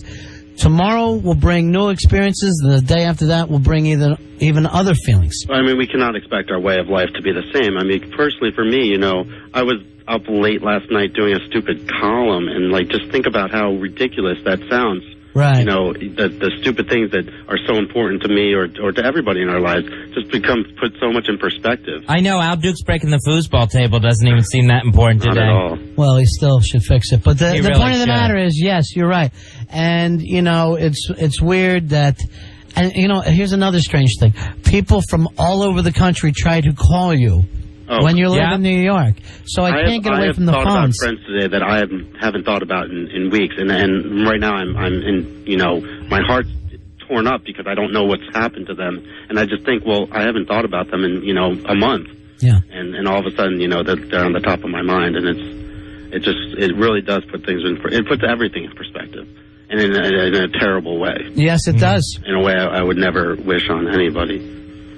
Thank you, Dan from Hoboken. Thank you. Dan, you've never been more coherent. Yeah. It's surprising. Maybe there is no chokey tonight. Yeah. Thank you very much. Thank you, pal. Bye-bye. See ya. See you, Dan. 877-692-1027. That's what we thought we'd do with our show tonight. Just talk to people. A lot of the people that we talk to a lot of the people that, have never called the show before. And just let people share their emotions tonight. There's really not much else we can do. No, I'm not going to do Oscar blurbs or anything. Night falling pretty quickly here in Manhattan, Fezzi, and I expect everybody to be cool tonight and stay in if you need to be in, and don't go gawking or don't go hanging out tonight. A lot of people following that advice already. The streets, just ghost towns for the most part. Yeah. When I finally was able to get a train in. It was very, very strange to see those, how many people walking across the Brooklyn Bridge, the Queensboro Bridge. That was very bizarre. Just this march of people out of Manhattan that you would see on television. And actually, I live near the Queensboro Bridge, so I just saw that from, down below. Ronnie, you must have caught one of the last trains into the city before they quit running this morning. I had to come in from Roosevelt Island, and I think I really did catch... Because I did it, fairly quickly. I went and got my son at one school, and then when I went for my daughter, I was on they actually stopped me underground for quite a time. Yeah, because I talked to you, and then I went outside. I walked down the street, like I said, and by the time I walked down by the subway station, they said, there was people being turned back, saying that, it's not running. Well, I was stopped underground for, and you don't know how much time it is. Right. To me, it felt you get like... the feels like time. For me, the feels like time went on forever. And then I'm underground, and I'm saying, what has happened while I'm under? And honestly, I think why my subway was stopping underground, I think it's when the Trade Center was coming down. Yeah, the first Trade Center tower that came down, that one I saw while I was standing outside with a bunch of people that were just gathered around watching. Give me an approximate time on that, Fez. Do you remember? Was that like closer to 11? It was 9 o'clock when everything started happening. Yeah. And then the one Trade Center got bombed. 18 minutes later, the plane flew into the second one. Yeah. And then it was probably a good hour, maybe 10:30 after that the first one went. It's very, very bizarre. All this stuff, only about 10 and a half hours, I guess, right? Mm-hmm. Since it all happened. In some way, it feels like it's been going on for weeks. In other ways, it's felt like it just happened. It feels like a very long, long day. Yeah, or a long, long dream. Yeah. A long, strange dream. Hey, Steven, you're on the Ron and Fez show. Hi, Steven. Hey, Ron and Fez, how you doing? Hey, buddy. Yes, I had a question. You got to turn that radio down for us, too, pal. Okay, go ahead. Yeah. I had a question for Ron and Fez. Yes, go ahead. I'm 17 years old. Yeah. And I was wondering, I'll be 18 this Friday, and I was wondering if, hypothetically speaking, there's to be a war anytime soon, will I be recruited? That's what I was wondering. I would probably doubt it, Stephen, but, Yeah, they didn't, reinstate the draft during the Persian Gulf War. Well, do they still have the selective service where you have to go to the post office and sign up? I was just, I'll be willing to go to war. Well, you know, all right, thanks a lot. Thank you. Thank you, Stephen. As a matter of fact, we heard from our friend Tom today, as he went through Times Square, that a lot of kids were lined up trying to sign up right away. Really? Yeah, that a lot of kids had heard this thing happen and just took off for the recruiter. So I guess bless them. I guess we'll hear more about that over the next couple of days. But and of course, all the reservists have been activated. Right. Here was the other strange thing. In Manhattan, you don't see any planes in the air except for those military F-14s circling. Right. And it felt like scary and then comfortable all at the same time. Like, well, thank God they're there, but when do you see that over your city? Being outside and hearing one of those jets go by. Yeah. You know, it was very odd because you think, oh my gosh, plane means something. It's going to fly into something. Because you just, when they took out the first tower and then the next tower and then the Pentagon went, you thought, well, how much longer is the Empire State Building going to be sitting there? Yeah, sure. That's exactly what was going on as I was running and trying to get my kids today, is that at no time did I feel like, okay, this is over, the worst is behind us. Right. I'm thinking, what the hell is next? And you know, you're trying to push those things out of your mind so you can be the adult. And you know that this attack happened, you know, after 9 o'clock when everybody was pretty much at work that was going to work, and you think, oh, is this something that's going to go along the time zones? You know, when the people on the West Coast in Los Angeles, when they get to work, is there someplace out there that's going to get the next plane? Or hearing that these guys were able to pull off 4 different hijackings. Stealing 4 jet airliners. Yeah. From 2 different airlines. Now, I think I was listening, I think it was the O&A show today. Oh, wait a minute, hold on. Here's a toll-free number just handed to us. Information on victims, families, survivors, any kind of information that you're looking on that type of material. 1-800-331-0075. 1-800-331-0075. I just got this from the Hawk, and I guess this is if you can't find somebody, somebody in your family, here's the number to call. 1-800-331-0075. And we'll keep giving that out through the evening. Also, we'll give out some other numbers a little later on. There's also numbers. Do you have that one, Fez, that if you are have any kind of medical background, they're looking for volunteers? No, that one I don't have. Let me get that from you again, Billy Staples. We also have a website here. If you report any information that you might have on today's terrorism, that website, ifcc.fbi.gov. That's if you think you know something? That's the situation? That's what I got handed. If you have any info on the terrorism today. Here's another number. You better not.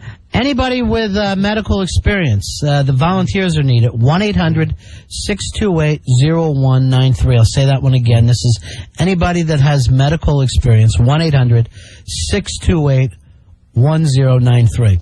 So we got plenty of phone numbers. If you need them, give us a call, and we'll give them out again, like I said, throughout the evening. Our phone number, 877-692-1027. Anyway, Fez, I was mentioning this before this. I think I was listening to the O&A show, and one of their callers brought up the fact that, the airports seem too lax. I've never felt that way. I literally feel like I'm under so much suspicion anytime I get on a plane. Right. I would not know how you would get a gun on a damn plane. My mother went to the airport to pick me up when we went on we went away on vacation, and she's got her fake knee. Yeah. Oh, they about undressed her because her knee was buzzing through the metal detector. You know, I am always getting yanked over for the side for a cigar clip or a watch or a ring. I don't know what it is. So, and I'm no expert in this, but people are saying that the airports are lax. I just flew last weekend, and I felt like I was hassled the whole time. Sure. So, I mean... And I've always had to unpack my bag. And trust me, that's embarrassing, the things I carry on a holiday weekend. Hey, Dennis, you're on the Ron and Fez show. How you doing, buddy? Hi, Dennis. Hey, what's going on, guys? Hey. I just wanted to let you know that, I don't know, it's kind of an update or something of that sort, but my neighbor and I had a friend who works in one of the coroner's offices in the city in Staten Island, and they were getting reports in and stuff that they haven't sent it to the news yet, but there were reports of, like, lots of bodies coming in. I don't know if it was from the towers or around the towers. Yeah, I mean, Dennis, I have no idea, what those numbers are going to be. I'd be afraid to even say. Yeah, it's just out of proportion. Like, I can't imagine. I mean, it's just such a surreal situation. That it is. It's not even real yet. Yeah. When you just start adding up the fact that there was people on the plane, all the tens of thousands of people in the building, anyone on the ground. Yeah, when the explosions EMTs happen. and firefighters. Right, and when the collapses happen. Yeah. Well, we know the only thing that they're giving out, the only number they're giving out for sure, is the 266 people that were on the planes. They're for sure about that. The number of other people is... it's just unknown now. It's unknown, and it just seemed frightening to even guess. Thanks a lot, Dennis. Thanks, guys.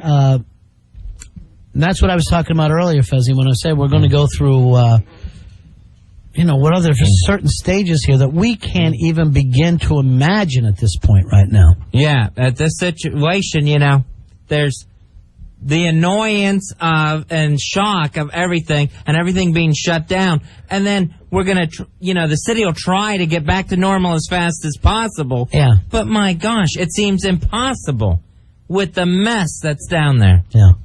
And the situation. And it's like, do you even feel like bothering?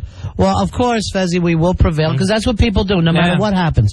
I mean, I've never seen this type of situation, but I was in Florida when that hurricane hit in South Florida. And, Hurricane Andrew. I remember, certain situations, the way the space program after the Challenger exploded, and you're like, should we even ever go into space again? Yeah. And the fact of the matter is, yes, we will. We're going to do all these things. We're going to rebuild, and we're going to live and work and enjoy our life, because that's what we do. And somebody can't take that away from us. And I'm pretty sure that's basically what the president is going to say tonight. He is going to speak, they're saying now, at 8:30 Eastern Time. 8:30 Eastern Time. And then after that, I would not be surprised to get something out of the Pentagon or... The Pentagon had a real small briefing just a little while ago. Probably about 45 minutes ago. What a strange day. Hey, Marin, you're on Ron and Fez. Hey, I just felt really weird and sort of quiet all day long until the F-16s came over my house about an hour ago. Yeah. And it was just... I walked outside because I heard the rumbling, which was strange to hear some noise at all after a day of kind of silence. Yeah, where are you located at, hon? I'm in Rockland County. Yeah. I'm in New City. And it was real quiet all day long, and then I heard the rumble of the F-16, which you knew right away it had to be a fighter because, the high-pitched whine of jets is different. Right. And just because there's no aircraft apparently in the air, you've been told all day that there are no jets flying. And I walked outside, and I'm standing out in the yard, and I saw him go overhead, and he kicked on his afterburners, and you could feel it rumbling. And that was the first time all day I felt good. He kicked in his afterburners. I don't know where he was going or what he was doing, but it felt good to know he was there, Sure. And I don't know what kind of stuff is being planned to retaliate or all, but I feel good to know that there are guys out there that are working for this country to keep us good and keep us safe. Well, there's a lot of people out there tonight. The firemen, the EMTs, the New York police, the military standing. Now, probably everybody in the military called in, Fez. Yeah, definitely all the, of course, regular personnel and the reservists. The fact that we had to get every airplane out of the sky today, quickly after we heard this thing happening. What was it, 40,000 flights grounded? Yeah. Amazing number. Yeah.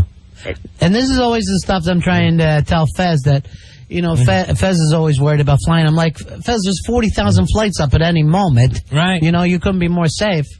And then this happens. Yeah. And a flight from Boston, leaving Boston, that's going to head out west, ends up, being steered into the World Trade Center. Yeah.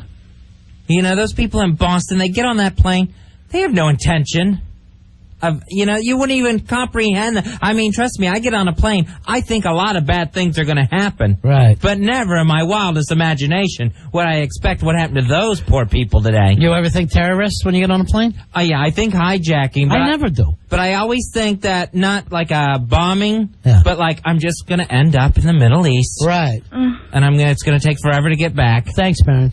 You know, back then, before we actually used to have any kind of security at the airport, back in, I guess, the 60s and stuff, where people used to hijack planes, take them to Cuba. You could understand all that. They were looking for money. They were looking to steal planes. Right. This madness that, people were saying, what do they want?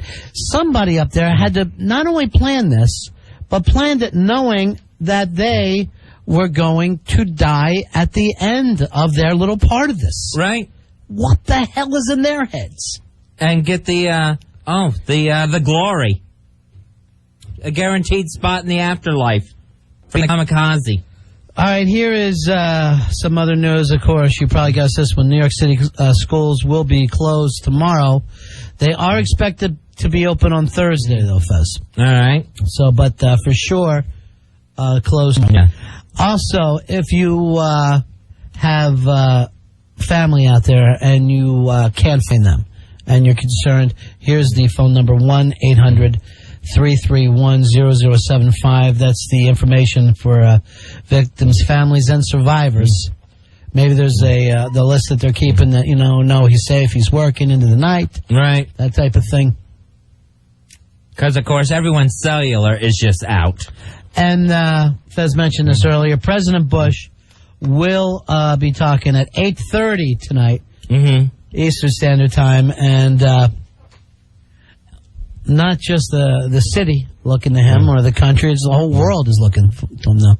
Anywhere that you go in the world, I mean, the percentage of people who would think that this kind of action is a good idea is tiny, Fez. Yeah.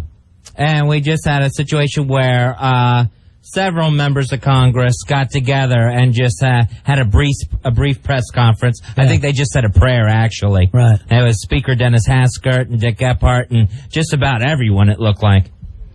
All right, Billy and Hawk, if you see that kind of stuff come up on CNN, let us know. We'll cut away for that. All right. We'll bring that up in here. Anthony, you're on the Ron and Fez show. How you doing, buddy? Hi, Anthony. Anthony going? You there? Okay, we'll let you go. Trying to get to all these calls as quick as we can. Of course, the phone line's 877-692-1027. We were just going to hang out tonight and take calls. Yeah, just let you vent. Here's Steve. Steve, you're on Ron and Fez. Hey, what's up, guys? How you doing? What can we do for you? No, you can do anything for me. You do for our whole entire country is everybody in the areas. Just put out an American flag, man. Put it on your porch and just put it out there and show what you got. And say your prayers and thank God that we're America. Right. You know what I'm talking about, fellas? All right. I mean, just put your flag out there and do what you got to do. Show your support and say your prayers, man. I'm not like I'm Hulk Hogan or anything, but it's a nice thing. And if we can do it, just to let everybody know that we're behind whoever's got to do this and wipe out this monstrosity. You got to be kidding me. Come on, let's get behind it and let's do it. All right. Thanks a lot, Steve. You got it, Ronnie, baby. There you go, Steve. Yeah, Kurt Angle's going to be very popular. Here's Anthony. Anthony, you're on Ron and Fez. Hey, guys, what's up? Yeah. Hey, Anthony. Yeah, I work over at JFK Airport, and I've seen the security over there, and it is definitely not sufficient enough. What is the problem, in your opinion? I mean, it's like a lot of people, honestly, and nothing against, like, the Indian race or anything, but I know a lot of them are my friends who come over from India and Pakistan and all these countries, and they just get these jobs for like $5.16 an hour, and they're the ones who are running the X-ray machines and all this other kind of stuff. All right, Anthony, never in my life have I felt like, oh, I got away with something walking through the airport. Matter of fact, I've had a few people get busted that I know get busted for pot because they had something else in their bag. That's what happened to that guy from West Wing. He had a hash pipe in his bag. Uh-huh. And, the next thing you know, he's being pulled in. Aaron Sorkin. Remember when the mad cow disease was going on? Yeah. Chuck Nice came in from overseas and ends up having to get his feet and his shoes sprayed. Yeah. Just for, sick cows. Well, I mean, it's up there. The security is good. I mean, they'll catch people, but if you need to get something through, I mean, I worked in a bag room and work cargo now. Even in regular shipments, there's easy ways to get things through. All right, Anthony, I'm sure after today, everything will be looked at. By the way, though, while we're talking about that, think of how many times you go through the airports and you're mad at those people. You're angry with those people for one reason or another. What the hell is this? Now in the day today, everybody's ready to blame everybody else. But think of how many times in your own life you're acting like, what are you, nuts? Yeah. I think Patrick Kennedy headbutted one of them one time. Yeah, I mean, the whole thing about people flipping out, that whole air rage thing, has been going on the last couple of years since they added all this extra security. But the incomprehensible thing of at least 4 people got on 4 jet airliners and took out 4 captains, 4 crews. That's amazing. That's staggering to think that can happen. Dolores, you're on the Ron and Fez show. Hey, Dolores. I'm in New Jersey. I'm watching television on MSNBC. They're saying that they think at least half the firemen that responded are probably dead. Whole companies are missing. And they had a number of at least 200. Oh, God. I was watching it all day. I watched them, but I'm really upset. But I agree with that guy with the flag. My flag is out there all the time. Yeah. Dolores, MSNBC just said this, huh?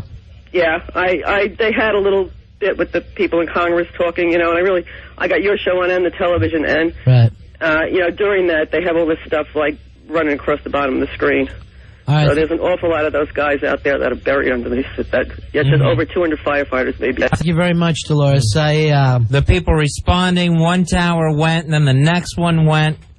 I don't want to, be a part of any rumor mongering or scare anybody. I'm a little bit hesitant to get into that kind of stuff, Fezzy, but I'm also terrified to see what the numbers are going to look like when we're at the end of this. Yeah, when they finally are able to get in there and the fires are out. Yeah. Because both those buildings came down, and it was weird because they said that you could see, the metal structure, the skeleton to it, and everything kind of fell off of that. And then the whole structure came down. It's gone. I mean, if you think of how many times the World Trade Center is in every picture of this city, the logos and stuff, and that skyline is forever changed now. When I finally caught the train on the way in here, I'm just reading the ads on the subway train in the car. And it's I look up at one, it says there's a big bike-a-thon coming up Sunday, September 23rd, starts and finishes at the World Trade Center. Yeah, I guess. And it's just, it's everywhere in this city. Well, and now it's gone. People that, live here, grew up here, have no idea that people all over the world know that building. And when someone goes in New York, they'll say to them, "Did you go up to the top of the World Trade Center?" Right. Oh, we took these pictures. I mean, it's like $15. I've taken my family up there. We've been out on the observation deck. Yeah. Hey, Maurice, you're on Ron and Fez. Hey, Maurice. Hey, guys. Hey, buddy. Go ahead, Maurice. Did you guys hear that one of the planes was hijacked by 2 guys with 9 box cutters? No, I haven't heard that. I can't understand how you could take over an entire plane with just knives. But, the other strange thing is to get a knife on would be as tough to get or box cutter on. Right. It's as tough to get a gun on, supposedly. Yeah. All right, thanks, Maurice. All right, see you. I remember one very, very stupid incident. We had done a gig, Ronnie. We did a wrestling gig. Yeah. And it was a situation where we had to have the gimmick cane. Right. That was going to break over somebody. Well, I had forgotten and kept a little handsaw in my luggage that we use to cut through the cane. And I had a little stupid handsaw in my bag. Right. Oh, my gosh. I got stopped, because it went through the x-ray machine. They saw it. They stopped. They opened the bag. They pulled it out. I forgot it was in there. I got pulled, I got taken aside. I had to talk to security. So, yeah, like you're saying, a knife isn't going on any easier than the gun. I hear these people saying that security is lax and You know, to me, it never has been, Fez. To me, it always seems like it's pretty tense. Yeah. I never even relax at an airport anymore. And I always think, do I have anything on me that I can't empty my pockets for? And I'm always thinking, oh, this is great. I'm going to have to pull out my big fat underwear in front of everybody. Here from RonFez.net, Fez, he is the Rooster. He calls our show a lot. Rooster, you're on Ron and Fez. How you doing, buddy? How's it going, guys? Hey, man. Hey, Rooster. I was standing right on Church Street, right in front of the building today when the second plane hit. Yeah. And I've been in the military a while, and I'll tell you, that's the most horrific thing I've ever seen. And I'm up in Connecticut now, and the units up here are on high alert, and we already got helicopters and soldiers, and we're probably all going to get deployed down to New York City. And I just asked that you guys help us out, and the viewers that are there that are in New York, please, if you see us there and you have a chance, give blood a chance to lend a hand, do that. And it's a sad state. Well, what's the about most of the guys in the military? Who do they think is behind it? What's the feeling of what's next, Rooster? Well, I'm really not sure what's next. I don't know if you guys saw this. There's all kinds of explosions in Kabul, Afghanistan right now where the Taliban is. Right, but the word we hear is that's not us. Yeah, a group called the Northern Alliance Rebels was taking credit for the Kabul bombings. I tell you what, those things look a hell of a lot like cruise missiles. Is that right? In there. But well, as far as I know, no official word out of our government what we're doing. And a lot of times if we do something like this, we'll hit first before we say anything, Fez. Right, yeah, and maybe President Bush will have more details on that when he speaks in 45 minutes. Well, guys, I appreciate it, and for all listeners, please, God bless America, and support anyone that's out there, and thank you for all your help. And Rooster, keep in touch with us, all right, buddy? I will. All right, Sept. Thanks, guys. All right, this situation here's an update for people traveling on the LIR. As of 7:30, the Long Island Railroad will begin to run its regular weekday schedule. So that started about 15 minutes ago, according to this. Tomorrow, Wednesday, the Long Island Railroad anticipates running its regular weekday schedule. So that should be back to normal. Nothing changes there, right? I don't know whether... I know they're saying they don't want anybody really downtown tomorrow, Fez. Yeah. And I don't know whether a lot of businesses will be closed in Manhattan. I would imagine a lot of them would be. It was very strange. I'll never forget the feeling that I felt on the streets today in Manhattan. It was the strangest thing ever. There was a feeling of fear, a feeling of shock, and people just looked like their hearts were broke. And the only traffic I really saw from where I could see is ambulances, police cars, fire trucks. Just a non-stop flow of sirens all day long. Hey, Mike, you're on the Ron and Fez show. How you doing, buddy? Yeah, Ron and Fez, how you doing? Hey, man. Hey, Mike. I'm doing pretty good, but the thing is that the more I read about it, the less I can't believe that the towers are gone, man. Yes, they are. I mean, it's just a landmark, not only for New York, for the whole country. Yes, it is. I mean, that's exactly why they went after him, Mike. That's exactly why they went after him, to give us this feeling after the fact. Yeah, and I mean, it's right. I can see New York City from my window right now, and it looks so weird not to look at the Twin Towers. I know, it's very odd. I just looked up and saw a picture of the night skyline. Yeah, but... and with all the lights on and all the buildings. And the towers and are not there. There's this huge black hole in the middle of all of it. Yeah, it just looks really, really weird. And that's something that you've seen on every news program every night. Or when you watch movies from the 50s, doesn't it always look weird when they show the skyline? It looks so much smaller without the towers there. Yeah. You know, I mean, I woke up at 10 in the morning, and my family was telling me, have you seen the news? I'm like, no, why? What happened? And my cousin told me, well, the Twin Towers fell down. And I thought he was joking. I'm like, how in the hell are the Twin Towers going to fall down? I know, it's so odd. It's like if you lived in Colorado and looked up and a mountain was missing. Yeah, just like that, exactly. You know, or like if you looked up in the sky and where's the moon? Yeah. Yeah. Now, I think I was listening to Don and Mike, and it was kind of why all this was on, and I think Don Geronimo was saying, well, we better get people out of the arch in, St. Louis. Yeah. We better get people off the Golden Gate Bridge, out of this, away from the Space Needle. That's the feeling that we had at the time. All day long, you never had the feeling that the attacks were over. Yeah. That the danger had passed. And with both Twin Towers out, you knew the Empire State Building was next. Yeah, I was just waiting for the next plane to just crash on the Empire State Building. Yeah. I was just waiting for that. All right, but that didn't happen. All right, thank you, Mike. Okay, later. All right, it's 877-692-1027. What a day.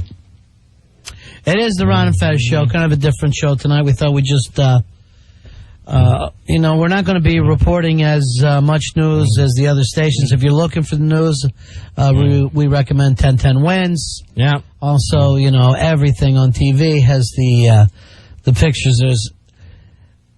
Those pictures are going to stay with us the rest of our lives. Yeah, and of course, by this time of day, there's every angle, an amateur video too, of the Twin Towers being attacked. Of course, if you just want to let us know how you made it through the day, you can give us a call here, 877-692-1027. Tommy, you're on Ron and Fez. Good evening, boys. How are you? Good. It was weird today. I mean, in a nutshell, I'm not going to ramble on, but, a few things really got me. But the one thing that really, really got me, I was a block away watching this whole thing. It was just so friggin' surreal. I still can't even believe it. But there was a couple, obviously very high up. They had nowhere to go. And they basically just took each other's hand and just jumped off. And, that was really just, to me, just blew my mind. You were down there at the time, Tommy? Yeah, I went to make up a cooking class today, matter of fact. So the first plane hit while our bus was still in the tunnel. When we heard on the radio that a plane hit one of the towers, we thought a helicopter or a plane wing clipped it. Right. There really was no detail. Then about 10 seconds, 10 winds, and they just started just giving all this information. So by the time we pulled out of the tunnel, still only one tower was hit. So we were stuck right at that turn, just to turn off into Battery Park and go around. We were waiting at a light. All of a sudden, we just heard the engines like roaring real loud, and then boom, the whole area just shook. That's when me and this guy kicked the bus window out, getting people out, and that's when that area was just in complete mayhem. Sure. It was out of a movie. It really was out of a movie. Yeah. Well, thank God you guys are all right, and obey the D. All right. Yeah, the story got weirder and more surreal as it went along. You hear that a plane went into the World Trade Center, and you find out it's a terrorist attack on the World Trade Center, and you find out they used one of our own commercial airliners to do this. It got weirder as it went.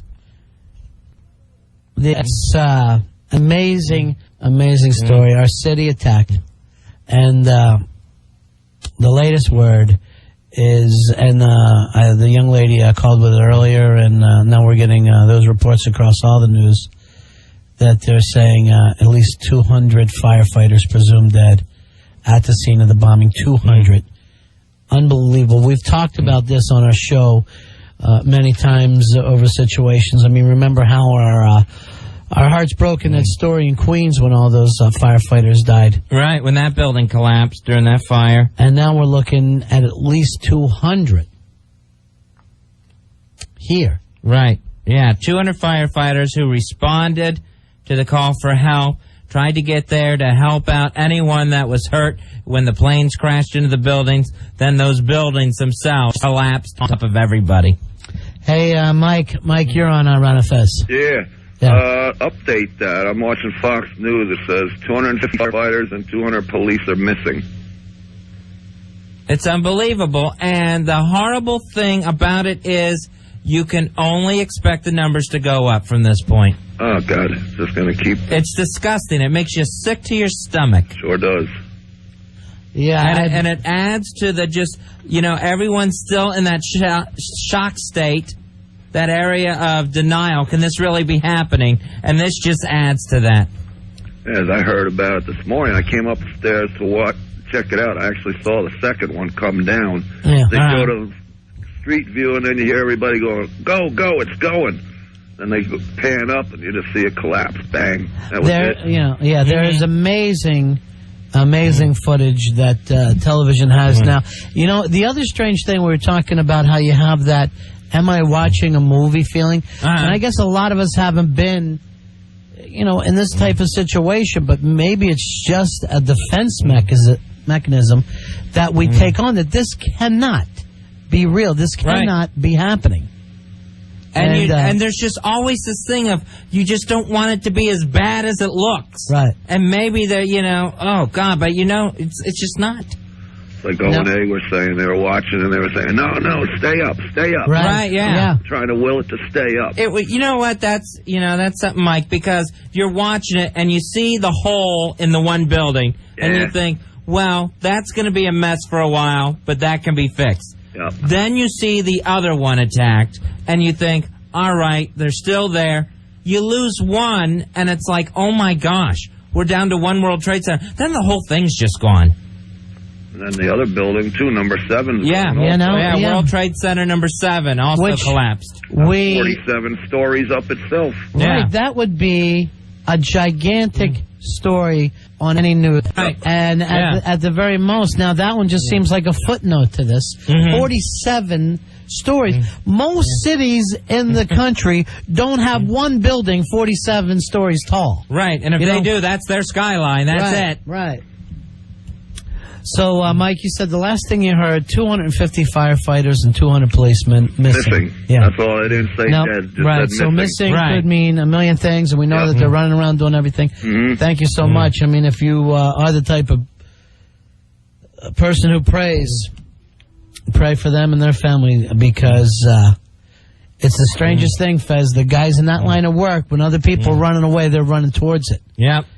And they do have the toll-free number set up for information on victims' families and survivors. That phone number, 1-800-331-0075, 1-800-331-0075. Now, don't tie that line up with a bunch of, questions for them and stuff. If you have a specific person you're looking for, call with that. Yeah. But, don't be curious with that line if you've got no business with it. Tom, you're on Ron and Fez. Hey, Tom. Hey, what's up, Ron? What's up, Fez? Yeah. I just want to say, I've been listening to you guys since the very beginning, and you guys are a real class act, the way you're handling this whole thing. And, not brown notes or anything. You guys really are. You handle this like men. And it's almost like therapeutic in a sense, because you guys are, you let everybody vent on how they feel. All right. Well, let's let some of those calls through, okay, Tom? All right, man. Be good. Thanks, buddy. Tom. Yeah, that's the thing. I mean, there's wins if you need your information, and of course, every TV station has footage, but you're not allowed to call those places. You can call here. 877-692-1027. Hey, Chris, you're on Ron and Fez. Yeah, speaking of all the other news stations, I heard on CNN that upstate is being surrounded by military. They're afraid of somebody contaminating the drinking water that comes to New York City. Is that right? Yeah, it's unbelievable. This was a devastating thing. I was actually across the East River watching it in Greenpoint, Brooklyn. Yeah. It's like exactly across the East River from the Twin Towers. And I work in a trucking company. I load trucks all day. Right. And we were there on the pier, and I'm telling you, I never even could imagine such devastation. Chills ran through me. I got sick to my stomach. I think I've had diarrhea since then, the entire day. No kidding. You know what? I got that too, Chris. Did you? I thought it was just my diet. That's what I was thinking, but I really feel upset about it, and the hair on my arm stands up every time somebody gives out their condolences, and I hear about all the firefighters and the brave police that went right into that building. At this point, it is impossible to think about all the people that are going to be affected by this. It's literally too much. I have an aunt who works in the tower that fell first. She works on the 97th floor. She's supposed to be in at 9 a.m. Yeah. She was late for work today. When she got out of the subway, the devastation had already been taking place. She had no idea.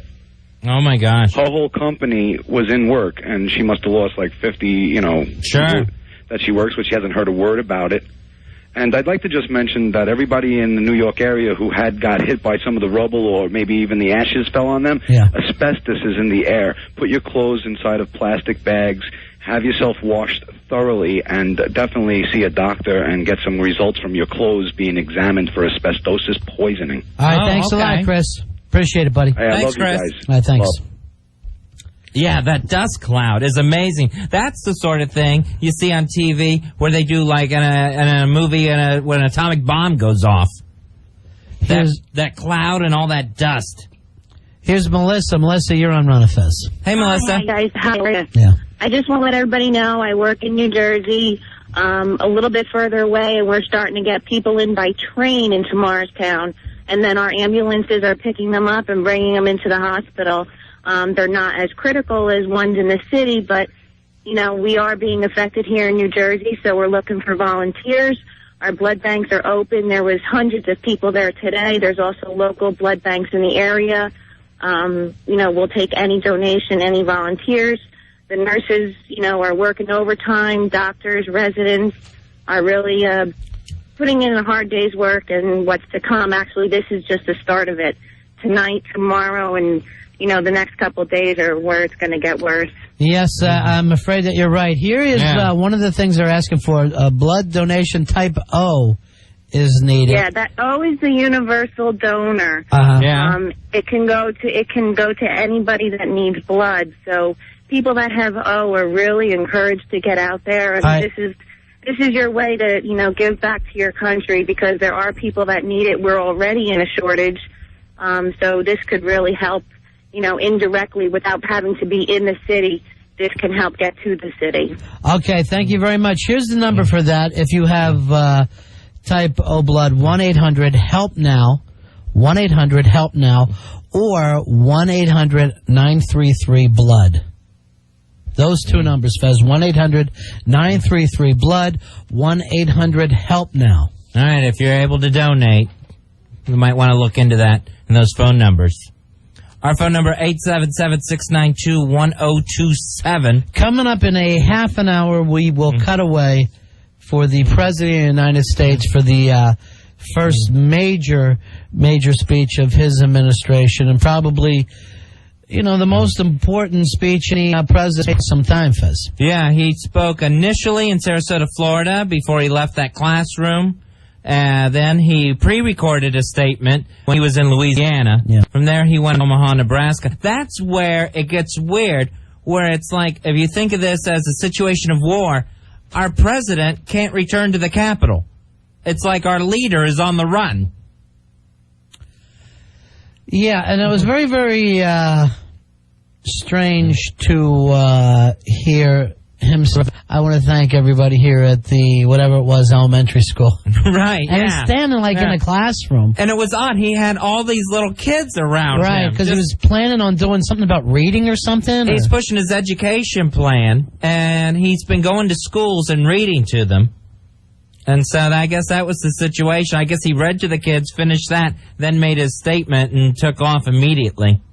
So it'll be very, very interesting what he has to say tonight. And coming up in under a half an hour, here is Oscar. Oscar, you're on Ron and Fez. Hey, what's up, boys? Hey. Hey, Ronnie, CNN has Senator Clinton on. All right, let's cut away for that then. Hold on. Okay, Oscar, can you bring up CNN in here for me, buddy? We're going to cut away. Fez wants to hear what the New York Senator, Senator Clinton, has to say.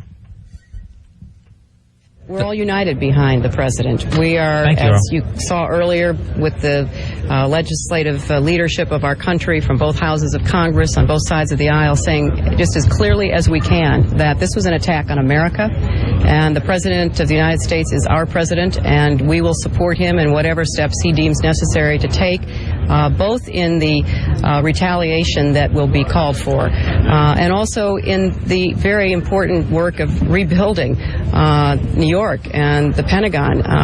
We can't let these evil acts in any way deter us from making it clear that the United States is resolute, and we are going to support the president. And are you getting any new information from law enforcement out of New York about just the extent of the loss in New York? John, I don't think we even have an inkling of the devastation. We've not really had the kind of coverage at ground zero that would show what I'm hearing. Rubble sometimes up to your waist. Our firemen and police officers wading through dangerous circumstances, trying to see if there are any survivors. The numbers of people who are injured and who we fear are casualties, I think, will be terrible once they are fully understood. I'm very proud of New York City. The mayor, the police, the fire, all the people working in the emergency front lines have done a superb job. But, New York is the global city. It's the symbol of American leadership, and, these terrorists made a direct hit on who we are as a people, and New York has responded, and the national government has to stand behind us. And, Senator, you had told us earlier that you had spoken at length with former president, your husband. What is Mr. Clinton saying? Well, he's outraged and, deeply angry, as I think all of us are, but is absolutely behind whatever this administration chooses to do, because he knows how important it is to speak with one voice on behalf of our country. This is something that he and I believe strongly, having been on the other end of Pennsylvania Avenue. And let me say, too, that our country not only has to retaliate directly against those who perpetrated this attack, but we have to make it very clear that we cannot permit any state, any government, any institution or individual to pursue terrorist aims that are directed at the United States or any country with impunity. So I'm hoping that this is the kind of dramatic, terrible catastrophe that unites the entire civilized world, so that it's not just an attack on the United States, it's an attack on everyone who cares about, freedom and dignity and justice and humanity. Now, we're told that the Congress has never been evacuated before, not during the War of 1812, not during the Civil War. This was an extraordinary day. Of course, you are coming back. We had the display of unity on the steps of the Capitol. But is any business really going to be able to be done here? I mean, we've entered a new phase here, haven't we? I don't think so, John. I think that clearly, because of the uncertainty that surrounded first the attacks in New York and then the attack on the Pentagon, it was prudent for these buildings to be evacuated, and I certainly went along with that, as did my staff. I think, though, tomorrow you'll see that, the Senate and the House will be back in session. We will be debating a resolution that really expresses our very strong feelings of outrage about this. And then we're going to be getting down to the hard work of determining what we need to do. I've, told my colleagues that this is the kind of devastating attack and loss of life that is almost beyond imagination. All right, that's Senator Clinton speaking on today's terrorist attacks on America. Very bipartisan, Fezzi, is I think everybody's going to be feeling tomorrow. Yeah. Whether you voted for George W. Bush or whether you didn't, and or whether you didn't vote at all, which is most people. Sure. This is your guy right now. This is your guy. And not saying you got to vote for him again in 3 years. Right. But right now, this country, and it's incredible. Sometime you're saying, okay, it was a terrorist attack, whatever you call it. This was an attack, period. Yeah. Like we've never seen before, not only on this country, but our city. Like came up, Congress has never had to been evacuated before in the history of this nation. And it was the only thing to do because we didn't know where they were heading next. Yeah. You didn't know if another jet airliner was going to end up going into the Capitol building. Hey, Angelo. Angelo, you're on Ron and Fez. Hi, Angelo. Hey, guys. Yeah. Sad day for the world, day for New York City. Yeah. What gets me is just how detailed and planned out this was. Yes, it was. The planes are taking off minutes apart from each other from all these different locations, and they all head back in the same direction, just at different areas. Right, it's like they had months and months of planning to go at, and the government, they mean to tell me that there's no way they could have found this out. I don't know all that. I know a lot of people are finger pointing for me, Angelo. I'm not quite at that point right now. You would hope that, we would have been able to stop this. Obviously, we didn't. I don't know how much you can stop out there. It seems very, very strange that they were able to pull this off with, like you said. And also, it does seem like somebody with some money was behind this thing. Yeah, so well coordinated. Like you said, the timing of just having those particular planes and when they took off. Especially with the World Trade Center. I mean, they're 18 minutes apart. They're from different locations. And then, half an hour later, they attacked the Pentagon. You know, the second one that ran into the other Twin Tower, the Twin Tower that was hit second, that plane actually circled the World Trade Center. For 15 minutes. Yeah.